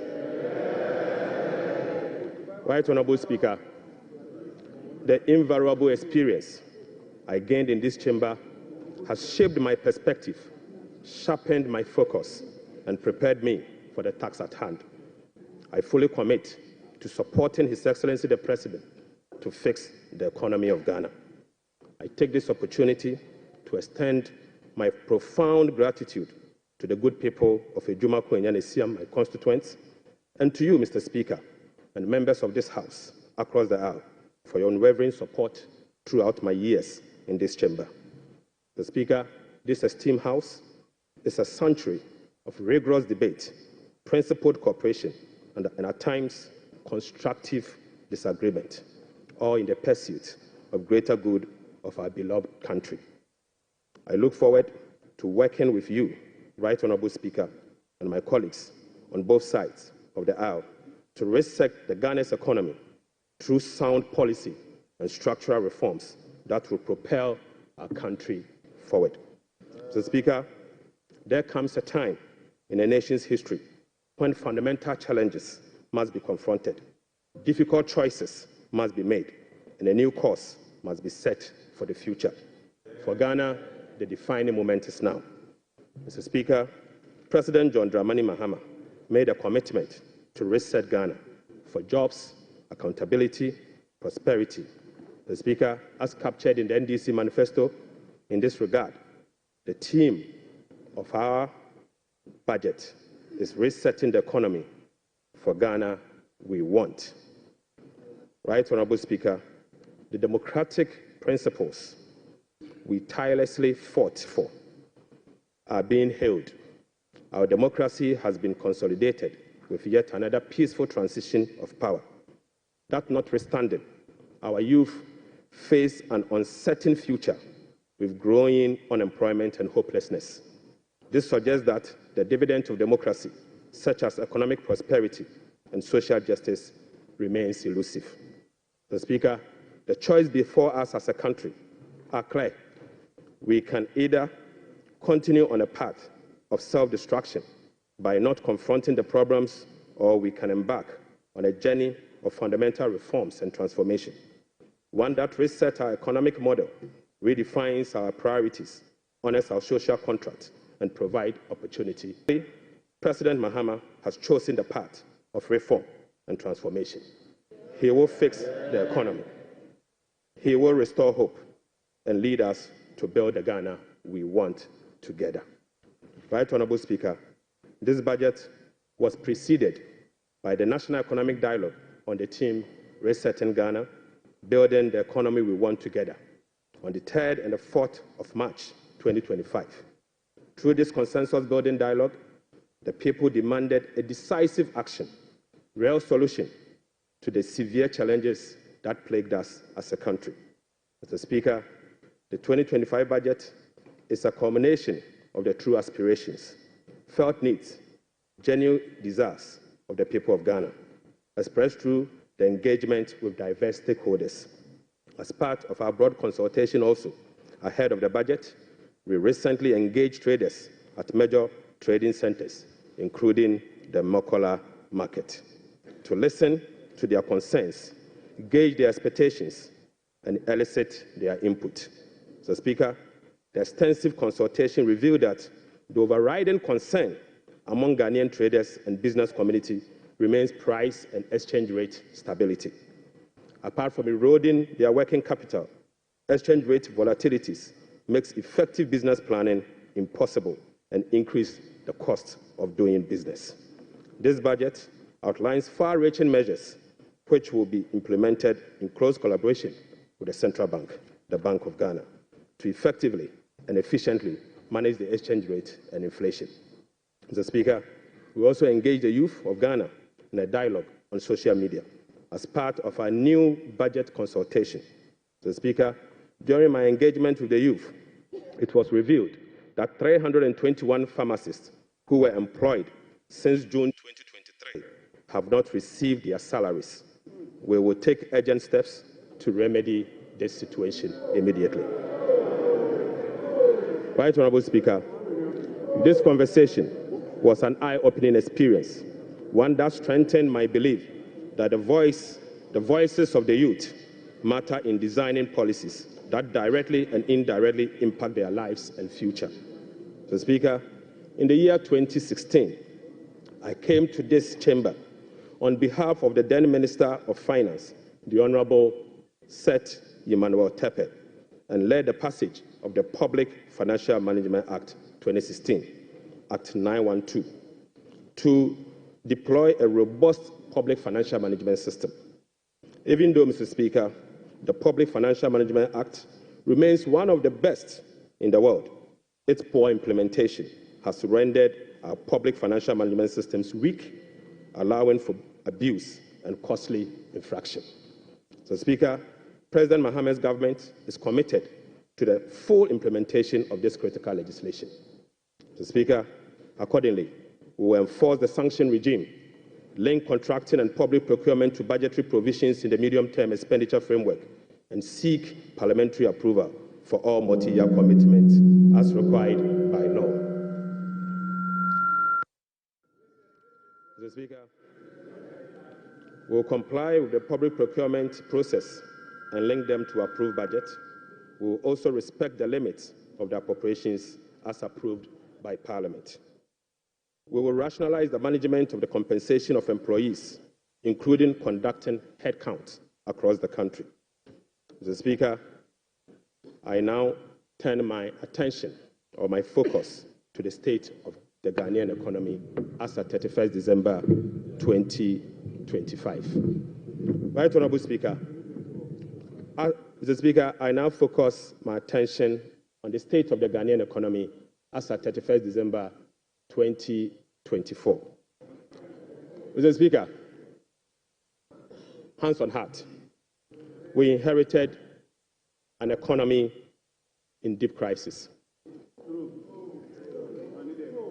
Mr. Speaker, an economy hard hit with debt and beset by other fiscal challenges, such as large accumulation of MDRS, energy sector shortfalls, and financial sector payments. Mr. Speaker, weak commitment control and reckless public spending have reversed the progress made in fiscal consolidation, even under the IMF program that commenced in the year 2023. Mr. Speaker, notwithstanding the gains made under the IMF-supported program that was to achieve through the painful sacrifice of domestic bondholders, external creditors, and taxpayers, the economy remains in distress. Right Honorable Speaker, key performance indicators to be assessed by the IMF staff in the upcoming fourth review of the program, scheduled for April 2025, such as the primary balance on a commitment basis, inflation, social protection, and others, as at end 2024, are likely missed. Right Honorable Speaker, In addition, all structural benchmarks due by end December 2024 are also missed. Mr. Speaker, inflation worsened in the year 2024 from 23.2% in the year 2023 to 23.8% in 2024. Mr. Speaker, the 2024 end period inflation also exceeded the budget target of 15% by 8.8 percentage points and the IMF central target of 18% by 5.8 percentage points. Unfortunately, this has triggered a discussion with IMF under the monetary policy consultation clause. Right, Honourable Speaker, the primary balance on commitment basis worsened from a deficit of 0.2% of GDP in the year 2023 to a deficit of 3.9% in the year 2024. Mr. Speaker, the primary balance on commitment basis target for 2024 was a surplus of 0.5% of GDP. Sadly, the previous government recorded a deficit of 3.9 percentage point of GDP. This presents a slippage of a whopping 4.4 percentage points. Right, Honourable Speaker. At the end of December 2024, total central government arrests amounted to 67.5 billion Ghana cedis, representing 5.2% of GDP. The Speaker, with the road sector recording an arrest of 21 billion Ghana cedis. The Speaker, when I assumed office on the 23rd of January 2025, my office was inundated with requests for payment for many contractors and suppliers. To ascertain the total arrests and outstanding payment for all MDAs, the Ministry of Finance decided to formally request all MDAs on the 28th of January 2028 to submit information on all arrests and outstanding claims for validation. Subsequently, Mr. Speaker, the Ministry of Finance held a special hearing with the MDAs to validate the arrests that were submitted for payment. The response from the MDAs and the validation revealed that a staggering amount of 67.5 billion Ghana cedis is owed to government contractors and suppliers. The Speaker, this consists of MDA's outstanding interim payment of invoices worth 49.2 billion and bank transfer advice at the Controller Accountant General worth 18.3 billion Ghana cedis. The Speaker, this 67 billion excludes $1.73 billion owed to independent power producers. This 67 billion also excludes 68 billion Ghana cedis owned by Electricity Company of Ghana to contractors. The Speaker, this 67 billion also exclude the 32 billion owned by the Ghana Cocoa Board to contractors. And Mr. Speaker, this 67.5 billion also excludes the 5.75 billion owned by the Ghana Road Fund to various contractors. Right, Honourable Speaker, the Bank of Ghana is also seeking an amount of 53 billion Ghana cedis as bailout to be able to address their negative equity challenge that they face. Mr. Speaker, as part of the measures to address these mounting accumulated arrests, we have commissioned an audit of these arrest payments and guarantee value for money before a penny will be paid. Mr. Speaker, before a penny will be paid, we'll commit to do that arrest. Right, Honourable Speaker, in addition to the 67.5 billion cedis in arrests, the validation process also revealed that MDAs have awarded contract to the tune of a minimum 194 billion Ghana cedis. Mr. Speaker, this amount represents 16.5% of GDP as at the end of 2024, with the road sector again alone accounting for 100 billion Ghana cedis. Mr. Speaker, most of these contractors and most of these contracts were awarded without commencement certificate and authorization. Mr. Speaker, this is in blatant violation of the Public Financial Management Act, Act 921. Right, Honourable Speaker, let me now update you on our debt service obligations. Mr. Speaker, apart from the huge arrests and commitment, our fiscal situation is further complicated by huge bullet debt service and constrained fiscal financing options. Currently, Mr. Speaker, the government's option to finance the budget is limited to only Treasury bill market following the debt restructuring program. Moreover, the forthcoming debt service of both domestic and Eurobond debt obligation will have profound implications for fiscal sustainability and balance of payment. Right, Honorable Speaker, domestic debt service alone, programmed for the next 4 years, is 150.3 billion Ghana cedis.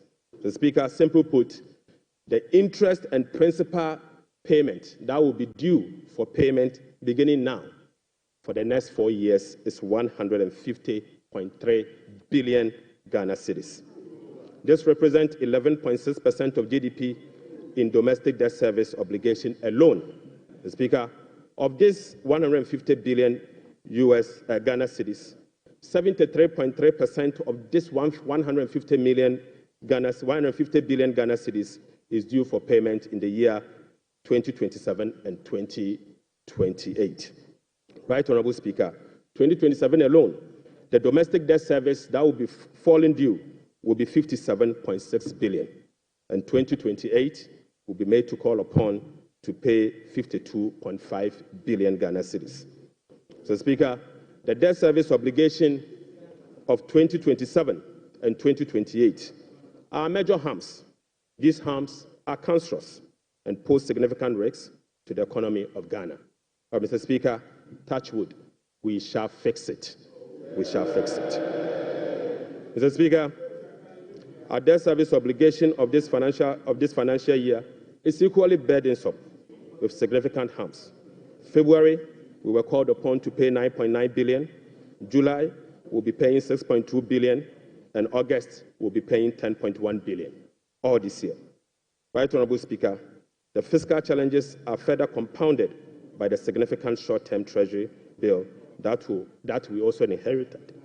So, Speaker, these obligations, totaling about 111.1 billion Ghana cedis, requires rollover week in, week out, placing additional pressure on cash flows and liquidity requirements. Mr. Speaker, beyond the domestic maturities, Ghana faces significant external debt service obligations for the next 4 years. The next 4 years will be made to call upon to pay $8.7 billion representing 10.9% of GDP, with heavy concentration again in the year 2027 and 2028. Again, Mr. Speaker, 55% of this external debt service will be due in the year 2027 and 2028. Right, Honorable Speaker, in the year 2027, we'll be made to pay $2.5 billion, and 2028, we'll have to again pay $2.4 billion. Right, Honorable Speaker, it seems the debt restructuring undertaken by the previous administration was designed to make 2027 and 2028 debt repayment heavy, sadly. So, Speaker, I don't know how come we sat and allowed that design to happen. So, Speaker, that is cancerous. But I can assure you, we will fix it. Mr. Speaker, in spite of all this upcoming domestic and external debt service obligation, no buffers were built to cushion this unprecedented debt service burden. Mr. Speaker, as of 7 January 2025, the debt service reserve account, the sinking fund in dollar, has a balance of $64,000. Mr. Speaker, when we were leaving office, we left behind $319 million in that same account. Mr. Speaker, the debt service reserve CD account had an amount of 143 million Ghana cedis. Right, Honorable Speaker, when we were leaving office, the balance was 430 million Ghana cedis. Mr. Speaker, I now move you to stalled project. Mr. Speaker, due to the bilateral creditors' debt restructuring that is ongoing, undertaken by previous administration, a staggering number of 55 projects have been halted. Mr. Speaker, this leaves a massive amount of $3 billion in undisbursed loans and about $300 million in outstanding interim payment certificates, IPCs. Some of these Projects include the famous Ifia Kwanta Hospital, the Kejetia Market Phase 2, the Bogatanga Boko Pomakrom Road, and the Tema Aflawa Road project. Delayed payment and demobilization from site could result in cost overruns of over $1.1 billion. Right, Honorable Speaker, the IMF-supported program imposed an annual disbursement ceiling of $250 million for all bilateral loans that are being restructured. This constraint means that it will take a minimum of 12 years to complete all of this stalled program. So, Speaker, unfortunately, as a result of the debt restructuring, all this stalled program, working with the IMF will take a minimum of 12 years if we decide to go business as usual. We'll be engaging in the coming days to resolve this challenge. Speaker, I now take you to the famous energy sector fiscal risk. Mr. Speaker, the increase in energy sector financing shortfall is posing significant risk to the Ghanaian economy. In the year 2024, the Ministry of Finance supported the energy sector with payment of about 20.8 billion Ghana cedis. These resources could have been used for job creation and other development programs, like roads, schools, and hospitals, if the sector inefficiencies were resolved. The Speaker, a recent exercise conducted by the Energy Sector Financing Modeling Team under the Energy Sector Recovery Program, ESRP, revealed that the business-as-usual energy sector financing shortfall has increased significantly to about 35 billion Ghana cedis for the year 2025 alone, even after spending in excess of 20 billion cedis in the year 2024. Right, Honorable Speaker, more importantly, the shortfall for the period 2023 to 2026 has been estimated to be about 140 billion Ghana cedis. The Speaker, this amount is 20 times more than the allocation for goods and service for all MDAs in the year 2025. The Speaker, in addition, the energy sector shortfalls, which relate to current invoices that are largely unpaid legacy arrests due to the independent power producers. So, Speaker, the legacy arrests stood at $1.73 billion as at end 2024. Right, Honorable Speaker, the cocoa sector, which has long been the backbone of the Ghanaian economy, is sadly on its knees, owing to gross mismanagement. Mr. Speaker, the sector faces declining output and financing challenges, characterized by unsustainable debt, rollover cocoa contract risk, and quasi-fiscal expenditures, including cocoa roads, which, Mr. Speaker, is a non-core function of the Ghana Cocoa Board. Right, Honorable Speaker, cocoa production has dropped by nearly 50% over the past 3 years. In the year 2023-2024 crop season, Cocoa Board was unable to supply 330,000 tons of cocoa to meet its contractual obligation.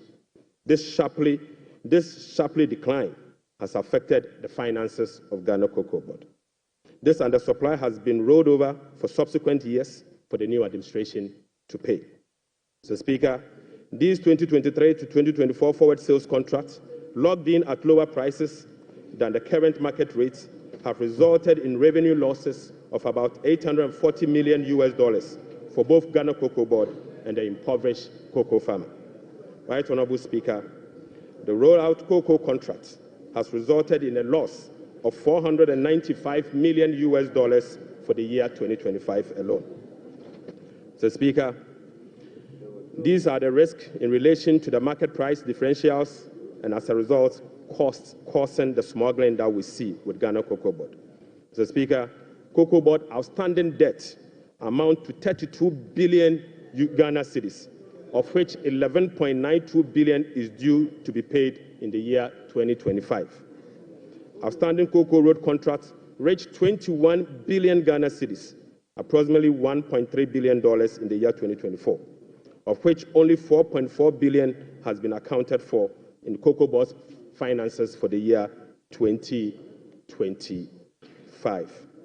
Mr. Speaker, The financial sector still struggles, even after spending $30.3 billion in the financial sector cleanup exercise by end 2024. This includes 26.9 billion Ghana cedis after spending this amount in the banking sector. Mr. Speaker, as we speak, the financial sector is still struggling, and the financial sector will require 10.45 billion Ghana cedis to address the financial sector legacy issues and emerging risk. In addition, Mr. Speaker, an amount of 2.2 billion Ghana cedis is required to fully capitalize the National Investment Bank and the Agricultural Development Bank of Ghana. Mr. Speaker, I will also update the House on the fiscal performance for the year 2024. Mr. Speaker, the fiscal performance in the year 2024 was characterized by improved revenue collection, but with significant expenditure overruns. In addition, large arrests were accumulated over the period. Mr. Speaker, in summary, the provisional data shows the following. 1. Primary balance on commitment basis, the key fiscal anchor of the IMF program, worsened from a deficit of 0.2% of GDP at the end of 2023 to a deficit of 3.9% of GDP at the end of the year 2024. This is 4.4 percentage points worse than the target surplus of 0.5% of GDP. Sadly, Mr. Speaker, on cash basis, Mr. Speaker, the primary balance was a deficit of 1.2% of GDP against a target of 0.6% of GDP, representing a 100% deviation. Mr. Speaker, the overall fiscal balance on commitment basis for 2024 was a deficit of 7.9% of GDP against a target of 4.2% of GDP, while the overall fiscal balance on cash basis was a deficit of 5.2% of GDP against a target of 5.3% of GDP. Total revenue and grant amounted to 186.6 billion Ghana cedis, or 15.9% of GDP, 5.3% above the revised target of 177.2 billion Ghana cedis, or 17.4% of GDP. The performance was mainly driven by higher than programmed oil and gas receipt and higher non-oil tax revenue collection. Total expenditure on commitment basis, including discrepancies, amounted to 279.2 billion, or 23.7% of GDP. This is 27.1% above the budget provisions of the year 2024, Mr. Speaker. The primary balance on commitment basis, including discrepancies, amounted to 232.4 billion, or 19.8% of GDP. This is 35.3% above the target of 171.7 billion, or 16.8% of GDP. Unfortunately, Mr. Speaker, all expenditure lines exceeded their respective target for the period, except for interest payments, goods and service, and other expenditures. Right Honourable Speaker, the discrepancies for the year 2024 being unclassified expenditure was 3.8 billion Ghana cedis as compared to 12.9 billion Ghana cedis in the year 2023. Mr. Speaker, at the end of December 2024, provisional data indicate that gross central government and guaranteed debt was 726.7 billion from 610 billion in 2023.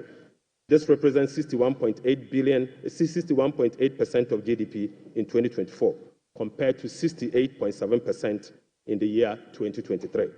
Mr. Speaker, it is instructive to note that the debt to GDP ratio and the dollar component of our debt that has come down, that has reduced, is as a result of the 37% haircut on principal of Eurobond debt under the debt restructuring. Mr. Speaker, it is important to know that. Mr. Speaker, Right Honourable Speaker, it is instructive to note that the debt to GDP that has reduced is as a result of the 37% haircut on principal and interest that were given to Eurobond bondholders.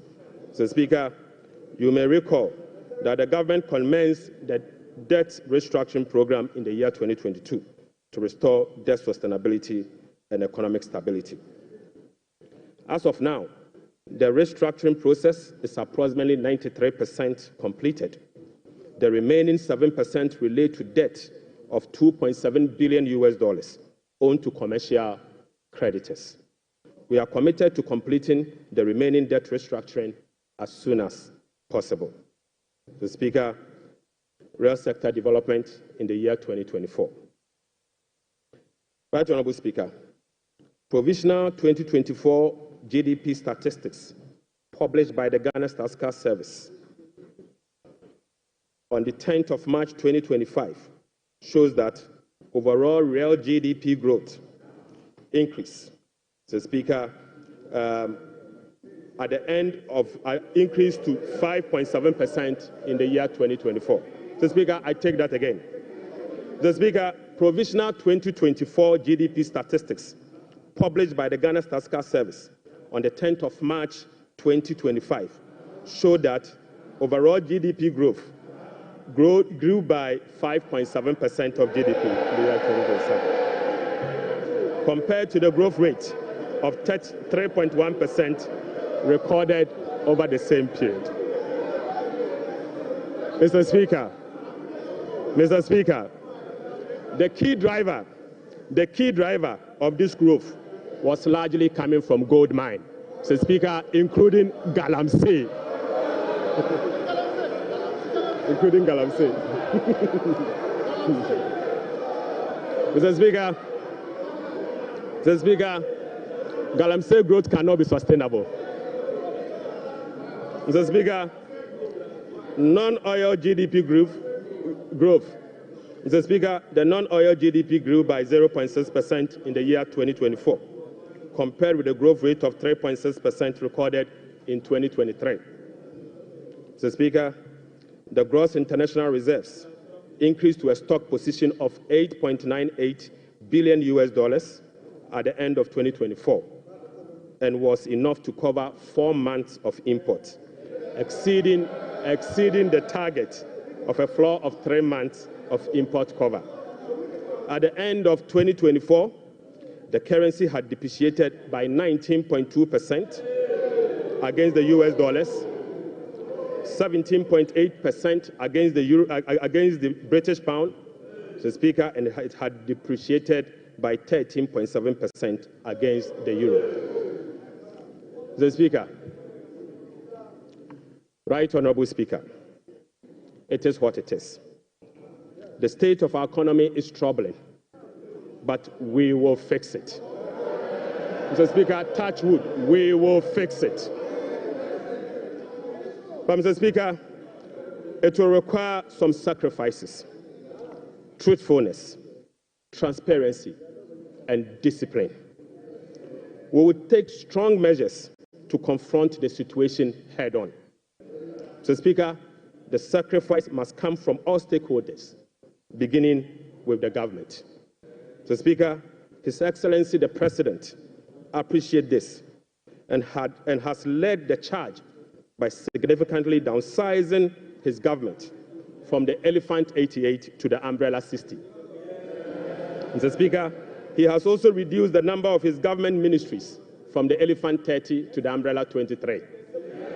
Mr. Speaker, as part of the contribution to the resetting agenda, organized labor has followed suit by working with government and employers association to agree on a modest 10% increase in base pay and minimum wage for the year 2025. Right Honourable Speaker, on behalf of His Excellency the President, I would like to express my profound gratitude to organized labor and employers. Mr. Speaker, ordinary Ghanaians have also sacrificed by enduring the negative impact of severe currency depreciation since 2022.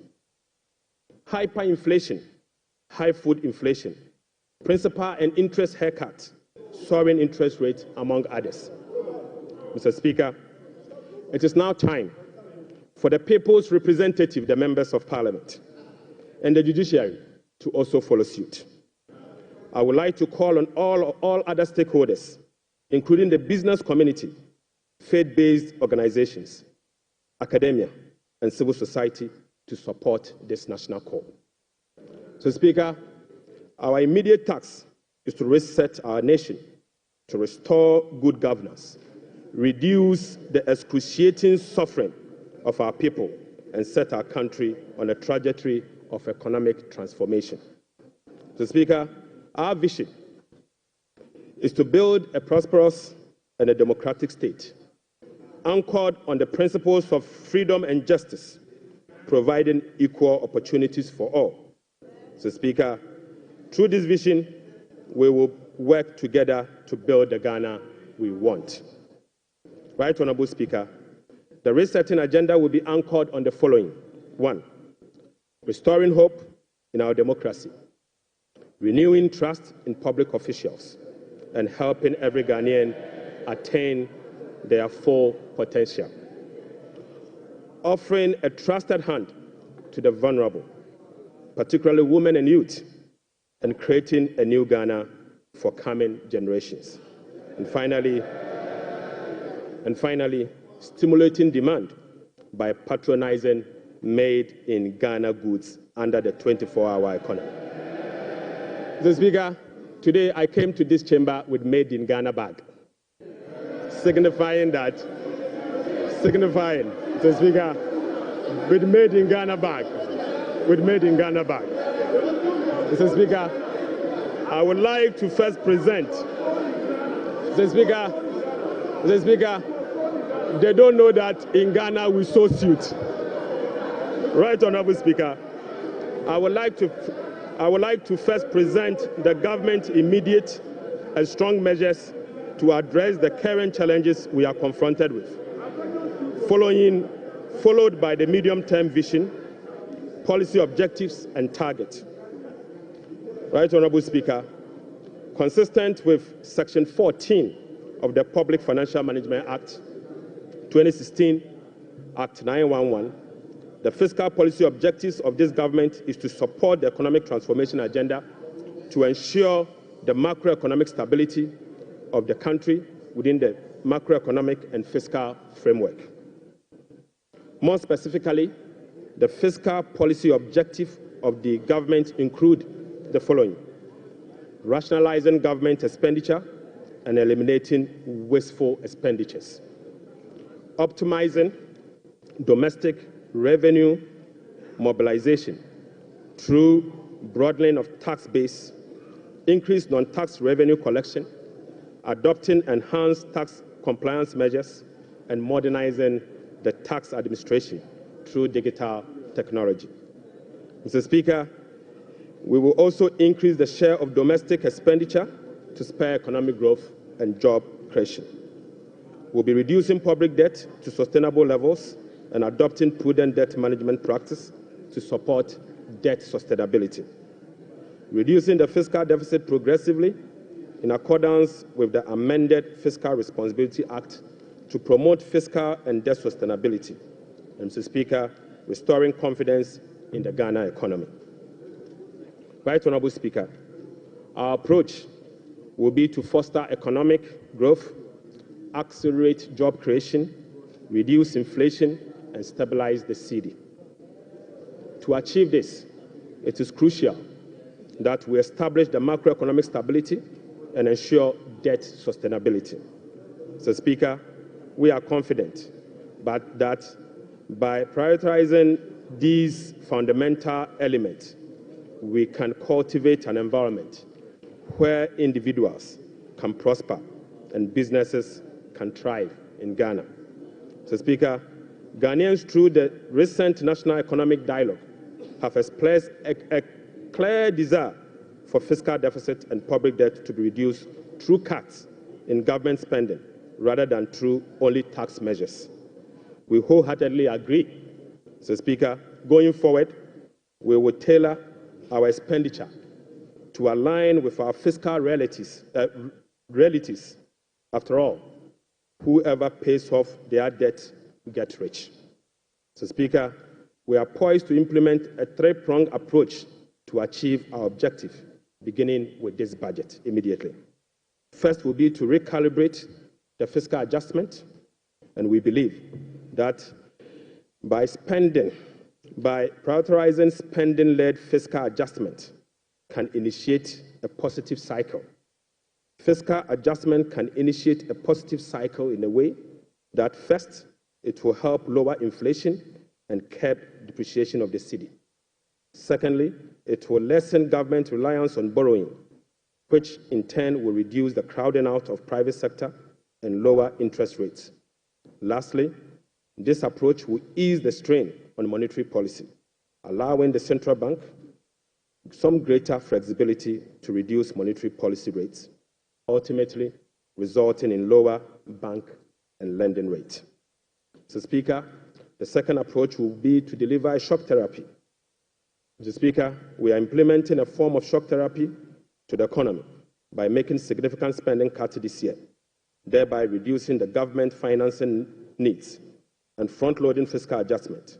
This is the down payment for our policy credibility and credit worthiness. Right Honourable Speaker, our third approach will be to restore fiscal responsibility. By moving forward, we will enhance public financial management by empowering ministers to effectively manage their budget on their own, ensuring strict compliance with the commencement certificate. Mr. Speaker, we'll be passing and enforcing a revised Fiscal Responsibility Act. And finally, we will enforce the sanction regime for non-compliance of the Public Financial Management Act. Mr. Speaker, in pursuit of the overarching macroeconomic objectives, the following macroeconomic targets have been set for the year 2025. Overall real GDP growth of at least 4% of GDP. Mr. Speaker, not less non-oil real GDP growth of at least 4.8% of GDP. Mr. Speaker, end period inflation rate of 11.9%. Mr. Speaker, primary balance on commitment basis of a surplus of 1.5% of GDP. Mr. Speaker, gross international reserves, including oil funds and encumbered assets, to cover not more than a minimum of 3 months of import. Mr. Speaker, to address inflation, government will implement a number of measures to complement the Bank of Ghana and monetary authorities. Mr. Speaker, the measures to stabilize the exchange rate include the following. We will be establishing the Ghana Gold Board to enhance the generation of accumulation of forex to support the stability of the Ghana cedi. The Bank of Ghana will continue to implement its FX forward auction to support the stability of the Ghana cedi. Government's strong fiscal consolidation through the reduction in public sector spending and the fiscal deficit will reduce the pressure on the exchange rate. Mr. Speaker, our import substitution drive under the 24-hour economy involving domestic production of key products originally imported will reduce imports and related FX requirements, boding well for FX stability. Right Honourable Speaker, we are addressing the inflation problems through a number of measures, including the following. First, specific interventions, including the Agriculture for Economic Transformational Agenda, is expected to increase food production and reduce food inflation. Government will implement policies that target items with large weight in the CPI basket, such as transportation and utility, to reduce their prices. Mr. Speaker, our aggressive fiscal consolidation drive aimed at reducing the fiscal deficit and borrowing will contribute significantly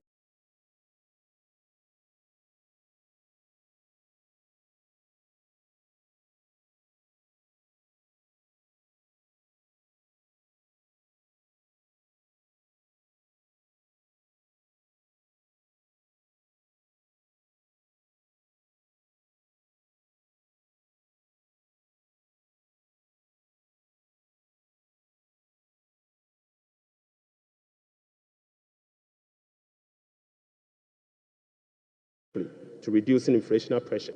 Right Honourable Speaker, our strategy to improve by empowering ministers to effectively manage their budget on their own, ensuring strict compliance with the commencement certificate.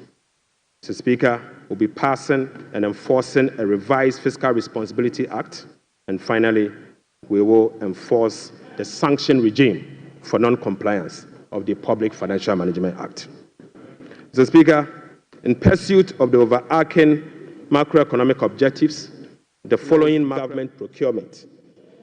Mr. Speaker, we will also work with Parliament to amend the Public Procurement Act to make commencement certificate and budgetary provision a prerequisite for all procurement that will be paid by the central government. Mr. Speaker, we will fully integrate GhanaWebs and GIFMIS to ensure that only MDA's projects and purchase orders that have approved budget and allotment can obtain procurement approvals. Mr. Speaker, we will operationalize the compliance desks at the Ministry of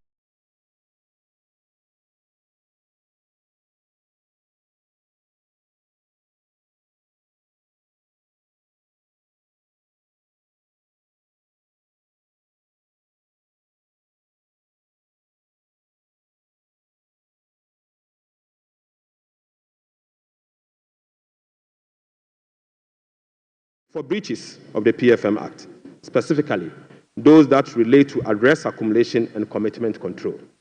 Right Honourable Speaker, we will cut waste and we will cut it very deep. The Speaker, in this regard, we have selected expenditure items including the Ghana Cares, the U-Start, One District, One Factory for complete elimination. The Speaker, we will reassign the functions of development authorities, such as Coastal Development Authority, the Northern Development Authority, the Middle Belt Development Authority, to the district assemblies and do away with the development authorities.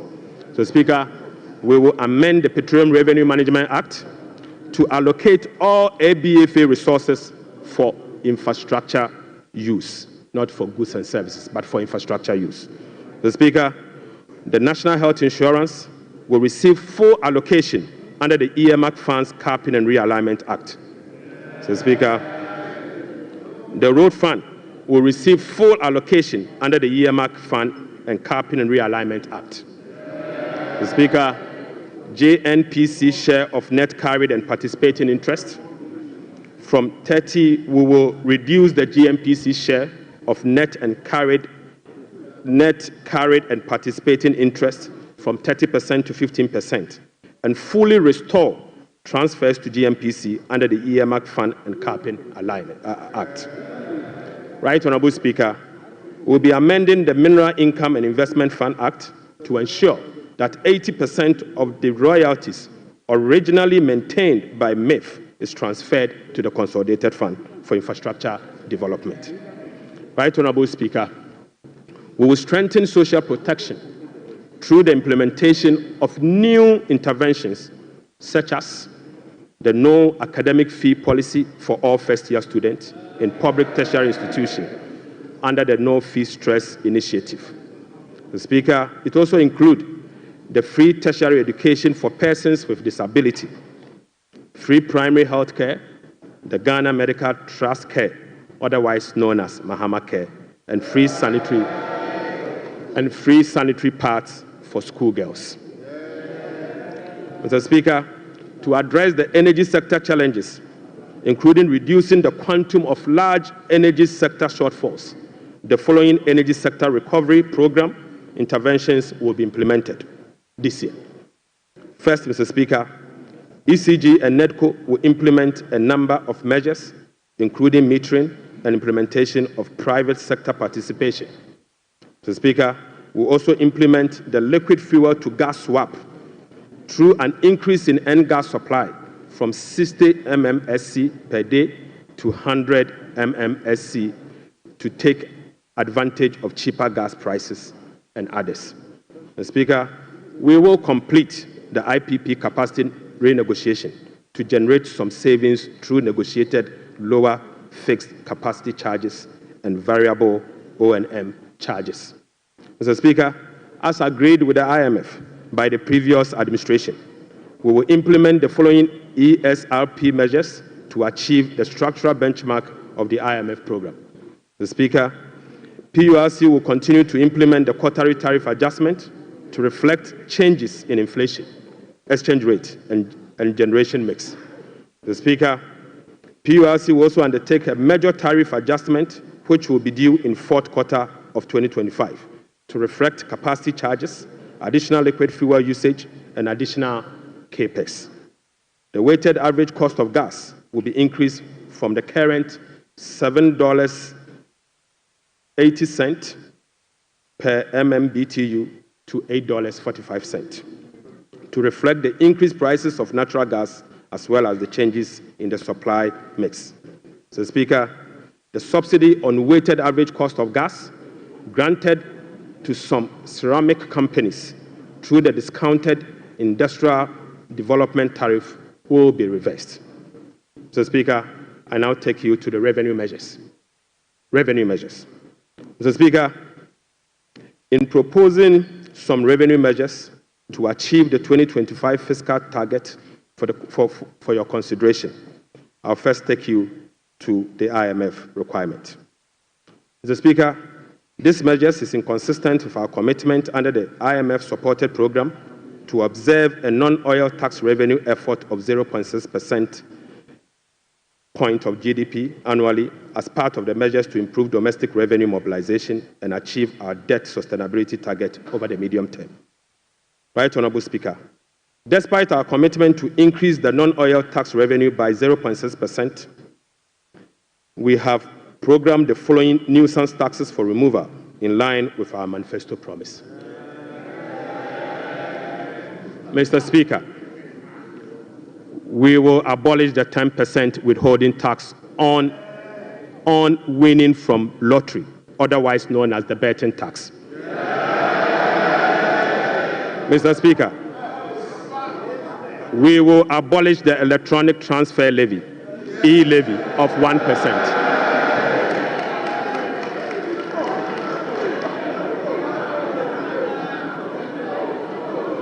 Mr. Speaker, we will abolish the 10% withholding tax on betting. We will abolish the electronic transfer levy, e-levy, of 1%. We will abolish the emission levy, otherwise as in Wusie tax. We will abolish the VAT on motor vehicle insurance policy.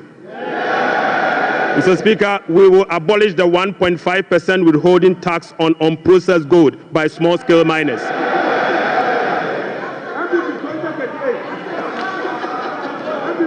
Mr. Speaker, the removal of these taxes will ease the burden on households and improve their disposable income.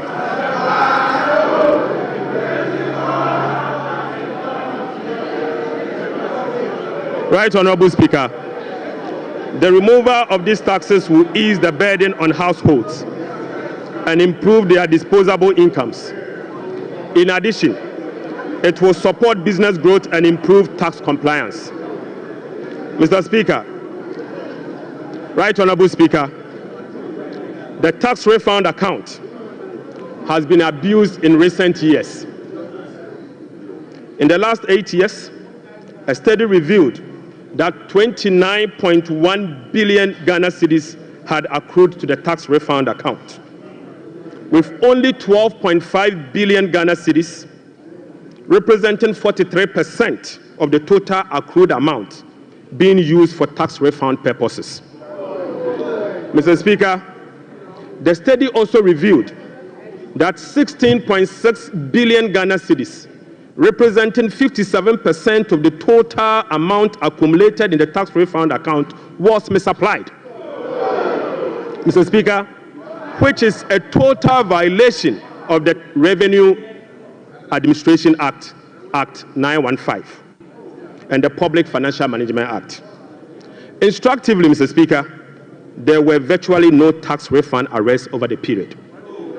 Mr. Speaker, and therefore, we are reducing the current tax refund ceiling by 2 percentage points from 6% to 4% of total revenue, as defined in Section 69 of the Revenue Administration Act 915. Mr. Speaker, by reducing the ceiling on the tax refund from 6% to 4%, Right Honorable Speaker, we have saved the taxpayer 3.8 billion Ghana cedis. Mr. Speaker, this amount is enough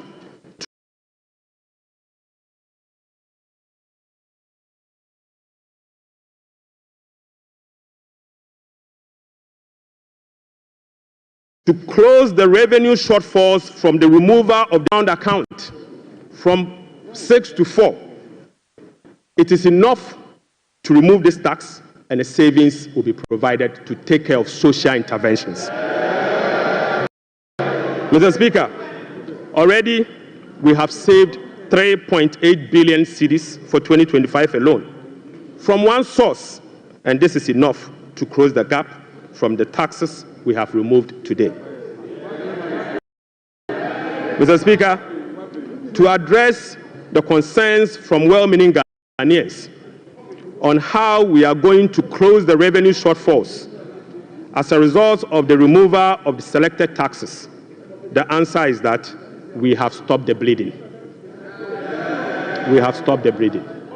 Mr. Speaker, accordingly, with this budget, we will amend the Revenue Administration Act 2016, Act 915. This measure will improve the tax revenue net of tax refund by 2%, representing 0.3% of GDP. Mr. Speaker, in line with government policy, the 2025 minimum wage recently negotiated with the National Tripartite Committee will be zero rated. This is consistent with our resolve to protect the poor and the vulnerable. Mr. Speaker, again, without increasing the levy, we will also review the Energy Sector Levies Act to consolidate the energy debt recovery, the Energy Sector Recovery Levy, and the Sanitation and Pollution Levy into one levy and use the proceeds to cater for energy sector shortfalls and service the inherited debt service obligation. Mr. Speaker, the reset has just begun.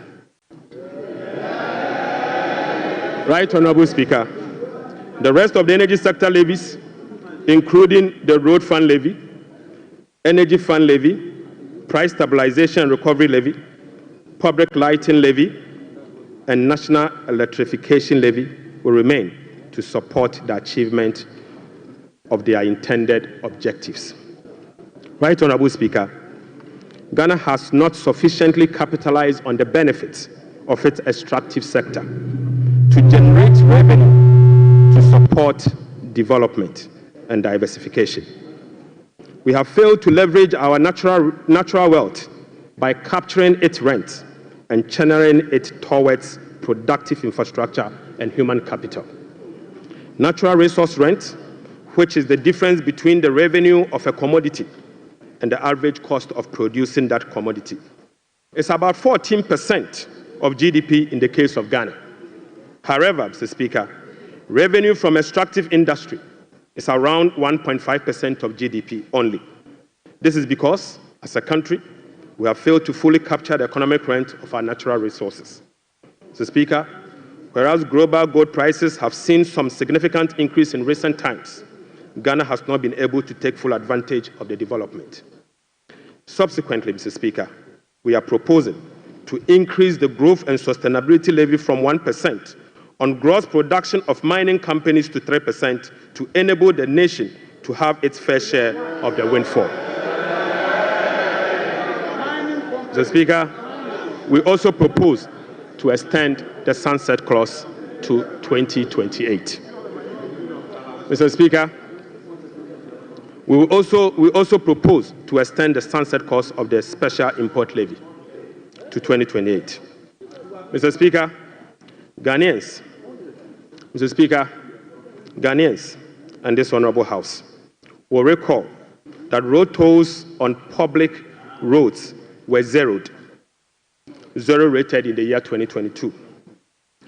Demand for construction and improvement of road infrastructure continues to increase, even as substantial arrests and claims in the road sector remains. Right Honorable Speaker, while the annual average collection from road tolls have not been significant compared to its potential, the existing zero-rated policy for road tolls has increased the situation and dimmed the prospect of raising enough revenue from tolls to road construction and maintenance. Accordingly, government will work with the stakeholders, including the private sector, to roll out a technology-driven solution to reintroduce road tolls this year as part of the big push. Right Honorable Speaker, we will also strengthen the legal and regulatory regime for non-tax revenue and enforce the framework to improve service delivery. This will be achieved through the introduction of an overarching non-tax revenue legislation, amendment of existing relevant laws, and the development of a national non-tax revenue strategy and policy. Mr. Speaker, as part of the reforms to improve other non-tax revenue streams, government will explore the operationalization of a regulatory framework for collection, management, and reporting of property rates consistent with our medium-term revenue strategy 2024 to 2027 and the Local Government Act. Mr. Speaker, we believe that the local authorities must be given the opportunity to collect their own property rates. Mr. Speaker, the current compliance rate for SMEs and personal income tax is below 30%, which is extremely low. Government will embark on an aggressive and sustained tax education campaign in the next 2 to 3 years to ensure improved compliance and tax revenue mobilization. We will also institute a quarterly dialogue on tax issues among the Ghana Revenue Authority, Ministry of Finance, and the business community to ensure that issues affecting businesses are addressed promptly. Mr. Speaker, I now take you to VAT reforms. Right Honorable Speaker, we commit to the people of Ghana and this House, the business community, that we will undertake a comprehensive value-added tax reform this year. Mr. Speaker, with the aim to review the current distortions and cascading structure of the value-added tax regime. Ghana's effective rate, VAT rate is about 22%. This is obviously because the 2.5% Get Fund levy, the National Health Insurance levy of 2.5%, and the COVID levy are well added to the base for a final determination of what is due for VAT purposes. Mr. Speaker, aside the high VAT rate, businesses are not permitted by law to claim their input VAT for NHIL, Get Fund, and COVID levy, compounding the burden on households. Right Honorable Speaker, our VAT regime has been distorted and rendered inefficient. It combines both VAT and sales tax principles with a flat rate, standard rate, and levies. We have requested for technical assistance from the Fiscal Affairs Department of the IMF on VAT reforms. It is expected that the IMF mission will commence in April 2025. The recommendations from the Technical Assistance Mission are expected to inform our reform. Mr. Speaker, ahead of the IMF Technical Assistance Mission, I will inaugurate a VAT reform task force to hold broad consultation with key stakeholders for their input. Mr. Speaker, the parameters for VAT reform will be is for them to complete this year. Mr. Speaker, the parameters will include the following. 1, abolishing the COVID levy. Mr. Speaker, reversing the decoupling of Get Fund and NHIL VAT from VAT. Mr. Speaker, reducing the effective VAT rate for households and businesses. Reversing the VAT flat rate regime and upwardly adjusting the VAT registration threshold to exempt micro and small businesses from the collection of VAT. Mr. Speaker, will also improve compliance through public education and awareness. Mr. Speaker, I now take you to revenue mobilization and resource accumulation, resource allocation. Mr. Speaker, total revenue and grant for 2025 is projected at 223.8 billion Ghana cedis, or 17.2% of GDP, up from 186.5 billion, or 17.4% of GDP. The projection is underpinned by non-oil revenue measures, which are expected to yield at least 0.6% of GDP. Mr. Speaker, total expenditure on commitment basis for 2025 has been programmed at 269.1 billion, representing 20.7% of GDP, down from 279.2 billion, which is 26% of GDP in the year 2024. Primary expenditure on commitment basis is projected at 204.7 billion Ghana cedis, representing 15.8% of GDP, which is a significant decline from 232.4 billion, representing 21.7% of GDP in the year 2024. Mr. Speaker, based on the resource allocation from 2025 fiscal year, the total appropriations for the year ending 31st December 2025 is 290,971,212,435 billion Ghana cedis. Mr. Speaker, budget financing. Right Honorable Speaker, based on the estimate for total revenue and grant and total expenditure, the projected overall balance on commitment basis is a deficit of 43.8 billion Ghana cedis, equivalent to 3.1% of GDP. The corresponding primary balance on commitment basis is a surplus of 20.3 billion Ghana cedis, equivalent to 1.5% of GDP. On cash basis, Mr. Speaker, overall balance is a deficit of 56.9 billion Ghana cedis, equivalent to 4.1% of GDP. The corresponding primary balance on cash basis is again a surplus of 7.3 billion, equivalent to 0.5% of GDP. Right Honorable Speaker, the cash deficit of 56.9 billion is expected to be financed from both foreign and domestic sources. The total foreign net financing will amount to 21.4 billion Ghana cedis. Foreign financing will include a provision for financing from IMF ECF program disbursed of 720 billion Ghana cedis and the World Bank Development Policy operations of 600 million Ghana cedis. The residual net domestic financing will amount to 36.9 billion, representing 65% of total financing for 2025. This is expected to be sourced from the issuance of debt at the short end of the domestic market and opening of the domestic market. Mr. Speaker, the government will take steps to reopen the domestic bond market to extend the maturity profile. The reopening will be executed cautiously to establish large-size benchmark bonds that will enhance market liquidity. Right Honorable Speaker, further is to reduce the risk on debt portfolio of government, and we will build cash buffers to support effective implementation of the liability management strategy. Mr. Speaker, this will help smoothen the redemption profile and mitigate refinancing risk associated with Ghana's debt portfolio. Mr. Speaker, the government in 2025 and the medium term will implement liability management operations to manage the risk embedded in the Eurobond debt profile. Right Honorable Speaker, beginning 2025, we will commence the operationalization of Section 37 to Section 44 of the Public Financial Management Act 2016.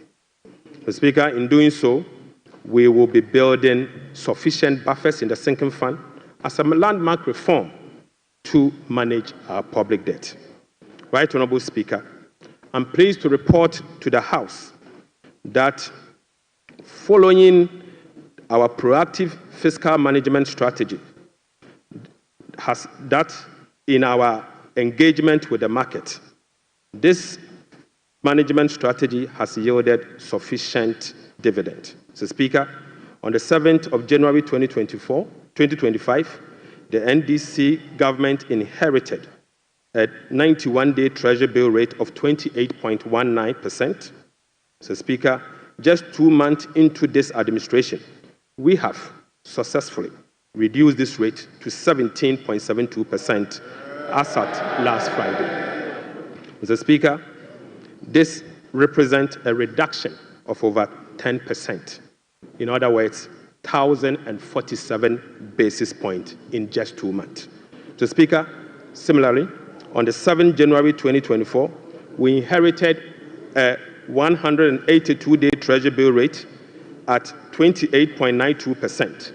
We have again successfully reduced that rate to 18.97% as at Friday, 7th March 2025. This represents a reduction of 995 basis points in only 2 months. Mr. Speaker, again, on the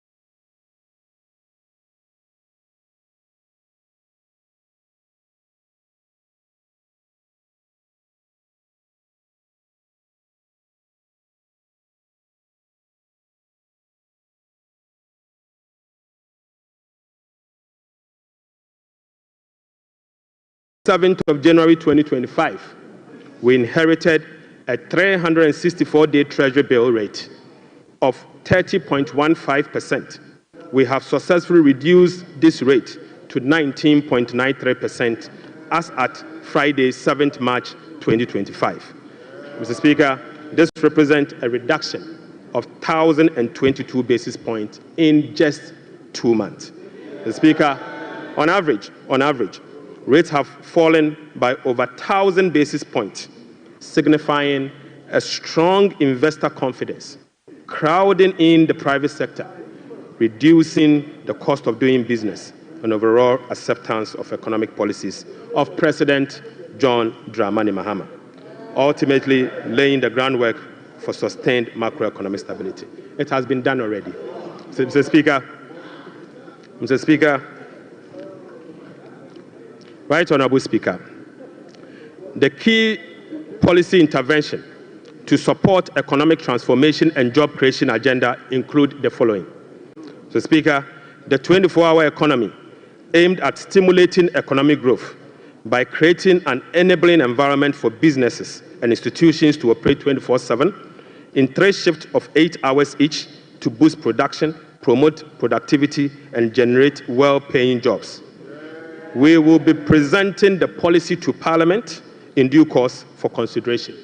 Accordingly, Mr. Speaker, the Labour Act, the GIPC Act, and other enabling legislations will be reviewed to support the 24-hour economy policy.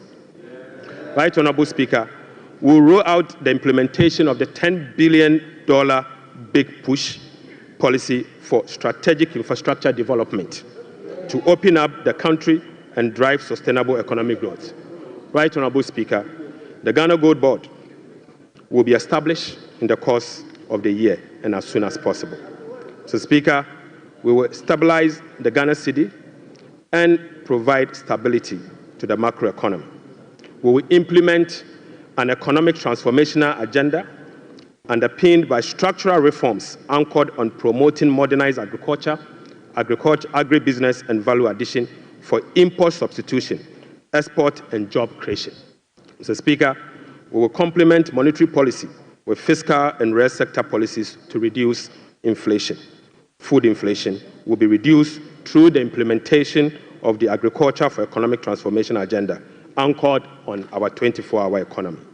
Right Honourable Speaker, we will undertake key structural reforms to support inclusive economic growth, fiscal and debt sustainability, sound public financial management, efficient public service delivery, and good governance.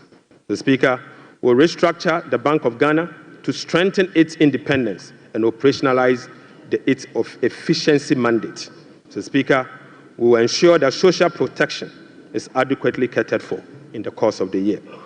We will use government procurement to drive Made in Ghana agenda to promote production and consumption of Made in Ghana goods. Right Honourable Speaker, to demonstrate this agenda, as I said, I came to this House with a presentation of a bag proudly made in Ghana by Horseman. Mr. Speaker, this should be encouraged. Right Honourable Speaker, beginning this year, we will formalize the export of Ghanaian labour to other countries. We will ensure a structured and beneficial system for Ghanaian workers seeking employment abroad and create safer legal pathway for them to work in foreign countries whilst protecting their rights and welfare. Mr. Speaker, this will also reduce illegal migration, prevent worker exploitation, and maximize the economic benefits of remittance and boost foreign exchange earnings. Mr. Speaker, I now take you to how these resources will be allocated in the year 2025. Mr. Speaker, we will provide a cedi equivalent of $279 million as a revolving fund for the Ghana Gold Board to be able to purchase and export at least 3 tons of gold per week from small-scale miners. Mr. Speaker, we have allocated 13.85 billion Ghana cedis for Big Push project. Mr. Speaker, we have allocated 13.85 billion Ghana cedis for the Big Push program. Mr. Speaker, an amount of 499.8 million Ghana cedis has been allocated for the non-academic fee policy for all first-year students in public tertiary institutions under the No Fee Stress initiatives. Mr. Speaker, we have allocated an amount of 292.4 million Ghana cedis to commence the distribution of free sanitary pads to female students in primary and secondary schools. Mr. Speaker, we have allocated again an amount of 242.5 million Ghana cedis to support the victim of Akosombo Dam spillage.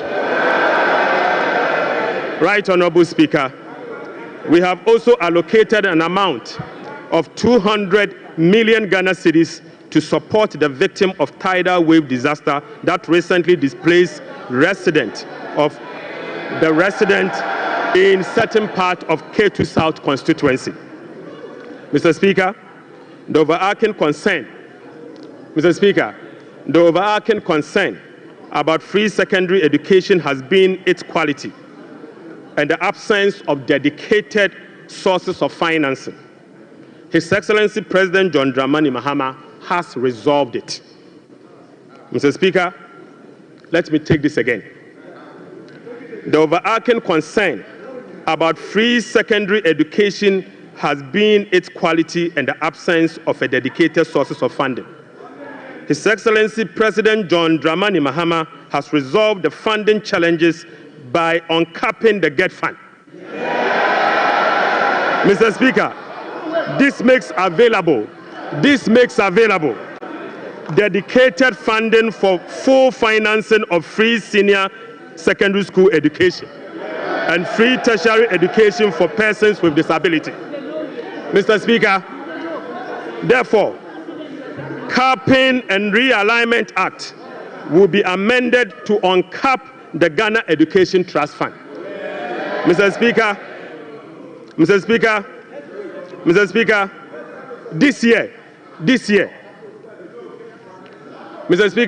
this year, the budget for free senior secondary school education program is 3.5 billion Ghana cedis. By uncapping the GET fund, we will be making available an additional 4.1 billion Ghana cedis, specifically for financing free secondary education program and other related expenditures. Aside the uncapping of GET fund, we have also absorbed the debt service made up of interest and principal from the Dache bond that GET fund contracted. Right, Honorable Speaker, we have also allocated an amount of 564.6 million Ghana cedis for the provision of curriculum-based textbooks covering the following. 1, 4 sets of KG books and workbooks for about 2.8 million learners.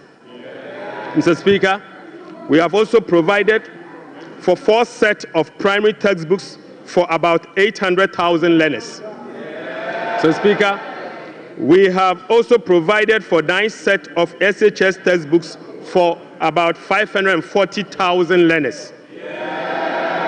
Right, Honorable Speaker, under the school feeding program, budgetary provision has been increased from the 1.3 billion Ghana cedis last year to 1.78 billion Ghana cedis.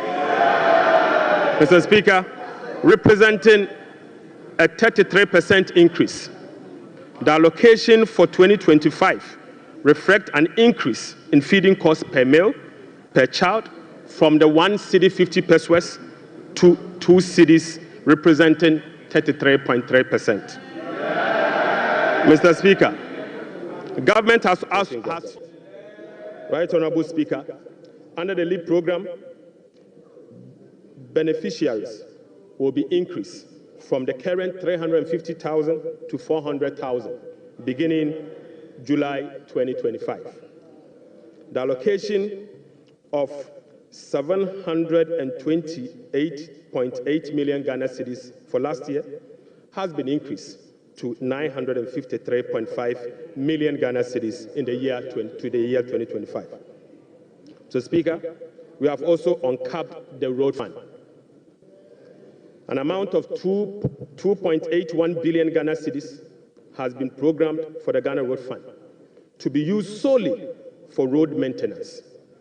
This represents an increase of 155% over the 2024 allocation of 1.1 billion Ghana cedis. 1.1 billion Ghana cedis.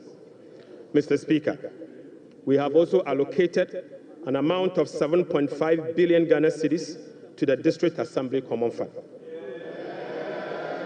In accordance with our decentralization policy, we propose to Parliament that a minimum of 80% of the funds allocated to the District Assembly Common Fund should be sent directly to the district assemblies to spur economic growth and the district at the district level to deepen decentralization. Right, Honorable Speaker, I repeat, we have allocated an amount of 7.5 billion Ghana cedis to the district assemblies common fund. Mr. Speaker, in accordance with our decentralization policy and objective, we propose to Parliament that a minimum of 80% of the funds should be sent directly to the district assemblies to spur economic growth at the district level and deepen decentralization. Mr. Speaker, it is worth noting that in a stark contrast to what has happened recently at the District Assembly Common Fund, where only 50% of the released amount are sent to the District Assembly for the purposes of running the assemblies. Mr. Speaker, we have also allocated an amount of 1.5 billion Ghana cedis for Agriculture for Economic Transformation Program, of which Feed Ghana, Ghana Grains Development Project, Vegetable Development Project, and Nkoko Nketenkete are all key components. Right, Honorable Speaker, we have also allocated 51.3 million Ghana cedis as seed fund for the establishment of the Women's Development Bank. Mr. Speaker, we have also allocated 300 million Ghana cedis to the National Apprenticeship Program.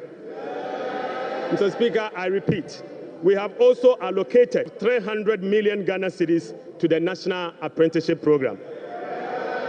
Right, Honorable Speaker, we have also allocated an amount of 100 million Ghana cedis to the Edumewura Program. Mr. Speaker, an amount of 100 million Ghana cedis has been allocated to the National Codes Program. Mr. Speaker, another amount of 100 million Ghana cedis has been allocated for the payment of monthly allowance to all Assembly members.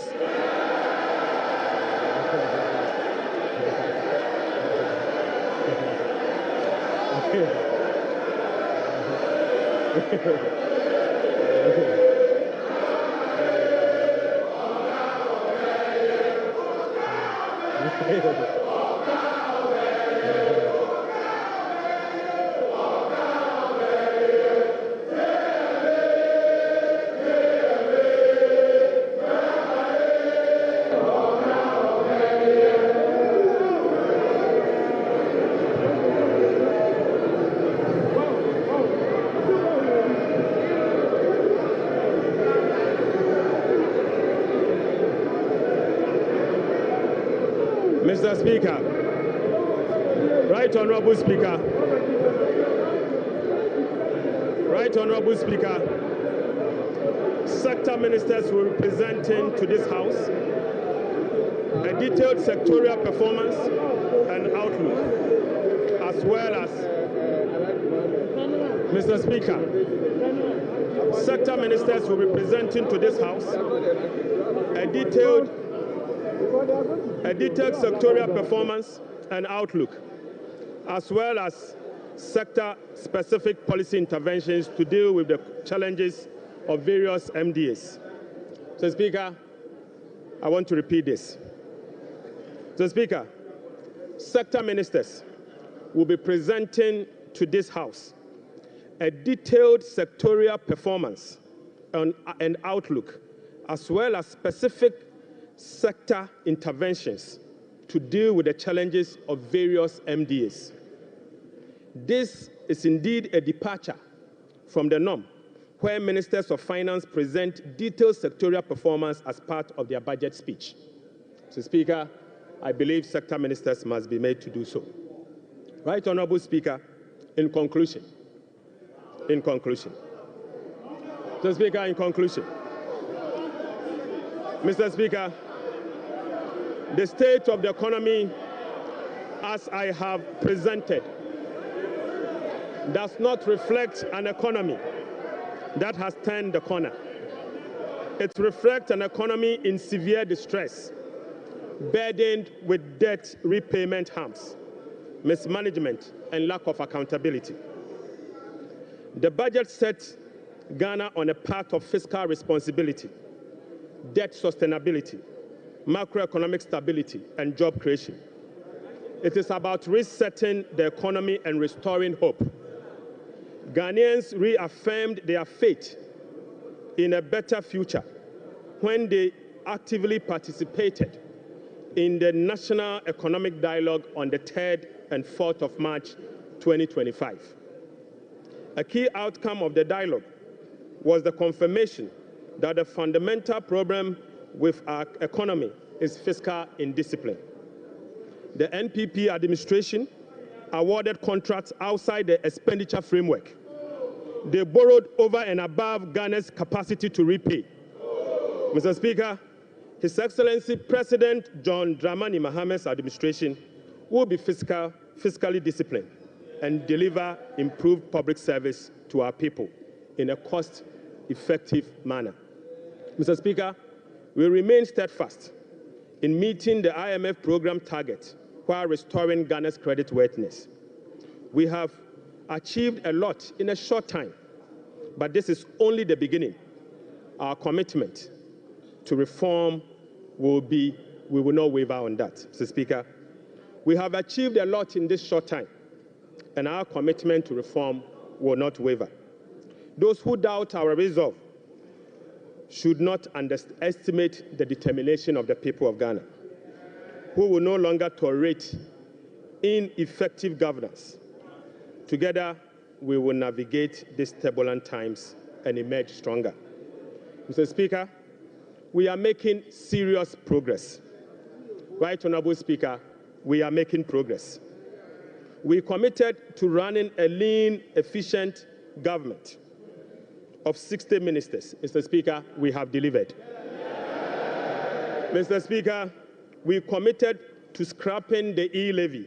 We have delivered.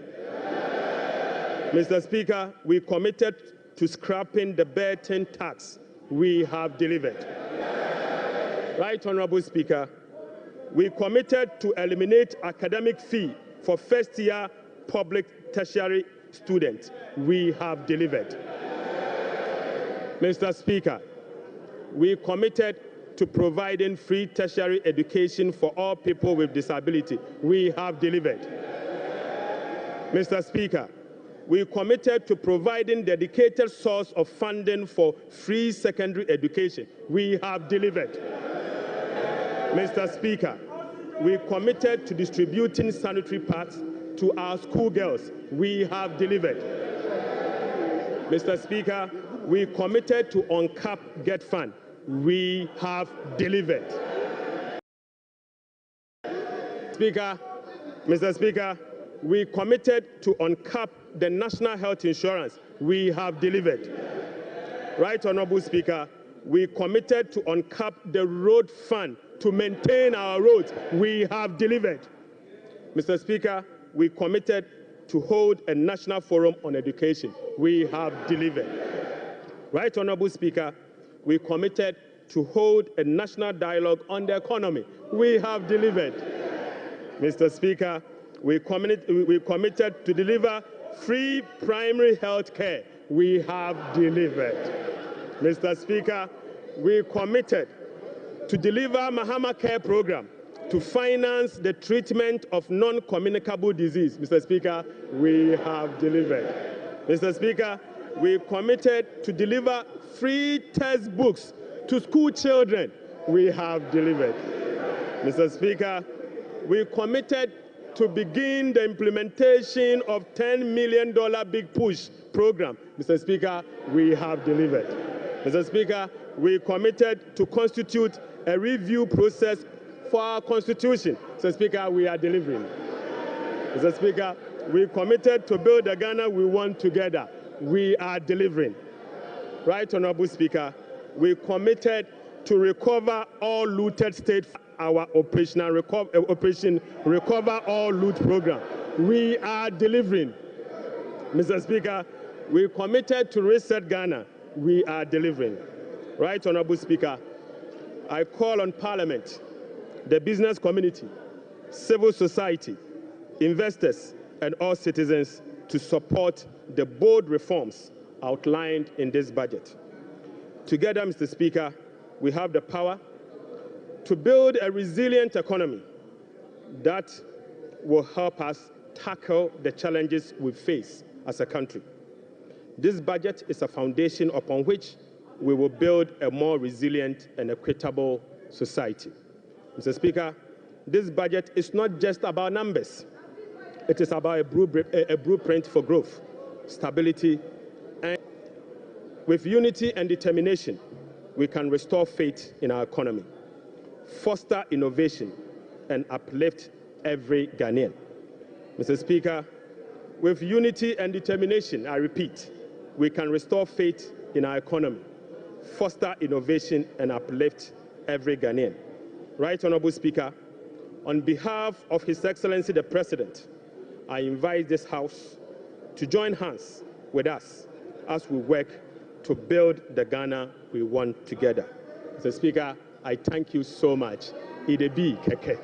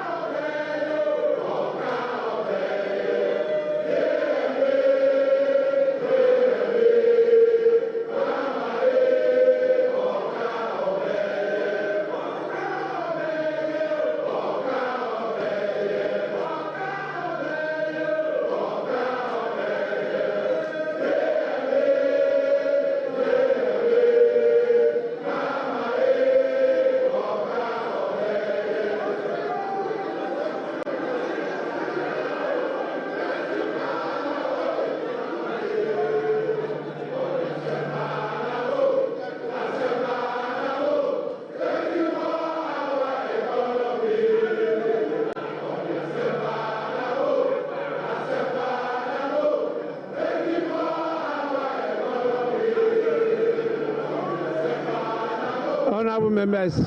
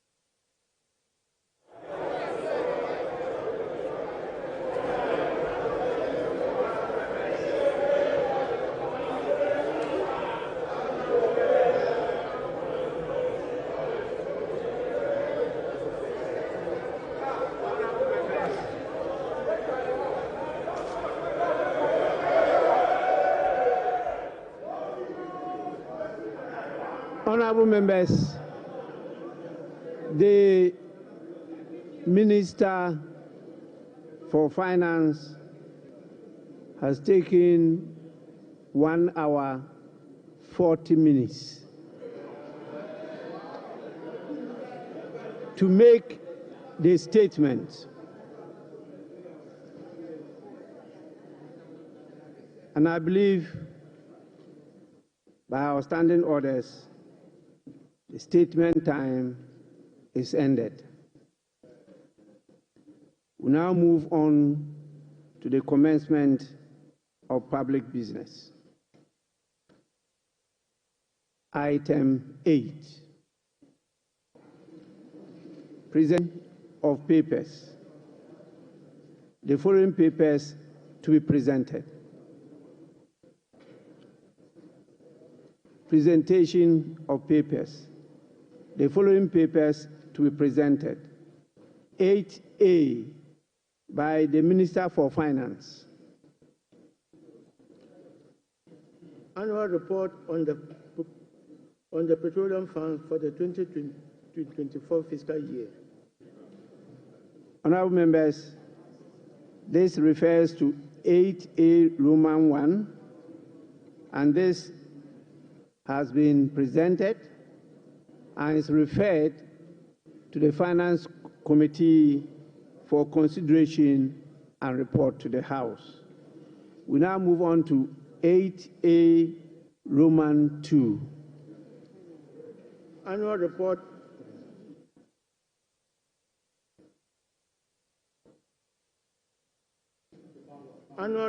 on the collection and utilization of the African Union Import Levy for the 2024 fiscal year. Honorable members, this report is also duly laid and is referred for consideration and report to the House. I would now want to hear from the leaders. I saw the minority leader give an indication that he may want to have a word. Yes.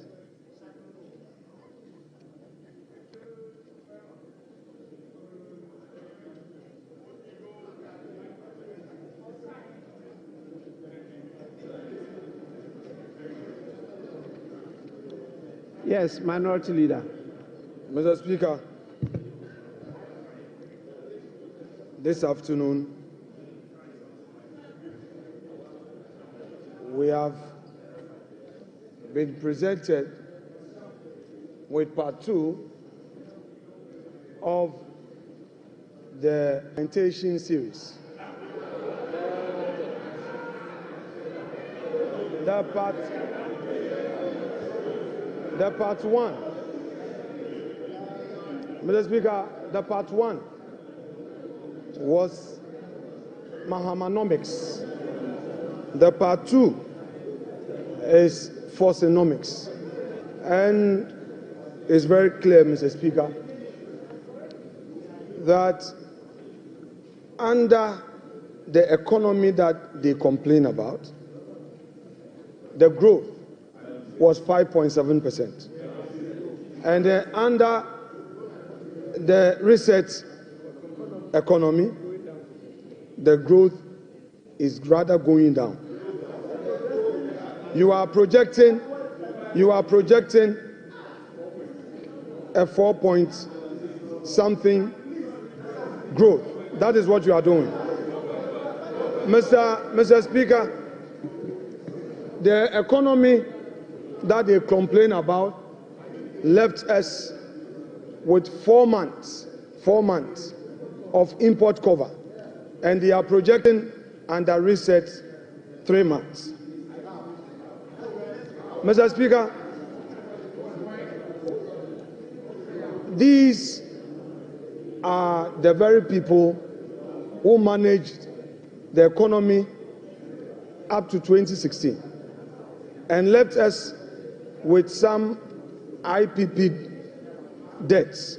Today, they are telling us that they are coming to renegotiate the very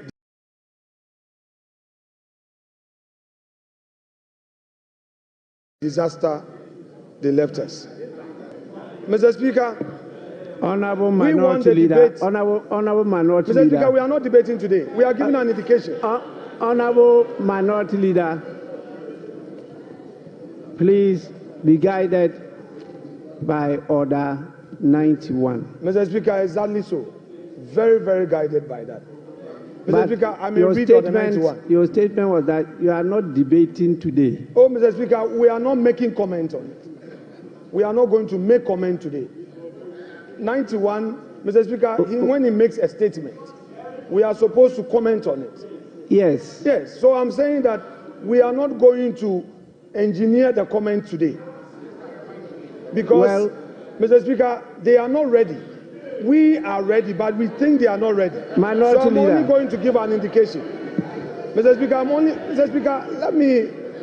let the Minority Leader enjoy his bona fides for this minute. Just relax, Mr. Speaker. I only want to draw your attention to the fact that you can only make comments. Very well. And the comments, not more than 5 minutes. Mr. Speaker,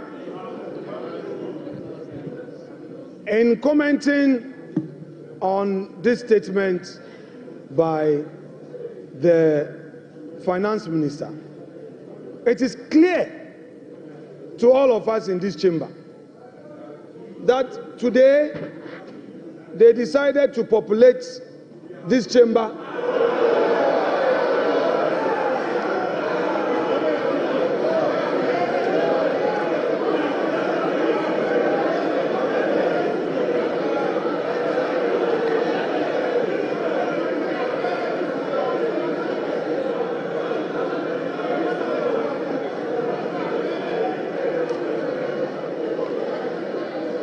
Mr. Speaker,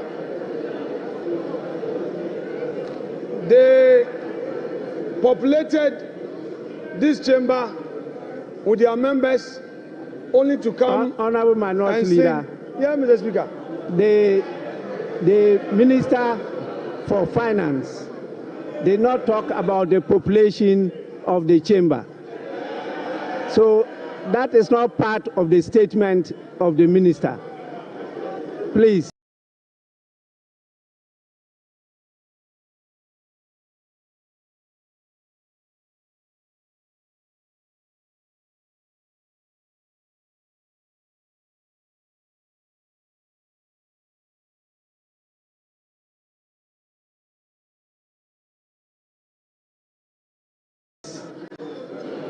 Mr. Speaker, I noticed 3 days for this minute. Just relax, Mr. Speaker. I only want to draw your attention to the fact that you can only make comments. Very well.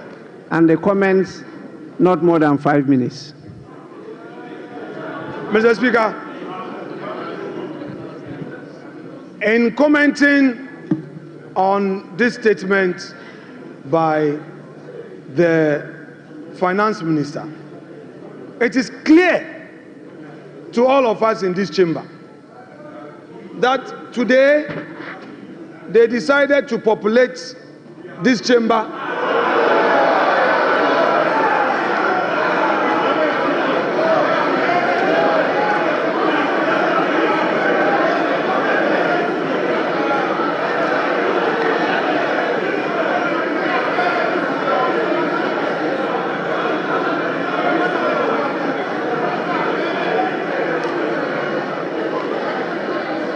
Mr. Speaker,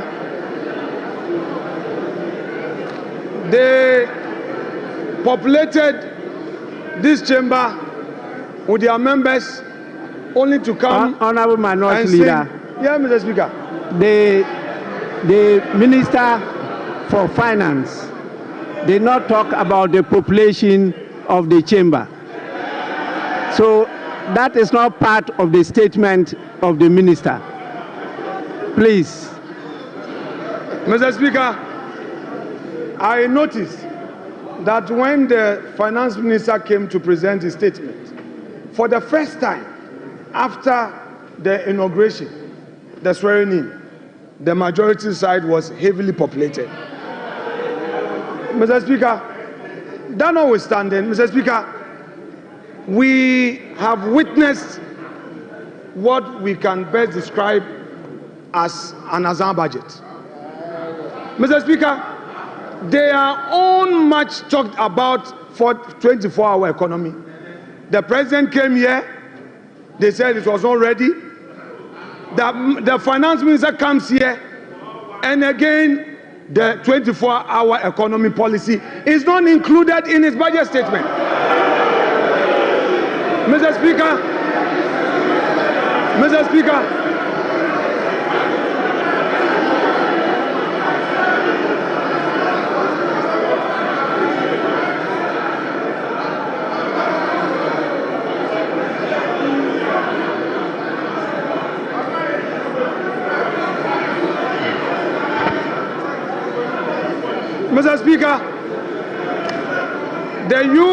the youth of this country have been waiting for this 24-hour economy policy. The minister tells us the policy will be brought later. The policy will be brought later. Mr. Speaker, it is clear that all the jobs they promised of this country was merely an Azam promise. Mr. Speaker, there is no inspiration from this budget. There is no hope in this budget. The repetition of the social intervention programs, Mr. Speaker, and then the minister complained that some contracts at the road sector had no commencement certificate. Go to the Chain Homes Road. There is a road construction on the Chain Homes. There is a new road being constructed to the 10 rooms with a new roundabout. There is no commencement. We did a search. There is no commencement. There is no PP approval. You are doing, Mr. Speaker, you have started construction only at the Chain Homes. Honorable Minority Leader. Honorable Minority Leader. Honorable Minority Leader, please, comments. I have given you a privilege. Don't abuse it. Mr. Speaker, I shall conclude my comments by saying that whereas the Minister of Finance told us that there will be heavy sanctions against all those who go contrary to the PFM Act. Under his own administration, the Chain Homes is being constructed now. A new runabout is being constructed. Meanwhile, there is no commencement certificate. Meanwhile, there is no PP approval. Mr. Speaker, the sanctions must start with his own ministers. Mr. Speaker, we are ready for our comments. We know they are not ready, but if the minister is going to stay, Mr. Speaker, let us start the comments on this budget statement here and now, because this Azam budget, we cannot allow it to get onto the shelves for Ghanaians to think that there is any hope. Mr. Speaker, there is going to be comment to expose them. Thank you very much.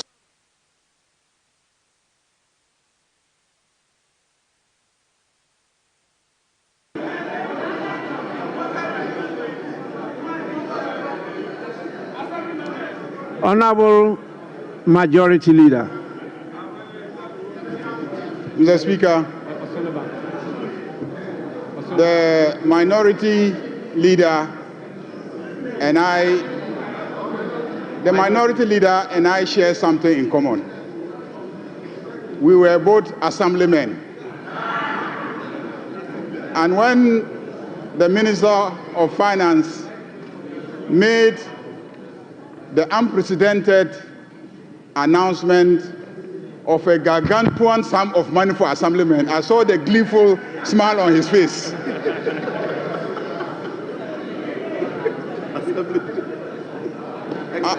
Unfortunately, it will not apply to ex-assemblymen.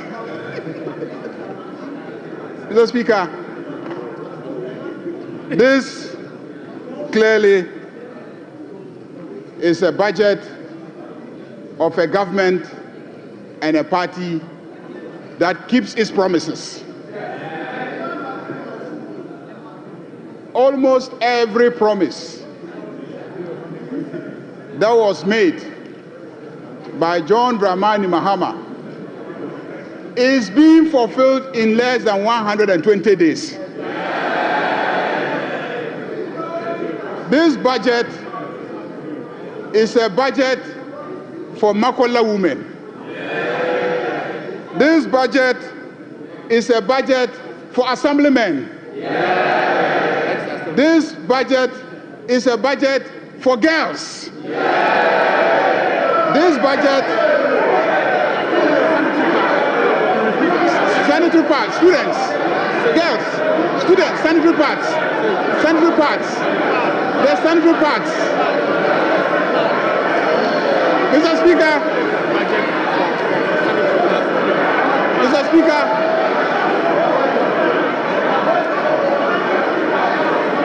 Mr. Speaker,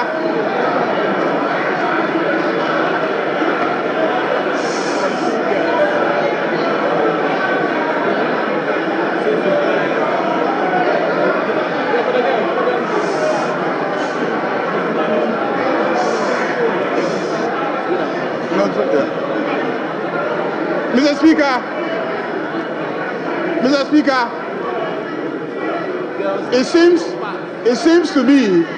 seems to me that the men on this side have started using sanitary pads. Because the sanitary pads is for the female students. That's why I said girls. Mr. Speaker, this is a budget for school children. They will now get the set of textbooks that they need to study and peace of mind. Mr. Speaker, this is a budget that delivers solid reforms. And this is a budget that is moving our growth from Galamsey growth to real growth. Mr. Speaker, by the time we finish implementing this budget, and by the time we finish implementing the three that will come after this one, Osunu Baya Nkitikiti. Osunu Baya Nkitikiti. Osunu Nkitikiti. To it, Mr. Speaker, the elephant will become small. Osunu Baya Nkitikiti. Majority Leader. Majority Leader, the Minister for Finance did not talk about Osunu. So, Osunu is not part of the statement. Please. Speaker wants to roll with you.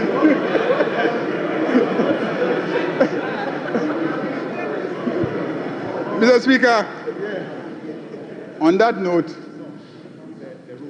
I want to assure my friend, the minority leader, that the road at Chain Homes that is being done is not a new project.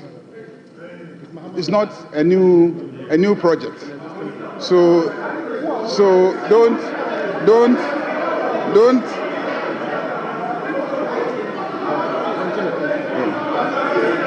There's something else you want me to add.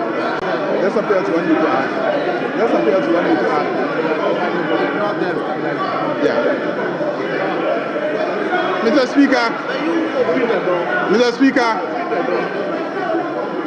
Speaker, this is a budget that gives hope to Ghanaians. This is a budget that will stabilize the economy. This is a budget that will create jobs for the youth of this country. Because this is a budget that will stabilize the economy and provide the enabling environment for the private sector to and create jobs for the youth of this country. Mr. Speaker, fishermen, Okada riders, taxi drivers, students, and the energy sector is going to be salvaged by the implementation of this budget.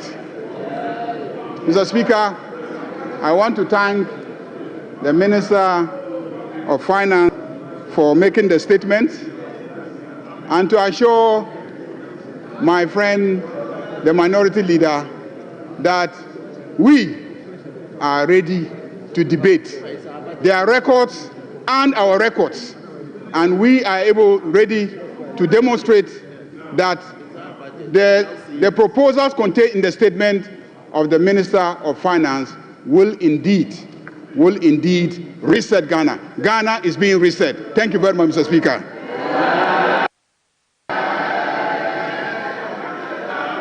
Honorable members, as I stated earlier on, this statement is not to be debated.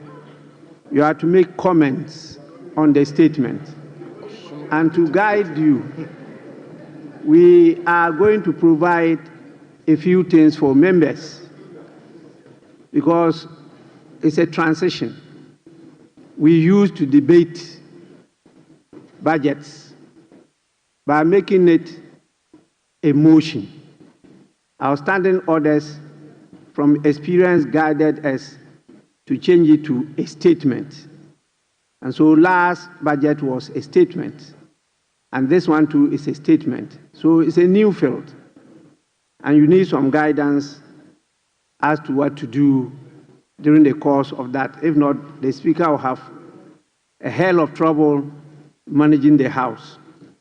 So what we intend to do is to exhibit at the foyer budget statements since independence. You can go to the foyer and you get the budget statements since independence. We also have soft copies of handouts of budget statements with the pictures of the various ministers of finance.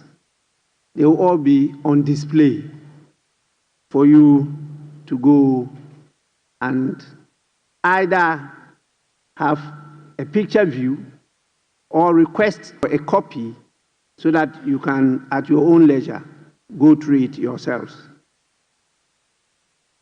There is a viewing session now of what has happened today, and that one too is available as a side attraction.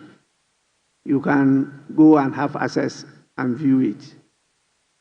We believe that this will assist you, and as we do that, we may focus on some of you, and we particularly want to project the excellent inputs that our ladies make on the floor as part of the affirmative action.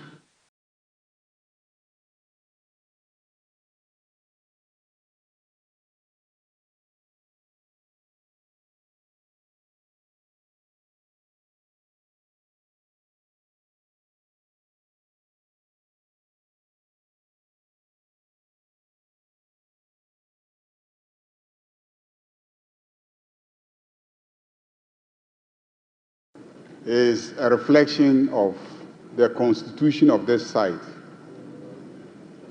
It's testimony to the fact that when they are needed, they will be here.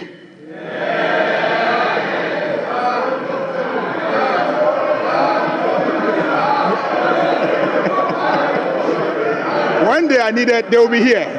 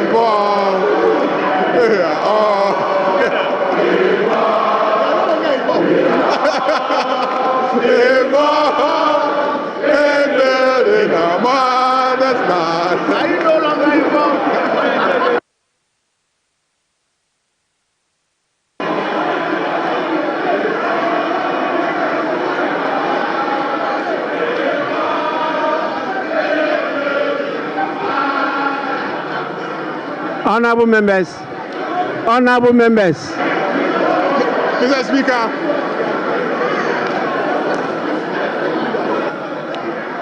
honorable members,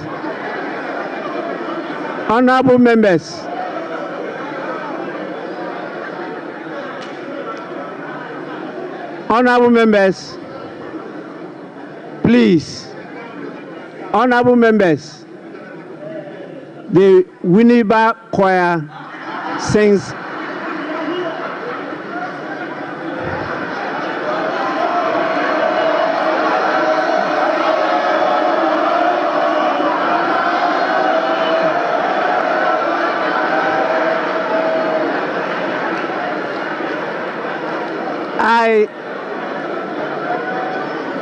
I want to repeat it. I'm sure you didn't hear what I was trying to say. The Winneba choir sings better than you all.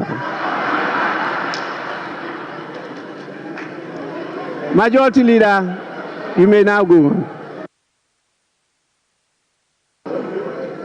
Mr. Speaker, it is obvious that the minority have withdrawn from participating in the involvement in the development of this country.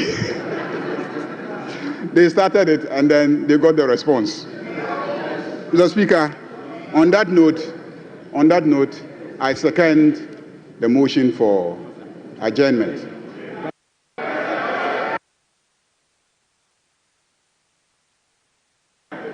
Honorable members, those in favor of the motion for adjournment, say aye.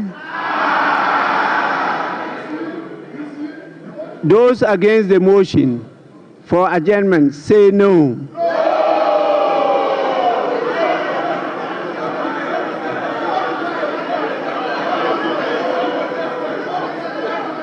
Majority Leader, yes. Mr.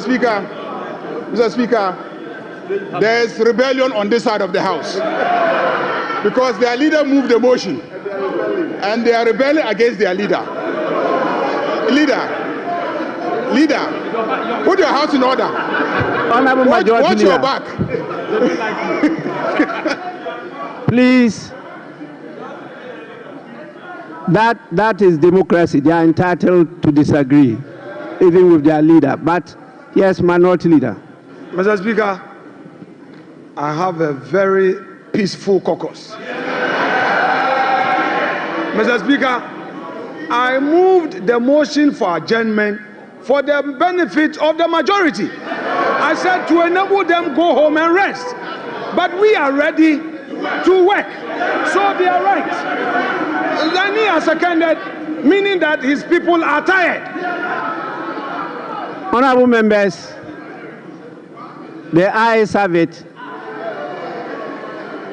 The motion is adopted. This House stands adjourned to tomorrow at 10 in the forenoon. The House is adjourned.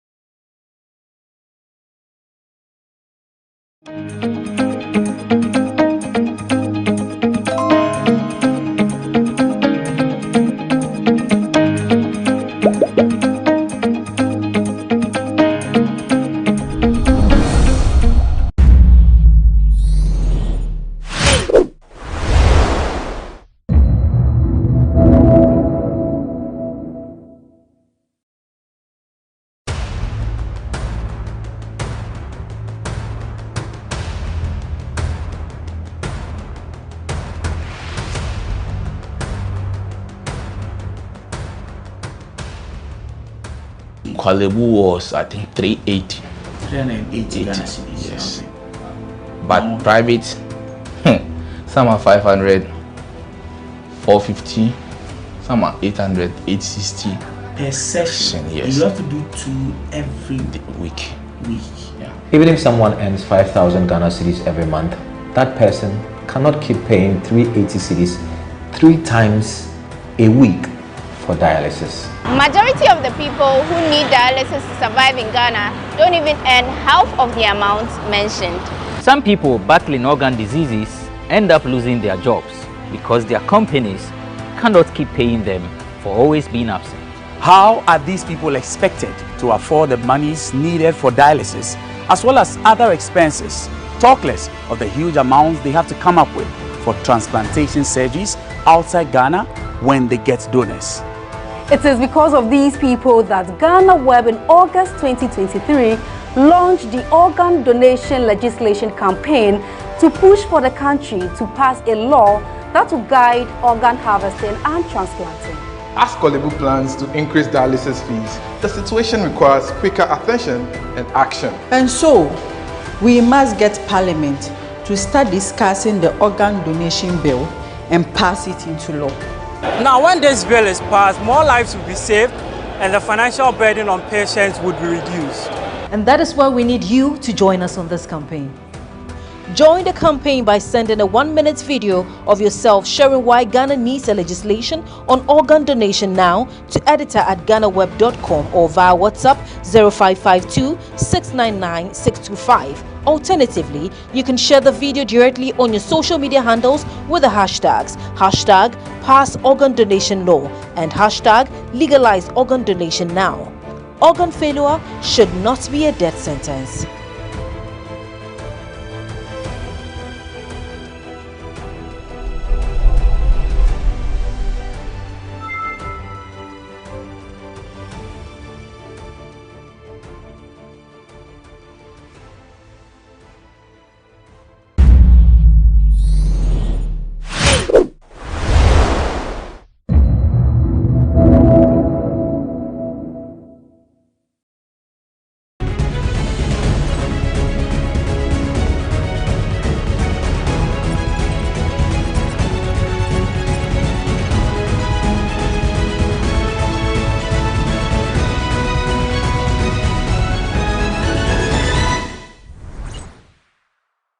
Welcome to GhanaWeb TV. My name is Emmanuel Enin and this is Sports Check. Today we are going to talk about basketball. But before I introduce my guest to you, let's go for a quick break. When we come back, I will introduce my guest who is a basketball enthusiast and doing really well for basketball in Ghana.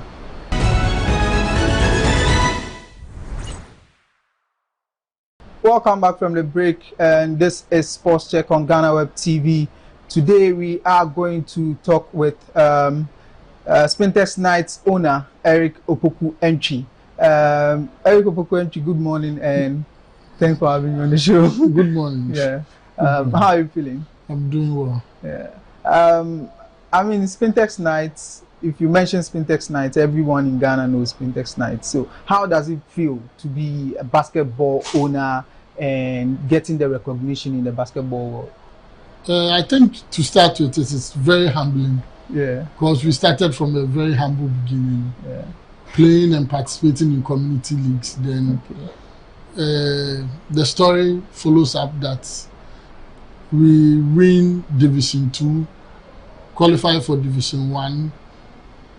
We participated in the BAL. Right. And we became the first team in the history of Ghana to participate in the elite scene. We are praying and hoping that we do better moving forward. Yeah. So they say the sky is the limit, but for us, beyond the sky is the limit. Okay, that's a great ambition. And someone will ask, who is Eric Opoku-Entry? Oh, Eric Opoku-Entry is a boy born from Kurungwetia. Went to Most Holy Heart in Dansoma. Okay. Then after went to Achimota School. So my love for sports started in Achimota School. Okay. I used to play hand games.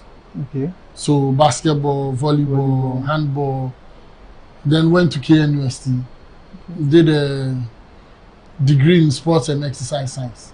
Okay. I was blessed by God to have gotten a Ghana government scholarship. Upon going through all the requirements to study in Shanghai University of Sports in China.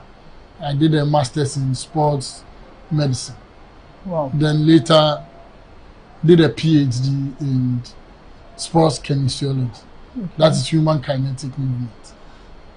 Simply me, I'm a married man with 4 kids, right? Who I'm trying to also make them fans of Spintex Knights and Manchester United, not Liverpool. Oh, you support Manchester United? Yes, we are struggling, but we'll do well. I thought you were into basketball only. No, I actually started football. Okay. My skill set was not up there, so I was a goalkeeper. Oh. Yes, I was a goalkeeper. Anything with the hands, I used to do you just really love well. using the hands. Yes. So I remember back in my university in China, if we play inter college games, yes, I'm goalkeeper for the foreign students. Oh, okay. So we've won that title since I was there. Wow. I was shifted to a defender in my PhD days, but I've been a very avid soccer fan. Okay. It was when I traveled and I was looking for work. I think I saw an advertisement one day to test the lights for an NBA player. I didn't know who was coming. Okay. I got in there, I tested the lights and everything, and it was Dwayne Wade. Ooh. Doing a photo shoot for Lenin. Yeah. So from there, my interest for basketball actually came up. Okay. I was a basketball coach teaching recreational basketball. Okay. Then after, I was promoted from coach to director of basketball operations. Okay. So the city was divided into east and west. I was tasked with creating teams on both sides. By the time I was leaving, coming to settle with my family, I had 16 teams on the east, 16 teams on the west. And we're a traveling team. We were going to tournaments in Singapore, 16 teams. Vietnam, Thailand. Wow. We were just moving around from U6 all the way to U18. So we could have even A and B, A for the elite, B for the up and coming. So we had 32 teams. Okay. So as director of basketball operations, I was the one drawing up schedules for all of them. Yeah. Interacting with all the other basketball clubs in Bangkok, Singapore. So we arrange and participate in tournaments. So would you say you've had an impact in the growth of basketball in Asia? I would say in my small community in Shanghai, yes. Because at a point my team was for Junior NBA. Junior NBA used to organize tournaments in the whole of Shanghai. Okay. My team was the #1 for U13 in Shanghai. Okay. So that is where the love for basketball grew up. Okay. So can you maybe recall that there was one player on your team that was able to go through the ranks and reach the senior team? So they were not solely Chinese. Okay. They were not solely Chinese. They were they call them ABC, American-born Chinese. Okay. Canadian-born Chinese, and also expat kids. Okay. So I currently have one of the boys who is red shirt for North Carolina. Okay. Yeah, in the US. He's red shirt, which means he's still fighting to make his spot on the team for the Tar Heels. We have a couple who played in the Chinese national team too now. Wow. So through that, we've made some impact there. Oh. But that one is kept in a very small box. Okay, so how do you intend to transform what you did in China or in Asia into Ghana before we talk about Spintex Nights? I think if given the chance and the opportunity, the understanding of the game and how to impact communities with the game is there. But in our terrain, the support is not there. In Ghana, the support for basketball is not there. They keep on calling it a lesser known sport. Oh. But I believe it should be called the least financed sport. Okay. Because I know for a fact that during last year we had our under 18s playing in Ivory Coast. Okay. And we also needed money to get our 3x3 team to participate in Madagascar. Ministry of Sports didn't finance it. The only team that was financed got Ghana silver during the All African Games.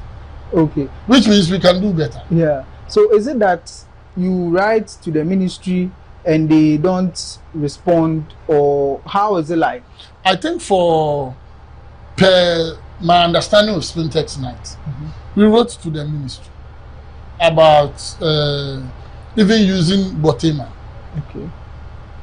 We were asked to pay some money. Later on, God bless Yaosechi.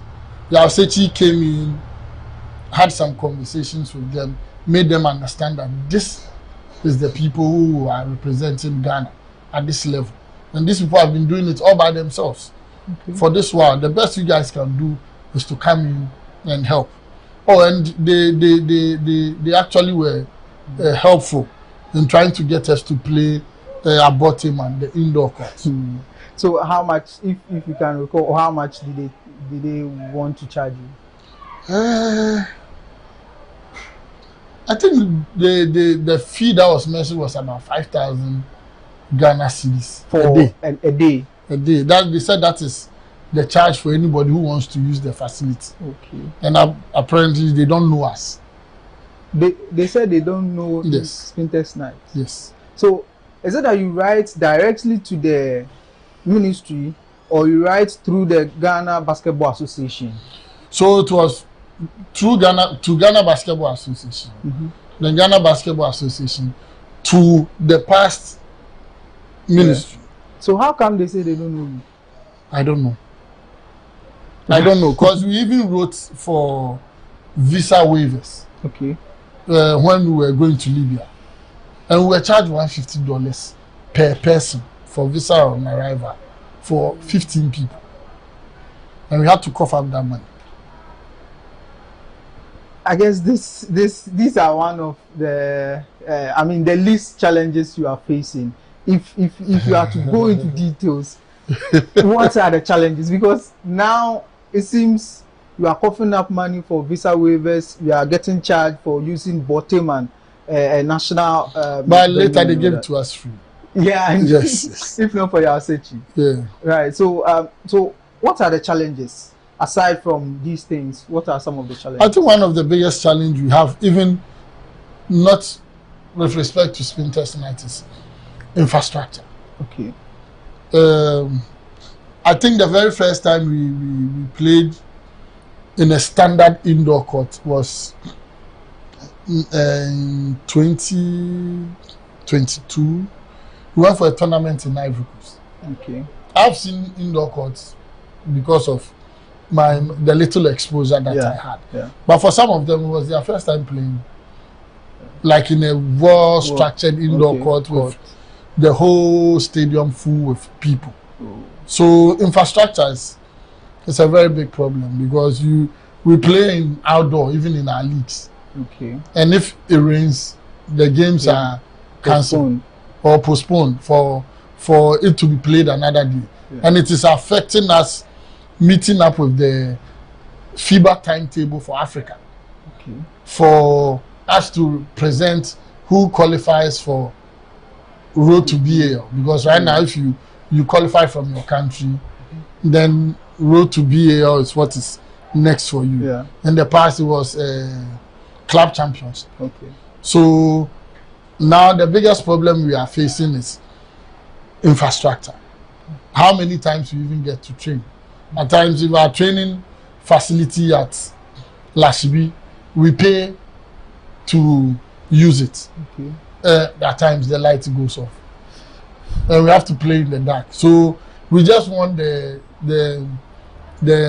National Basketball Invitational this past weekend. Okay. And one of the things one of the guys said this Ivorians, we've been playing the dark for a very long time. If they don't fix the lights, we'll score them. But by God's grace, we won. Yeah. All right. So now let's talk about Spintex Night. You had the idea from Asia, China, then you came down. So how did you manage to bring the dream into life? The dream into life. So I had, I stayed with a few of the boys. Okay. And they brought up the idea of starting a team. Okay. Because in my head, I was thinking that I've been around basketball for some time and sports for some time, and I needed a place or a team where my kids can grow up in and transition into. Okay. And also see the game of basketball live, because when they grow up, we'll be moving around with them. Okay. From tournaments to tournaments. So when we had my daughter, that's my firstborn. Okay. The idea of Spintex Night came up, the name. So we started it. We started playing in community leagues in Tema. So what informed the name Spintex Night? I grew up here most of my life in Spintex. Right. So we just wanted to be a men of noble character. Okay. And in the past, nights are known to be men of noble character. Yeah. So then we just added the location. Okay. Yes. So to it, and that was the name. Right. It's been an interesting conversation so far. So let's go for a quick break. When we come back, we will delve into other matters regarding the Spintex Night, the only Ghanaian basketball team that has represented Ghana in ball. Welcome back from the break. This is GhanaWeb TV, and you are still watching Sports Check. Today, we are speaking to the owner of Spintex Night, Eric Opoku Entry. So, Eric, you've been able to, form the team. How did you go about the recruitment, and even up to now, how is the recruitment like? Okay, so to begin, initially, I was able to gather a group of boys who were willing to play basketball. Okay. Because by the time I got into Ghana to start the team, there was already an existing team at Shaman Lions. Okay. And I think the team, they all decided to go their separate ways. Okay. So I know initially we started with players like Bashiru, Aro, Moski, Gabi, and a couple of guys that we started with participating in the Tema League. Our first time we played Nungwa Coastal in the finals and lost. Mm-hmm. Our second time we played him in the finals and also lost. Okay.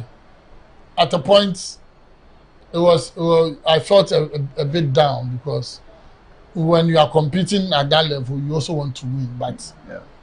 I think the motivating factor was the boys and my backbone, my wife, okay, who was actually pushing that something will come out of this. Don't give up. Okay. So how important has your wife been? You've labeled her as your backbone. Yeah. How important has he been in the journey of Spintex Night? So you imagine, let me give you this setting where you are in a home, you are married, and probably we have to travel. Okay. And you are in a 2-bedroom house, and the whole team has to sleep over there and wait till the bus comes in, okay, for us to move to Nigeria. Okay. There are times where we play games and she has to cook for the whole team. Not her alone, my mother also has been very supportive. Okay. Every time we go outside, let's say outside Ivory Coast, Nigeria, or even to the Bowl, and we come back, she hosts the whole team here. Okay. So those two women have been very, very supportive. Financially, my mother also gives the team money. I know when we were going to the BAL, she gave us 100,000. Oh, wow. Yes, myself and my wife, we used our whole life savings to go to the BAL. Okay. And life is still going on. I mean, we're a happy family. Yeah, looking at all these challenges, has there been that one moment that made you go like, nah, I'm letting this thing go, I'm not doing it again? No, because I think we understand the dream. We know where we want to take Ghana basketball to. Okay. We really want to make the difference. In our Chimwata school, they call us the pace setters. Okay. We want to set the pace that really it can be done. And I think if you look at our footprints, that is where we are getting to. All right. So if you look at your journey, you won your first championship in 2023. Actually, it was 2022. Okay, 2022. Yes. When you look back at the challenges when you started, how was the moment like seeing your team being champions? It's worth it. It's worth it. And we are not feeling comfortable at all because there's more to be achieved. And I believe that anything that you start, you have to put in the work. And the results will show later on. And for us, that is one of our statements we've been making to ourselves. Agronoform. The play is the ground. So you put in the work and the results will come out of it. All right. So now you've won the championship. You've gone to Bar Elite 16, but you couldn't progress to the next round. What is the vision for 2025? The vision for 2025, that I recreated that vision some years back, 3 years back, when we decided that we wanted to participate in the bar, and we gave ourselves 2025 to be in the bar. So for us, by this 2025 qualifiers, we will be in the bar. We want to be in the bar. Yes. Okay. That's a good thing, and we hope that you achieve that dream. In Ghana, basketball is not as big as football, but right now football is on the decline. How beneficial has that been for the basketball community? Are you getting the attention right now? We are getting the attention, but it's still not enough. It's still not enough because for soccer, they have the infrastructure to contain the people. Okay. Basketball, we still don't have the infrastructure to contain the people. Outdoor seems to be a bit boring, and you know, there is sports hooliganism. Anybody who wants to enter into the space of basketball is afraid of things like that in case there's a stampede. Where are they going to? So the space is still not safe yet for people to still come in and watch basketball. And basketball, as we've seen outside, comes with a lot of entertainment. Like you have a guest artist coming in, there are dancers and all that. It's something we have to introduce in our league to draw more people to come and watch. Okay, so it means the hooliganism going on in football is affecting basketball also? I'll say yes, one way or the other, because people in sports, it's about, in soccer, it's win, lose or draw. In basketball, it's win and lose. Win and lose. Yes, and people gathering to watch sports are scared that when we go in to watch sports, there is not enough security.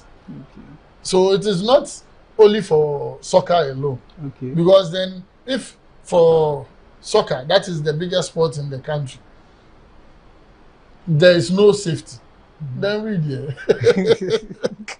So, looking at that situation, how is a typical match day security like? So we used to play in the prison squad. So it's the prisons people who are supposed to ensure our safety. In the absence of that, we would have to. So we play without security then? No, yes, we play without security. Because it is in a security zone. Yes, so we assume that everything will be okay. So you are assuring the fans that because we play in a security zone, we play in prisons and we play in Bema camp. Then they should be it should be safe, but we shouldn't wait for things to happen before we find remedies to it. So I think one of the other things is that we have to have enough security on our game days. So when you come to Ghana, people complain about nurturing talent. Looking at where Spintex Knights has been able to, I mean, what you've achieved with Spintex Knights, are you considering having an academy where you groom players, you transition them from the academy to Spintex Knights, and then you kind of transfer them on and all that, giving people that professional journey in basketball? Oh yes, it is in our books. Okay. It is in our books that if we get there, we are supposed to have a feeder system for the senior team. Okay. Now we have next gen. Okay. That is for kids in secondary school, 16 and below. Right. That are playing for the younger side, and we call them next gen. Right. And they are the ones we are trying to groom to be a feeder system for the senior team. Okay. But I think our biggest dream is to have a sports college. Okay. Yes, where it is not solely basketball, but you have football, soccer, football, basketball, athletics, and all other sports, where you can have younger children come in and learn the sport. Okay.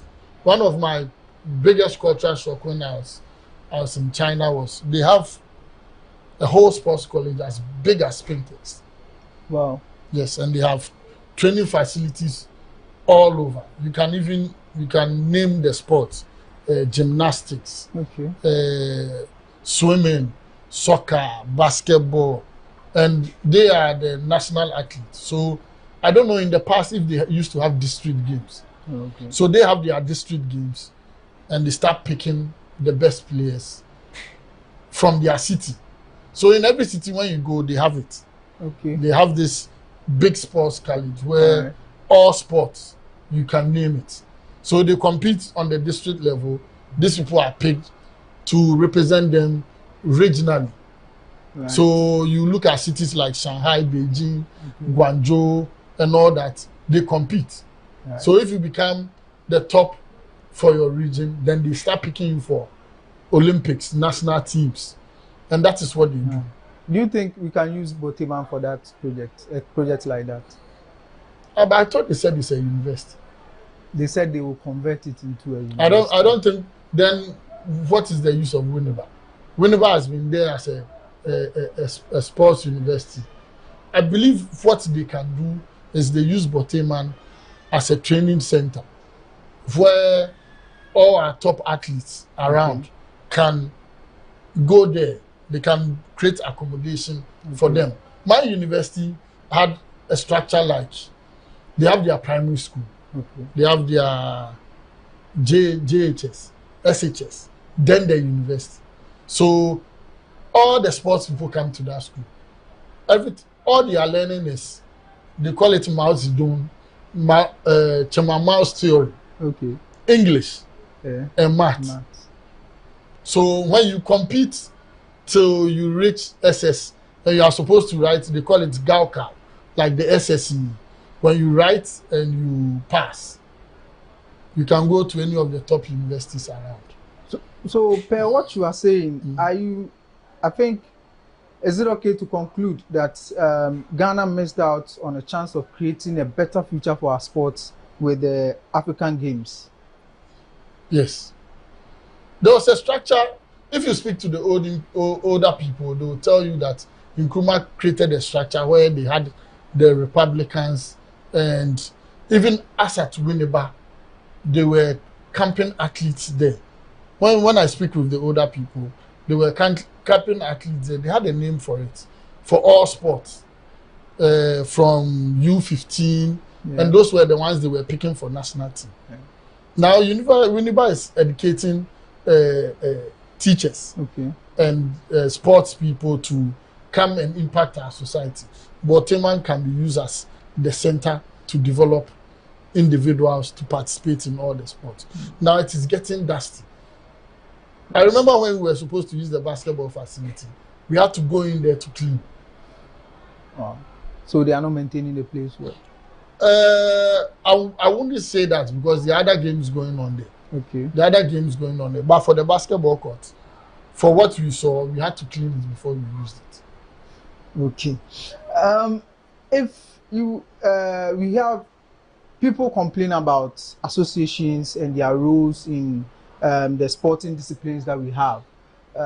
Do you think the Ghana Basketball Association is doing enough to improve basketball in Ghana?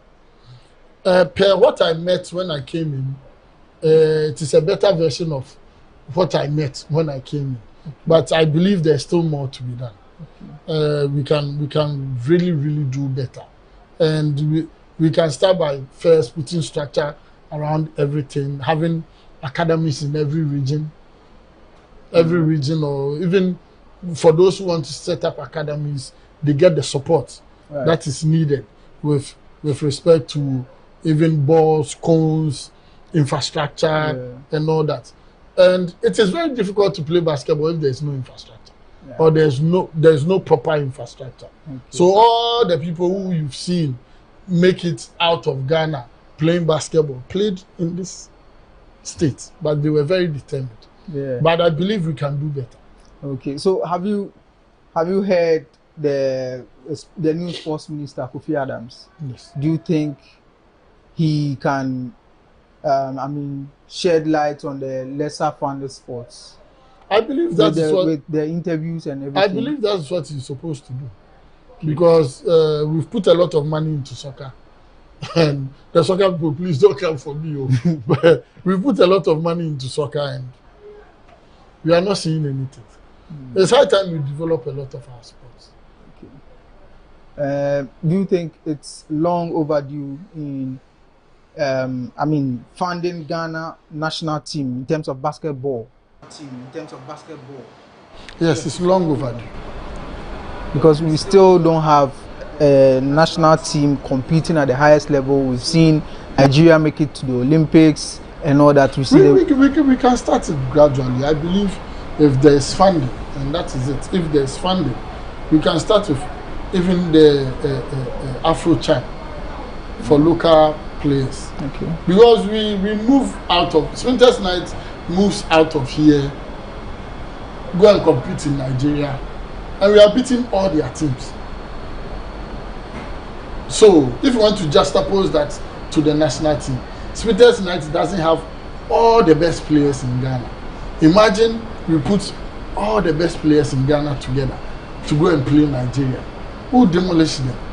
I tell you for a fact, because we've played River Hoopers, who's made it to the bar. We beat them. We've played Choir Falcons, who've made it to the bar. We beat them. We've played a lot of their big teams.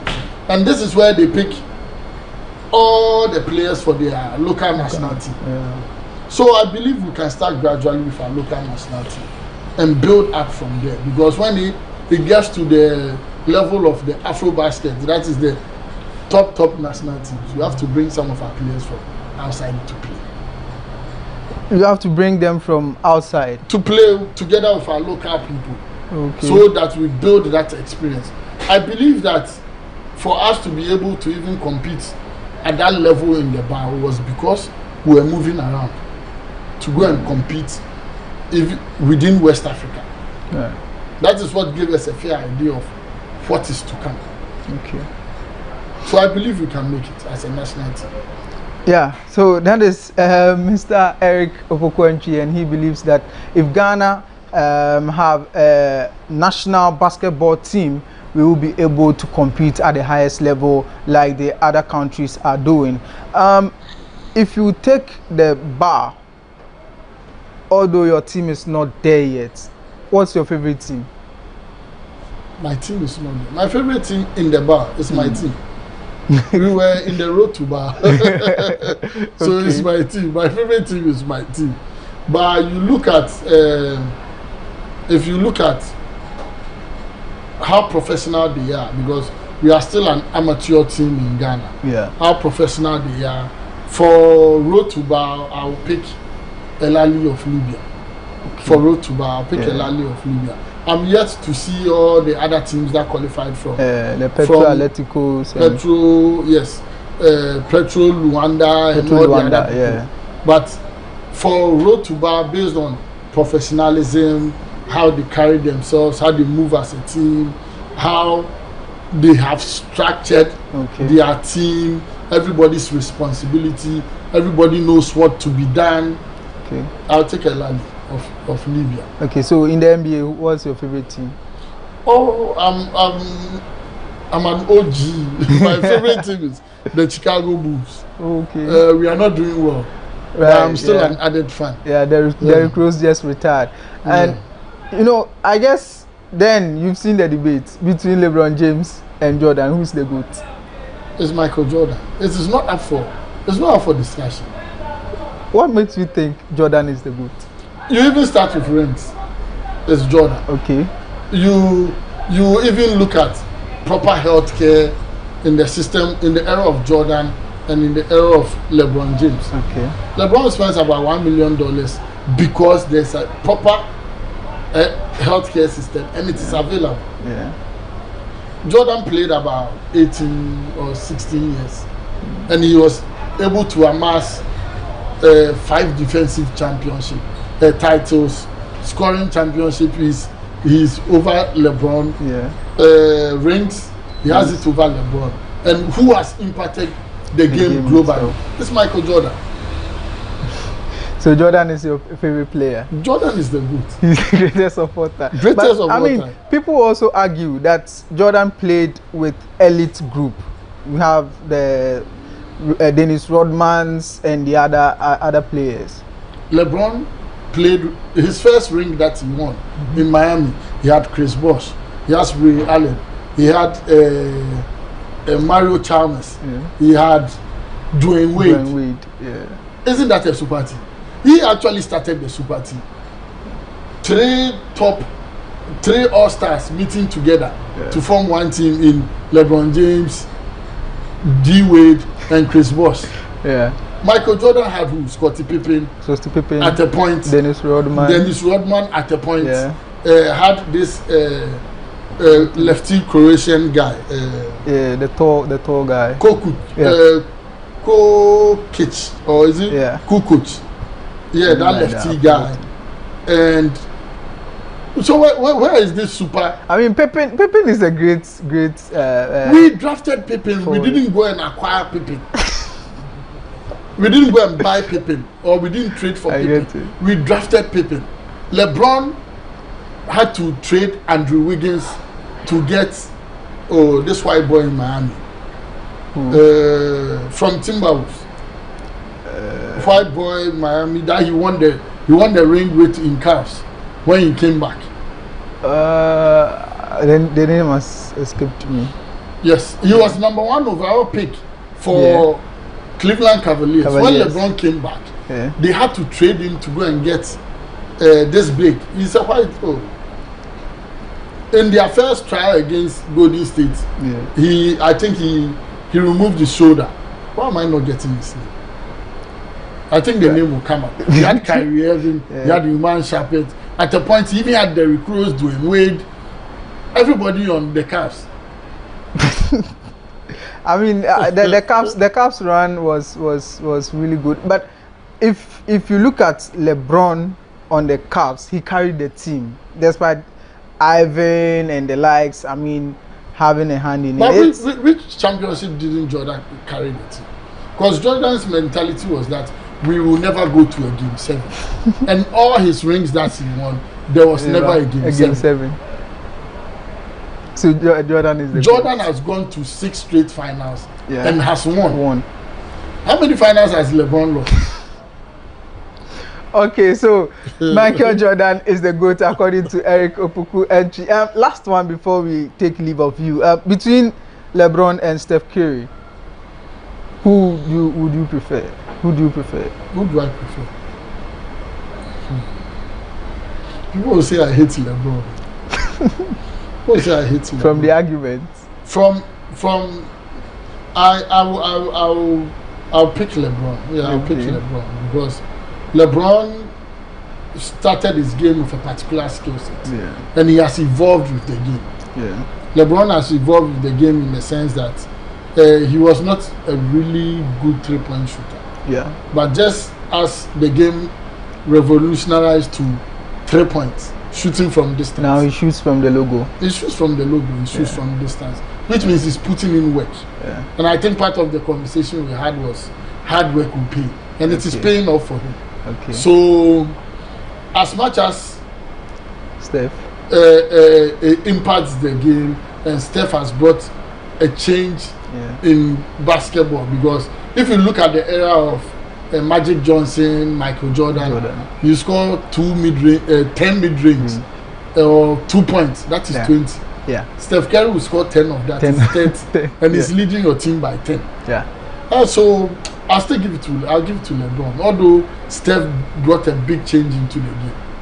Okay, so he will give it to LeBron over Steph. That is Eric Opokwentry. He is the owner of Spintex Knights, the only Ghanaian basketball team that has been able to go make it to the Elite 16 in bar. So they are aiming at going further this year and maybe, clinch the championship. Who knows? And it will be in the good name of Ghana. And he is requesting that the new sports minister should invest in the less funded sporting disciplines in Ghana, so that we can build talents in all other sports sectors. So this has been Sports Check, another exciting episode. My name is Emmanuel Enin. Mr. Eric Opokwentry, thanks for having me on the show. Thank you. See you in the next episode.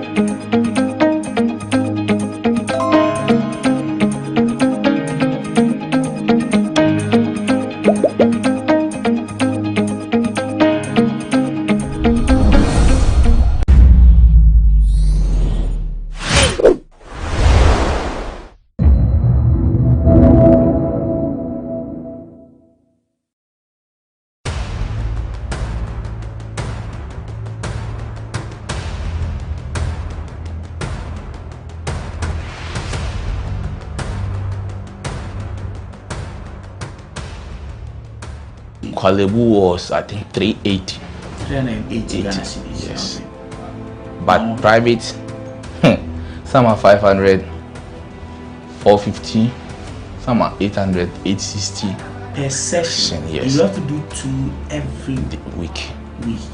Even if someone earns 5,000 Ghana cedis every month, that person cannot keep paying 380 cedis 3 times a week for dialysis. Majority of the people who need dialysis to survive in Ghana don't even earn half of the amount mentioned. Some people battling organ diseases end up losing their jobs because their companies cannot keep paying them for always being absent. How are these people expected to afford the monies needed for dialysis as well as other expenses, talk less of the huge amounts they have to come up with for transplantation surgeries outside Ghana when they get donors? It is because of these people that GhanaWeb in August 2023 launched the organ donation legislation campaign to push for the country to pass a law that will guide organ harvesting and transplanting. As Kwalebu plans to increase dialysis fees, the situation requires quicker attention and action. And so, we must get Parliament to start discussing the organ donation bill and pass it into law. Now, when this bill is passed, more lives will be saved and the financial burden on patients would be reduced. And that is why we need you to join us on this campaign. Join the campaign by sending a 1-minute video of yourself sharing why Ghana needs a legislation on organ donation now to editor@ghanaweb.com or via WhatsApp 0552 699 625. Alternatively, you can share the video directly on your social media handles with the hashtags #PassOrganDonationLaw and #LegalizeOrganDonationNow. Organ failure should not be a death sentence.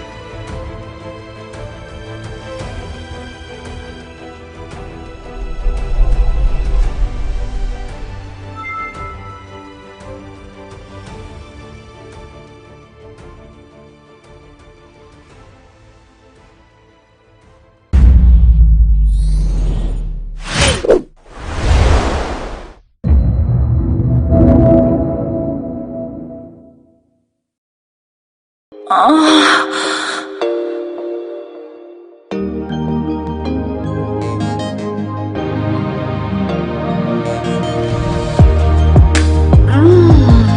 there.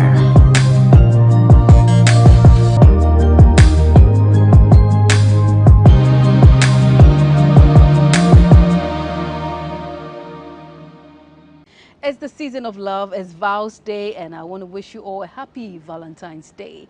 It's the Months and Cuddles here on GhanaWeb TV with me, Patricia Roxanne Hammond. Today we're coming to you live from Bioko Chocolate in Osu, and my...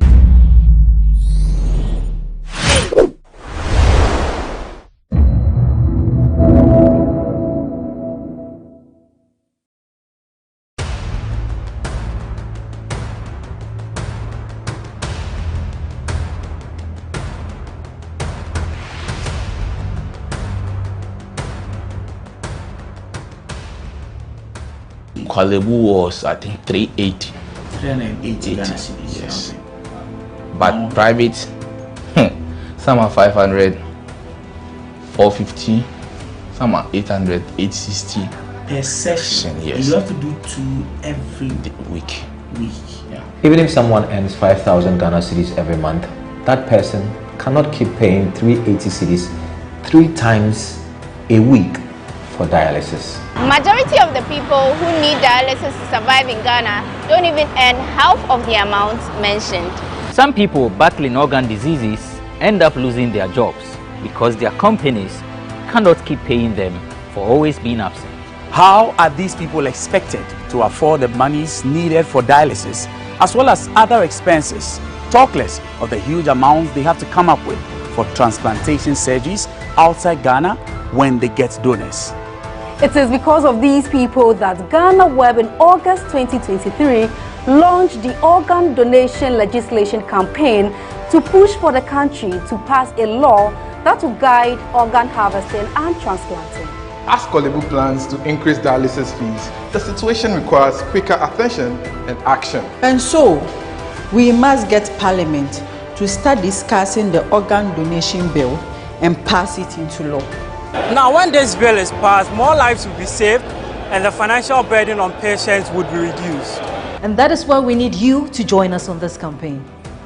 Join the campaign by sending a 1-minute video of yourself sharing why Ghana needs a legislation on organ donation now to editor@ghanaweb.com or via WhatsApp 0552 699 625. Alternatively, you can share the video directly on your social media handles with the hashtags #PassOrganDonationLaw and #LegalizeOrganDonationNow.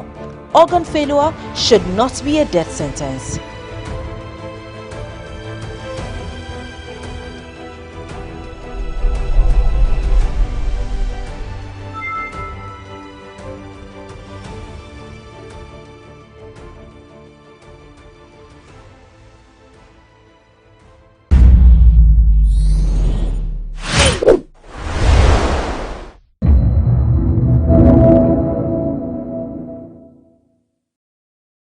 The audiovisual gallery.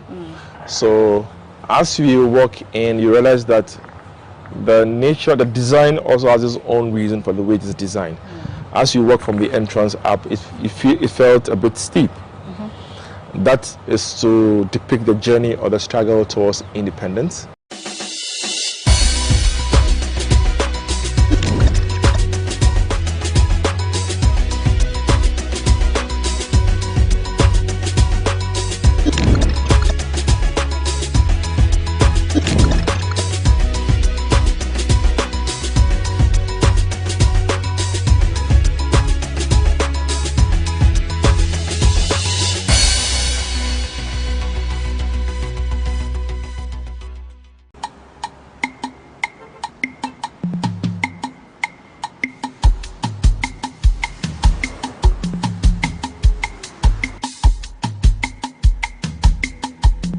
It is that time of the month again. Yes, it is March. And of course, in March, we are going to talk about Ghana's culture and heritage.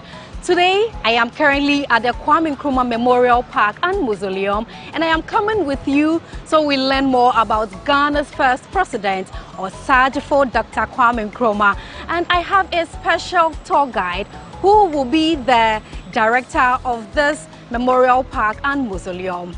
He is in the person of Edward Kwao. Come with me as we explore this facility.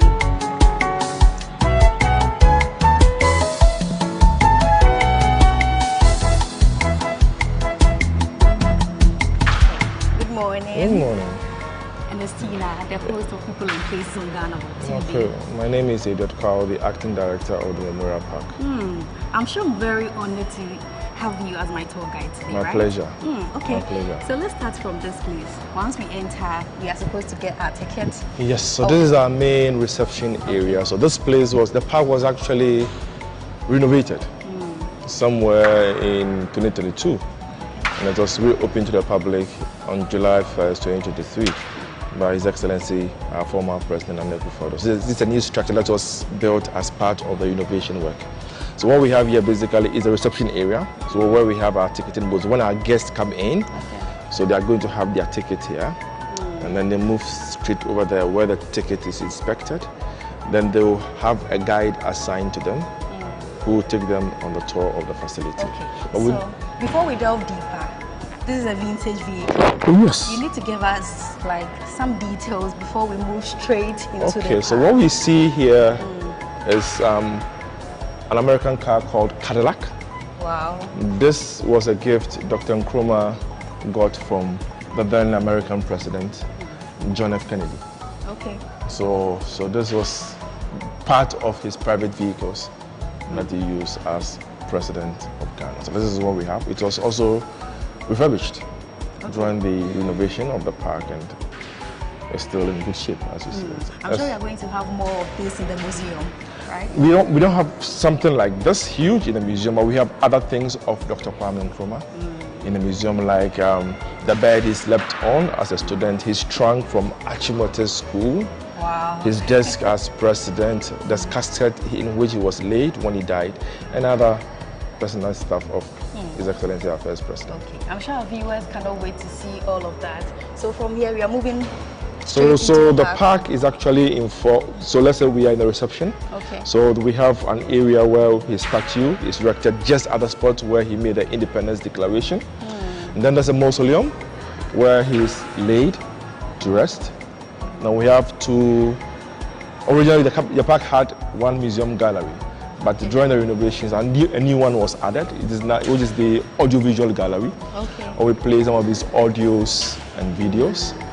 And then there's an area we call the Freedom Wall, also a new place that was added as part of the renovation of the park. All in this park? Within the premises. So the park is about 5.4 hectares big, which is a huge place. And the reason why we have the park built here is the fact that during our colonial era, this was where the British used to play polo. Okay, so this used to be called the old polo grounds. That was meant for only the English. Natives were not allowed to come here. So when Ghana was about to gain independence, Dr. Nkrumah chose the same place for the independence speech. I'm sure because it had a bigger space which can contain the people. Not necessarily, but like his decision to choose this particular place was the fact that it was a place reserved for only the British. Okay. We were not allowed to come. So it kind of a spite in their faces.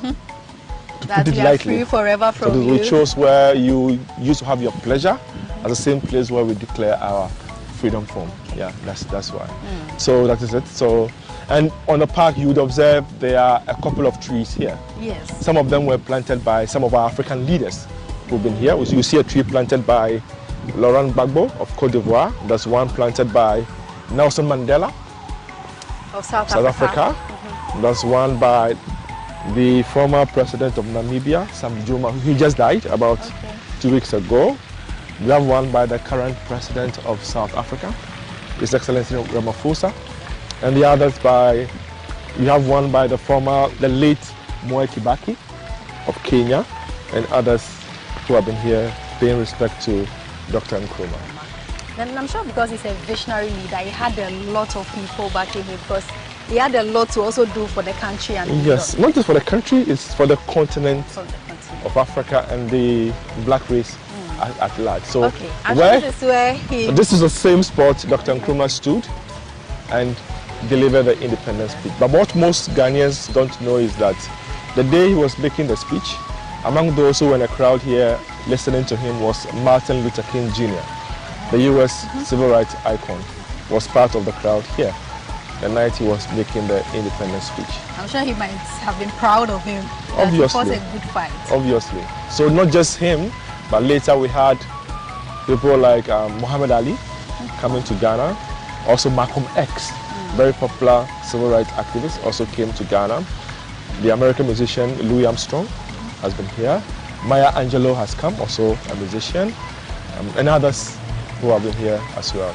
So his posture, the posture of his statue means forward ever, backwards never, which is the slogan of his political party CPP. So from here, we need to get the details on these, I think there are seven bare-chested. Okay, so these are an expression of our traditional culture. Okay. So in the account they call it the mensong, 7 horn blowers, literally. But traditionally, when there's a festival or we have there's a location and the chief is about to come to the gathering, you often would have some of the servants going ahead of him, blowing to announce his arrival. And the same way too, when a very important person dies, by our custom, we also blow horns to announce the person's death. So in this case, symbolically, the same thing is being done for Dr. Kwame Nkrumah. But what you observe is that when they are blowing the horns, they are supposed to be standing and not kneeling. Yes, I was about asking that. But here they are in this posture because they are giving him honor or respect. That's very symbolic. Okay. And then there are other men, someone playing the drum. Yes, so we have the talking drum, and someone playing the gunje, as we call it. We have the southern culture and the northern culture. You know, he was someone who tried to unite us as well, and what we try to depict in this particular instance. All right. So right behind his statue is where he's laid to rest, the mausoleum actually. And he's not just there alone, he is buried with his beloved wife, Kwame Nkrumah. So let's pay our respects to them. Right. So whilst we are walking towards that place, I can see the black star at the top. Yes. And then from research, others are saying it looks like a root or a tree that has been uprooted. Others are saying it's a sword. What's the truth? Not actually the black star, but the structure itself. Okay. The mausoleum, it has a particular concept behind the way it is designed. So it looks like a trunk of a tree, which represents the fact that he could not finish what he was doing for us before his overthrow. So more or less, it kind of represents Dr. Nkrumah's unfinished work. Okay. And often also in Ghana and other parts of our continent, when our farmers are from their farms and they find themselves tired, they will look for a shady tree, sit under it, and then take a rest. So he's buried down there, and the belief is that he's also taking a rest under the shade of a tree. But who designed it? So it was designed by an architect who is still alive. His name is Dr. Don Arthur. He's still alive? He's alive. Wow. And then the shape, so let's take the shape of the right-hand side, for example. It looks like a trunk of, it looks like a sword, or the accounts will call it a confina. So now, traditionally, when you hold the sword upwards, or when the blade is made to face up, it means war. When it's reversed upside down, as you see it over here, it represents peace. Meaning that all he did in those days were also done in the name of peace, but just that he was not well understood by some. So let's pay our respects to him.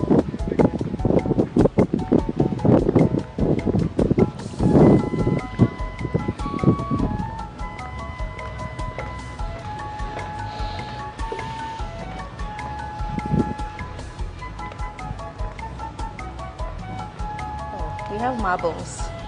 Yeah, so this is actually made of Italian marbles, and the park was built during the era of our then head of state, the late Jerry John Rawlings. It was opened to the public on July 1st, 1992, for Dr. Nkrumah. And this happens to be his third burial. Yeah, I was about to ask you because from research I realized that he was first buried in Guinea and they had to transport his body from there to Nkrofo, then to this place, which is his final resting place. Yes, because after his overthrow in 66, he had to go into exile in Conakry, Guinea, where the Guinean government accepted him because Dr. Nkrumah had also played a key role in Guinea's independence struggle. So when we were saying we didn't like him, they said they liked him. So they made him their co-president. So that's why he stayed till he fell sick. They took him to Romania for proper medical care, but unfortunately he passed on in 72 at the age of 63. So he got a state funeral and burial in Guinea as co-president. But then, not long after he died leaving his mother. His mother was alive when he died, and he was the only child to the mother. So not long after he died, the request came from the mom to the Guinean government asking that she wished to have the son's remains back home. So there were engagement between the then government of Ghana and the Guinean government. Eventually, the Guinean government accepted. So we had a mausoleum built in this family home. Then they moved him from his Guinea to the family home at Nkrofo, where he was until eventually it was thought that Dr. Nkrumah deserved a proper national honor and memorial. So this site was chosen because of the historical importance, and they built this place to house his final remains. So this is for him. This is for him. You mentioned that his wife Fathia Nkrumah is also here. So Fathia Nkrumah, his wife, died in 2007 in Egypt, and not long after she also passed, the news then came from the children that on her sickbed during her last days, she actually made a wish to be buried close to her beloved husband. So that request got to our then president, His Excellency President J. Kufuor. So discussions went on in government and it was agreed. So they brought Fathia back from Egypt, gave her also a state funeral, and then her remains were also brought. So we have her tomb just on this other side. Oh, see. So why the skylight? Just to keep the place, of course, we must have something showing that even though he's dead, his impact still shines out and affects everybody. So that's why we still have the light. And also the unique thing about the structure and the design of this place, the fact that no matter how hot the weather is, this place is always cool. So you'll find most of our guests coming to take refuge here when the sun is hot, just to cool off. And also, despite the fact that we are located right in the middle of Accra, one of the busiest parts of Accra, this space is always quiet because Ghanaians we've learned to keep such places quiet in terms of the burial place of our first president, and then he deserved that quiet. So the place is always quiet, except when we have the kids coming. Of course, kids are kids. And they start flowing through, and then even when they come here, they keep quiet. I'm sure after they've learned about Nkrumah and know that he deserves more, then they have to just readjust. Yes. They always keep quiet when they are told to just keep quiet for them. So that's actually.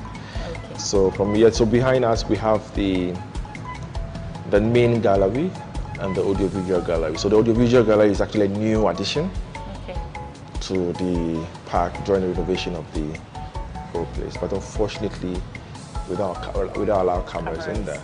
We'll just come have a quick look, and then we can just do something. Sure. This is audio. That's the main gallery space.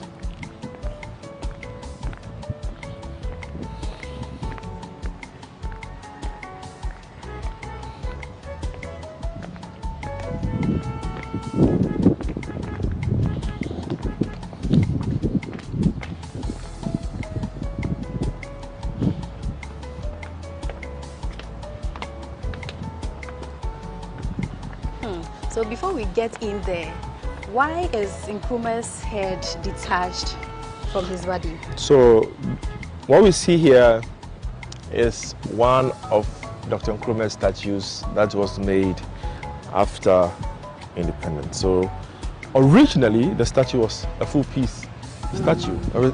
Everything was intact, just like we saw the other one there. But this was originally erected in front of our old Parliament house, just across the street here. But then during his overthrow, the coup, in the midst of the chaos, and like it happens elsewhere, things get destroyed. So the statue was unfortunately attacked by some Ghanaians. Then we lost some of the parts in the process. Including the ear that has been chopped off. Yeah, and this, what we see here, the head, originally after the coup and the distractions, got missing. It was only 2009 that someone returned it. It was returned by an old lady we were told was one of his supporters. So, and then how she managed to get it is still a mystery to us. But then she was able to keep it safe for all these years, and then eventually donated it to the Information Service of Ghana, and they also in turn brought it to us for us to display. And it's been kept separate so that we learn about what happened, and also in a way to say never again should you allow such things to happen to us. Okay. Yeah. All right. Yeah. So the conversation is getting interesting, and as you can see there, they've boldly written that no pictures, no videos in the museum. So I am going in there because I have the privilege, and until you come here to also experience, then you also get the full details of what is in there. But then I am going in there, I'll come back and give you the gist. This is People and Places on GhanaWeb TV.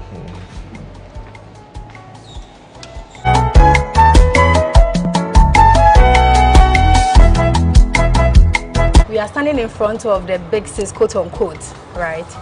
And if you can give us an insight into what really transpired at the time. Okay, so this is not the big six as we know it to be or find on our currency note. Okay. So this is another version of the big six, which is all Nkrumah and his other compatriots. So we have down there Krobedusei, now we have Kojobo Tio, now we have Tewia Adamafio, we have Bidema, and then Kingsley Hayford. So they were part of those. This was the Independence Declaration picture that was taken on this grounds. Okay. And they were in the northern smoke because Nkrumah chose it intentionally. Prior, before independence, the northern smoke, the smoke was not seen to be like for the downtrodden and other people to use, but he chose the particular smoke more or less to give value to it and to appreciate everybody.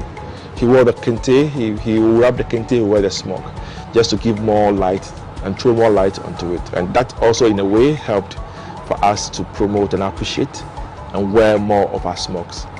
So it means that even Nkrumah started the Wear Ghana, yes. See Ghana, yes. Say. Yes. Okay. Because he also talked about the fact that we should have our own personality and identity in every form or shape. So our clothing must show, our food must show. And everything that we do should depict us as who we are, as Ghanaians and as Africans as well. Yeah. Okay, but let's just a sneak peek of what you experienced in there. We could hear Nkrumah's voice playing. So as I said, it's the audiovisual gallery.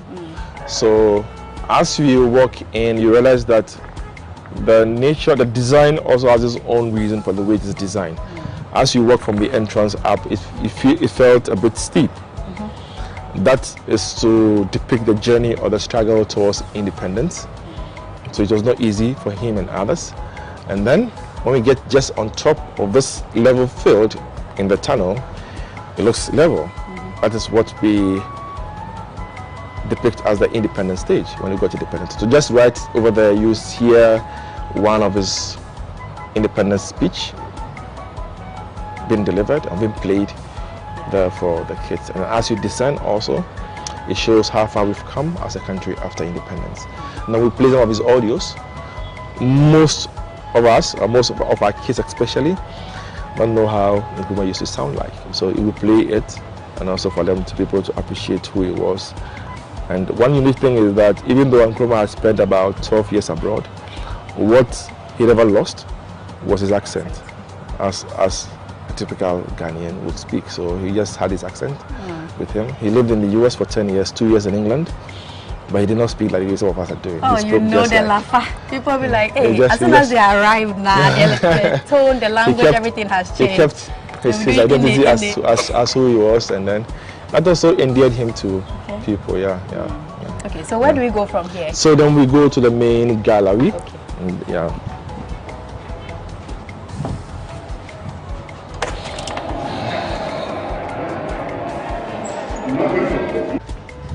Okay, so we just came out and we saw this peacock. It's kind of rare to find such a thing here in the Kwame Nkrumah Memorial Park. What is the brain behind it? So we've had this peacocks and fowls on the facility for almost 15 years now.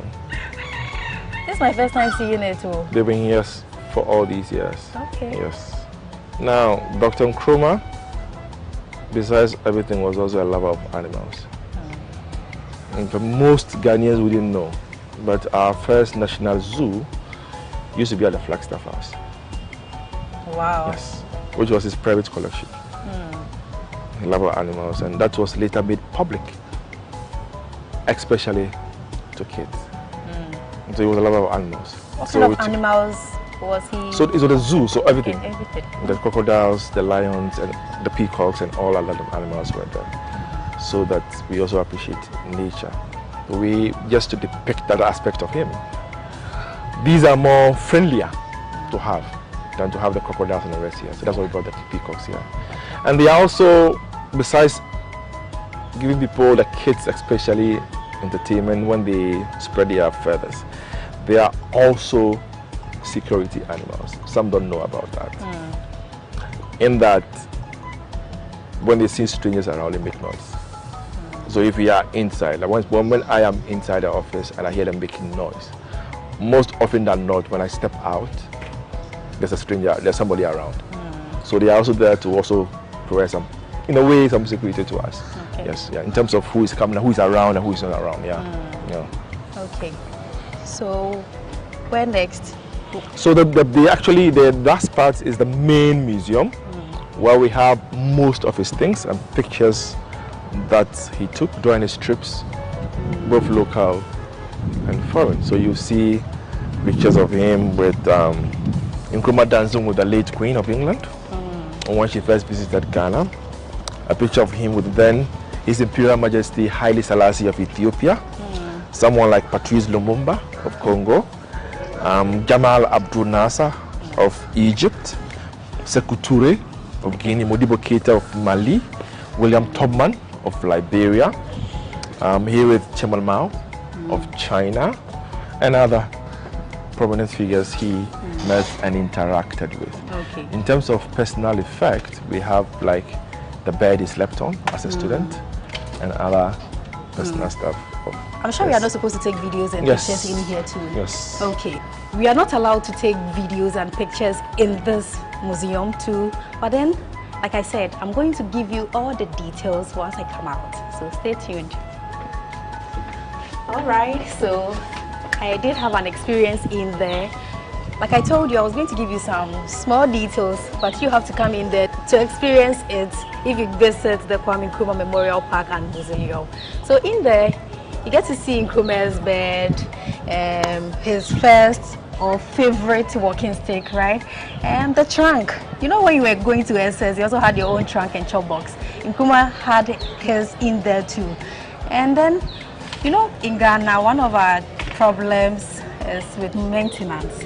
So how do we maintain this place to ensure that it is still in good shape for people to also experience it? So since the whole museum was curated for us by the National Museums and Monuments Board, they have conservationists and the rest who came to curate the place for us. So since the renovation, periodically, they come to check the status of the things, and those that need attention get attention. So as and when they come around and they examine, we follow their recommendations. So far, so good.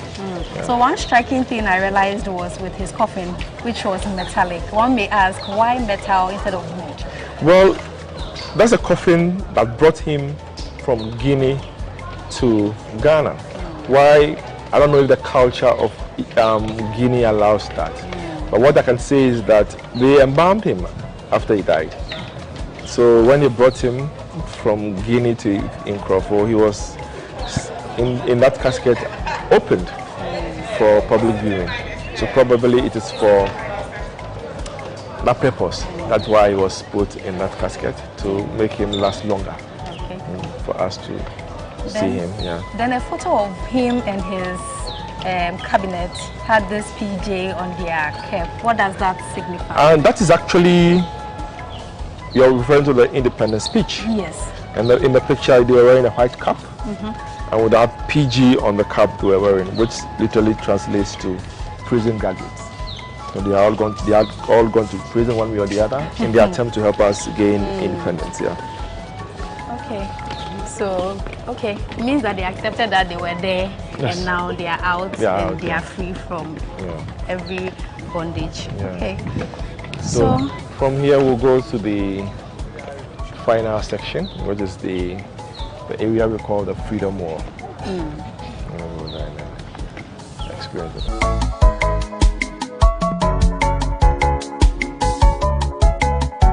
Okay, so as you can see, my special tour guide for the day, Mr. Edward Kwao, and I are walking majestically, yes, to, what's the name again? The Freedom Wall. Freedom Wall.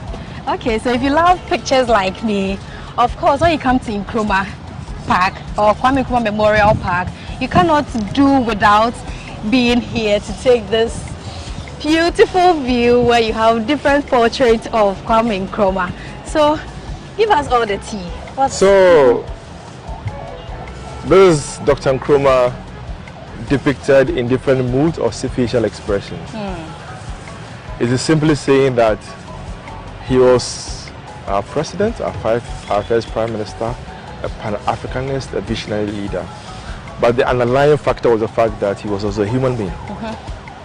So it tells us that there were times that Dr. Nkrumah was really excited, happy about stuff. There were times he was not too happy about something, and times he was pretty mad about something he had seen.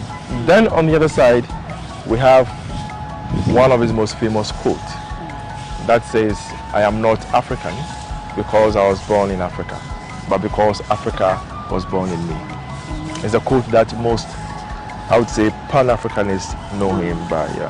So this brings us to an end of today's edition of People and Places on GhanaWeb TV with me, Ernestina Sewa Asante. And of course, let me borrow the words of a surgical Dr. Kwame Nkrumah, who says that I am not an African because I was born in Africa, but because Africa was born in me. Once again, my name is Ernestina Sewa Asante, and my guest was the director of the Kwame Nkrumah Memorial Park and Mausoleum, Edward Kwao. And I have with me on the field Gifty, who is my able producer, and Sandra Obribia Saba, who is the camera person.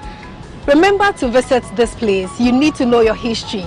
You know that Dr. Kwame Nkrumah was our first president, so you need to be here, experience this amazing view, and learn all about the history of Ghana. Once again, my name is Ernestina Sewa Asante.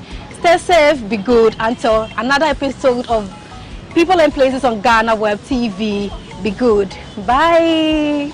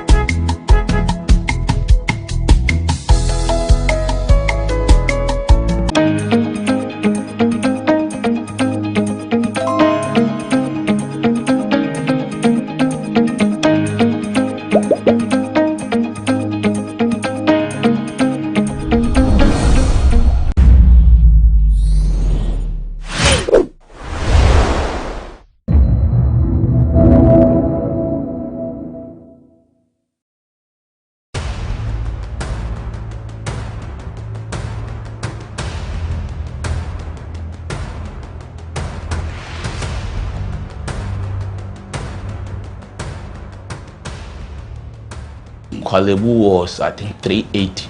380 Ghana cedis. Yes. Okay. But private, some are 500, 450, some are 800, 860. Per session, yes. You have to do 2 every week. Yeah. Even if someone earns 5,000 Ghana cedis every month, that person cannot keep paying 380 cedis 3 times a week for dialysis. Majority of the people who need dialysis to survive in Ghana don't even earn half of the amount mentioned. Some people battling organ diseases end up losing their jobs because their companies cannot keep paying them for always being absent. How are these people expected to afford the monies needed for dialysis as well as other expenses? Talk less of the huge amounts they have to come up with for transplantation surgeries outside Ghana when they get donors.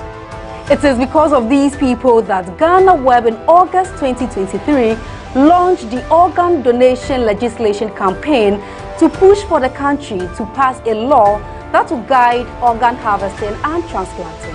As Kwalebu plans to increase dialysis fees, the situation requires quicker attention and action. And so, we must get Parliament to start discussing the organ donation bill and pass it into law. Now, when this bill is passed, more lives will be saved and the financial burden on patients would be reduced. And that is why we need you to join us on this campaign. Join the campaign by sending a 1-minute video of yourself sharing why Ghana needs a legislation on organ donation now to editor@ghanaweb.com or via WhatsApp 0552 699 625. Alternatively, you can share the video directly on your social media handles with the hashtags #PassOrganDonationLaw and #LegalizeOrganDonationNow. Organ failure should not be a death sentence.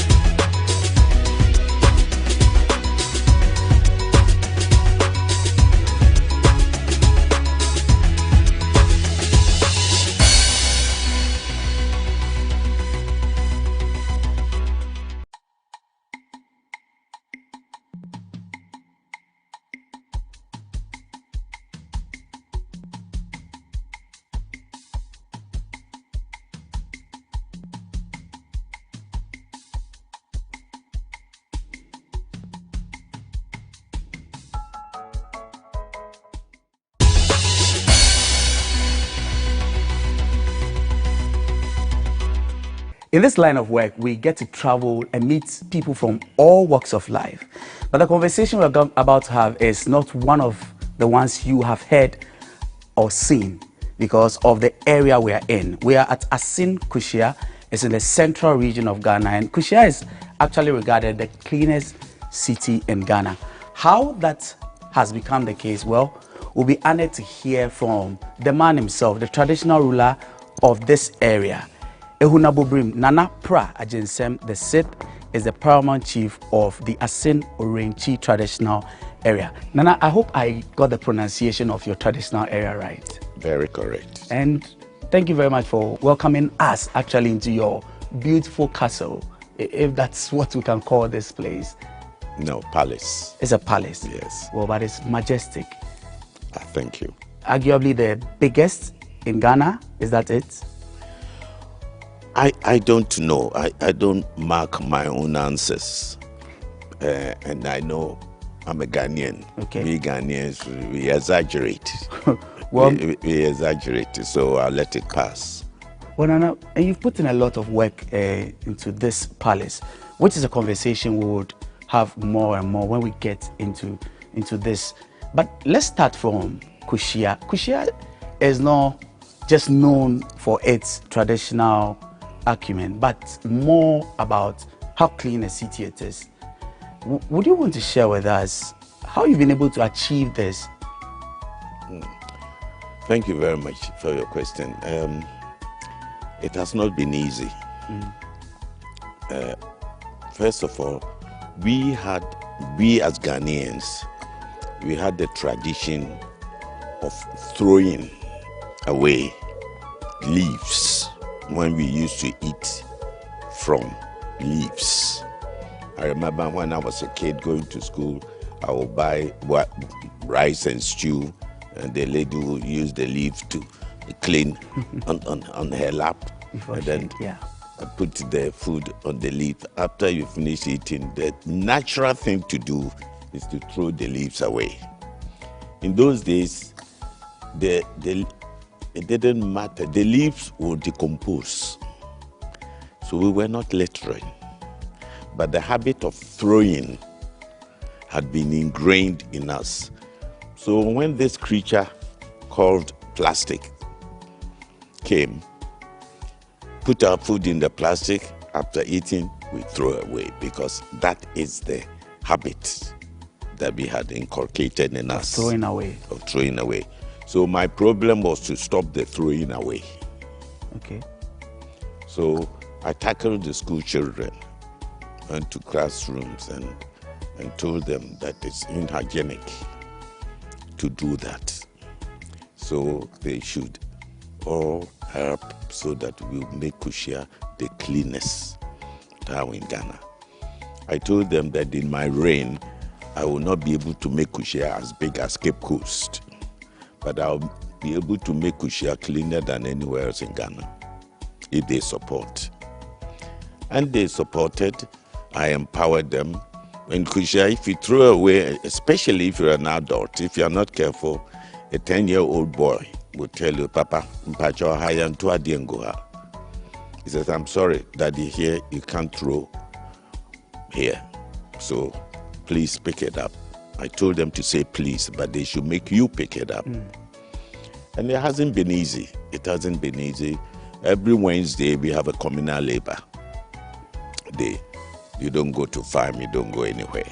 We used it to clean the town and our houses, and we used to do our gardens. And so if you go to the town, you see normal houses, they've grown flowers.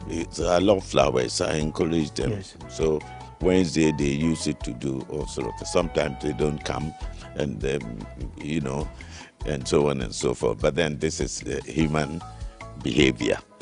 So really, it is empowering the youth and me making sure that they do what is right. Now, Nana, that's a good example. And actually driving through the town, we saw school children doing as you've mentioned, sweeping, weeding along the roadsides and things like that.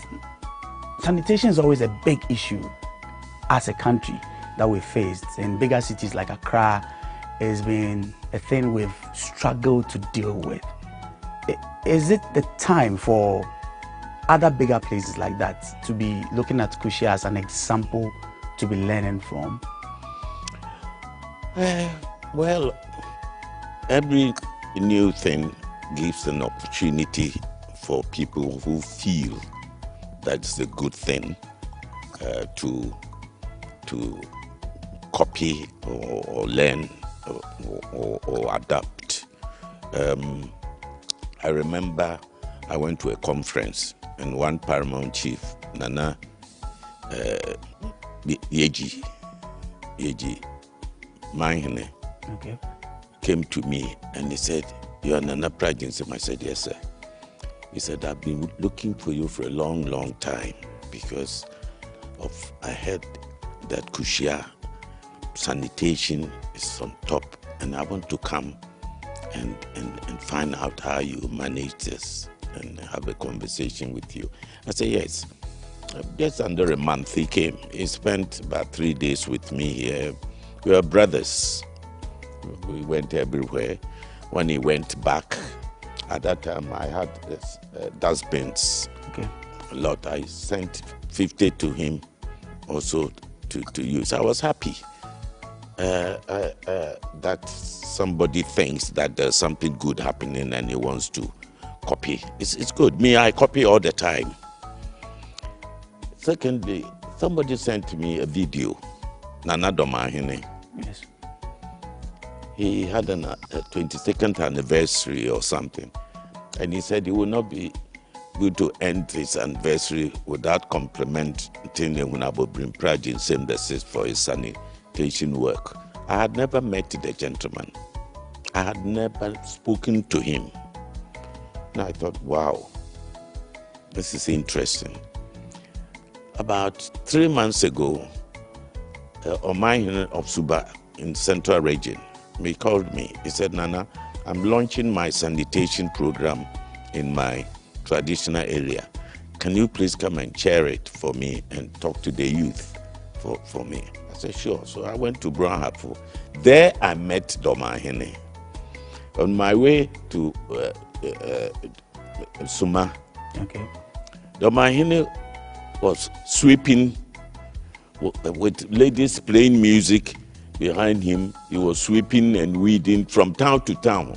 Apparently, he had also been invited to Suma. Okay. And I got down from the car and I joined him. And it was joyous. The people there couldn't believe. So finally, we ended up there, and the rest is history, so they say. So maybe we can learn from each other. First, we must learn to understand that there's nothing wrong in copying. In fact, Domahine's example to me demonstrated how confident the gentleman is. He's a very noble man. To have sat on TV and say that my celebration will not end until I compliment somebody as he has never met. This is deep.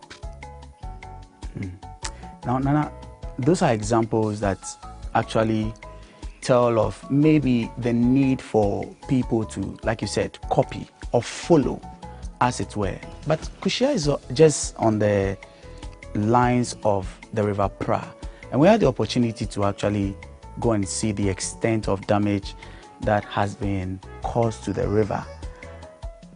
You have been here as traditional leader for a few decades. What was the situation then and now, and how worrying a situation is it for you when you look at what the state of the river is today? When I was installed as a chief here, I was taken to River Pra as part of the tradition, and I had a bath, let's say. Okay. And when I got there, I was quite reluctant to go and have a bath with all these things that they've mixed, in the bucket and so on, because I saw the fishes. Clear water? Clear. The water was clear. Clear. The definition of water, clear. And then something came called Galamsey from the north side, and damaged the water totally. You can't see, it's like Milo. You can't see anything. And I believe some of the chemicals that they use are also poisonous to the fishes in the river. And so I can only say this in public and say that Galamsey, it is not good, it is damaging the whole country. Our future is at stake, but I have no power to stop it. So I concentrate on areas that I have little power and make it better. But there are also people who believe that beyond political leaders making attempts to stop Galamsey, for instance, that our traditional leaders also play a huge and a major role in there. Yes, that is true. And you know, everybody knows in Ghana, politicians, security, traditional leaders, there's some of them are involved.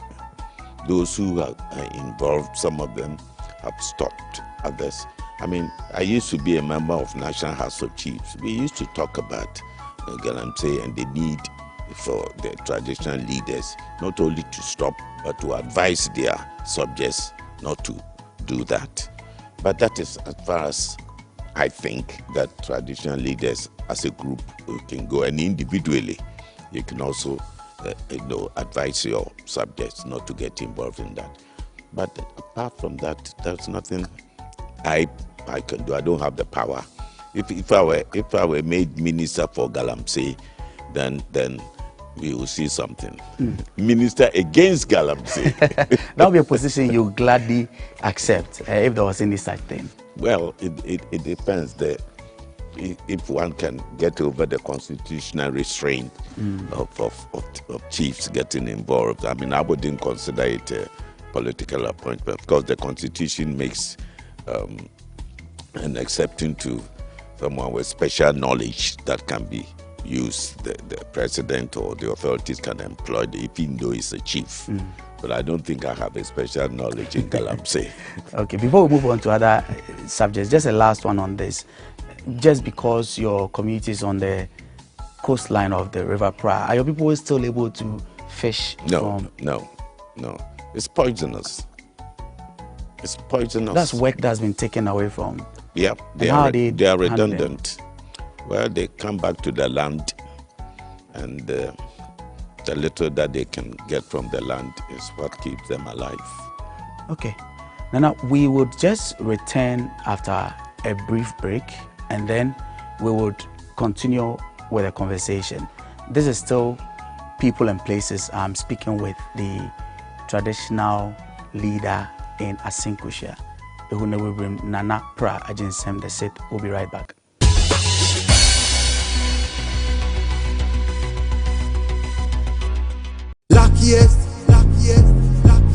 Luck is everywhere, for everyone, yeah. Luckiest stars, everyone to us. How to play and win online.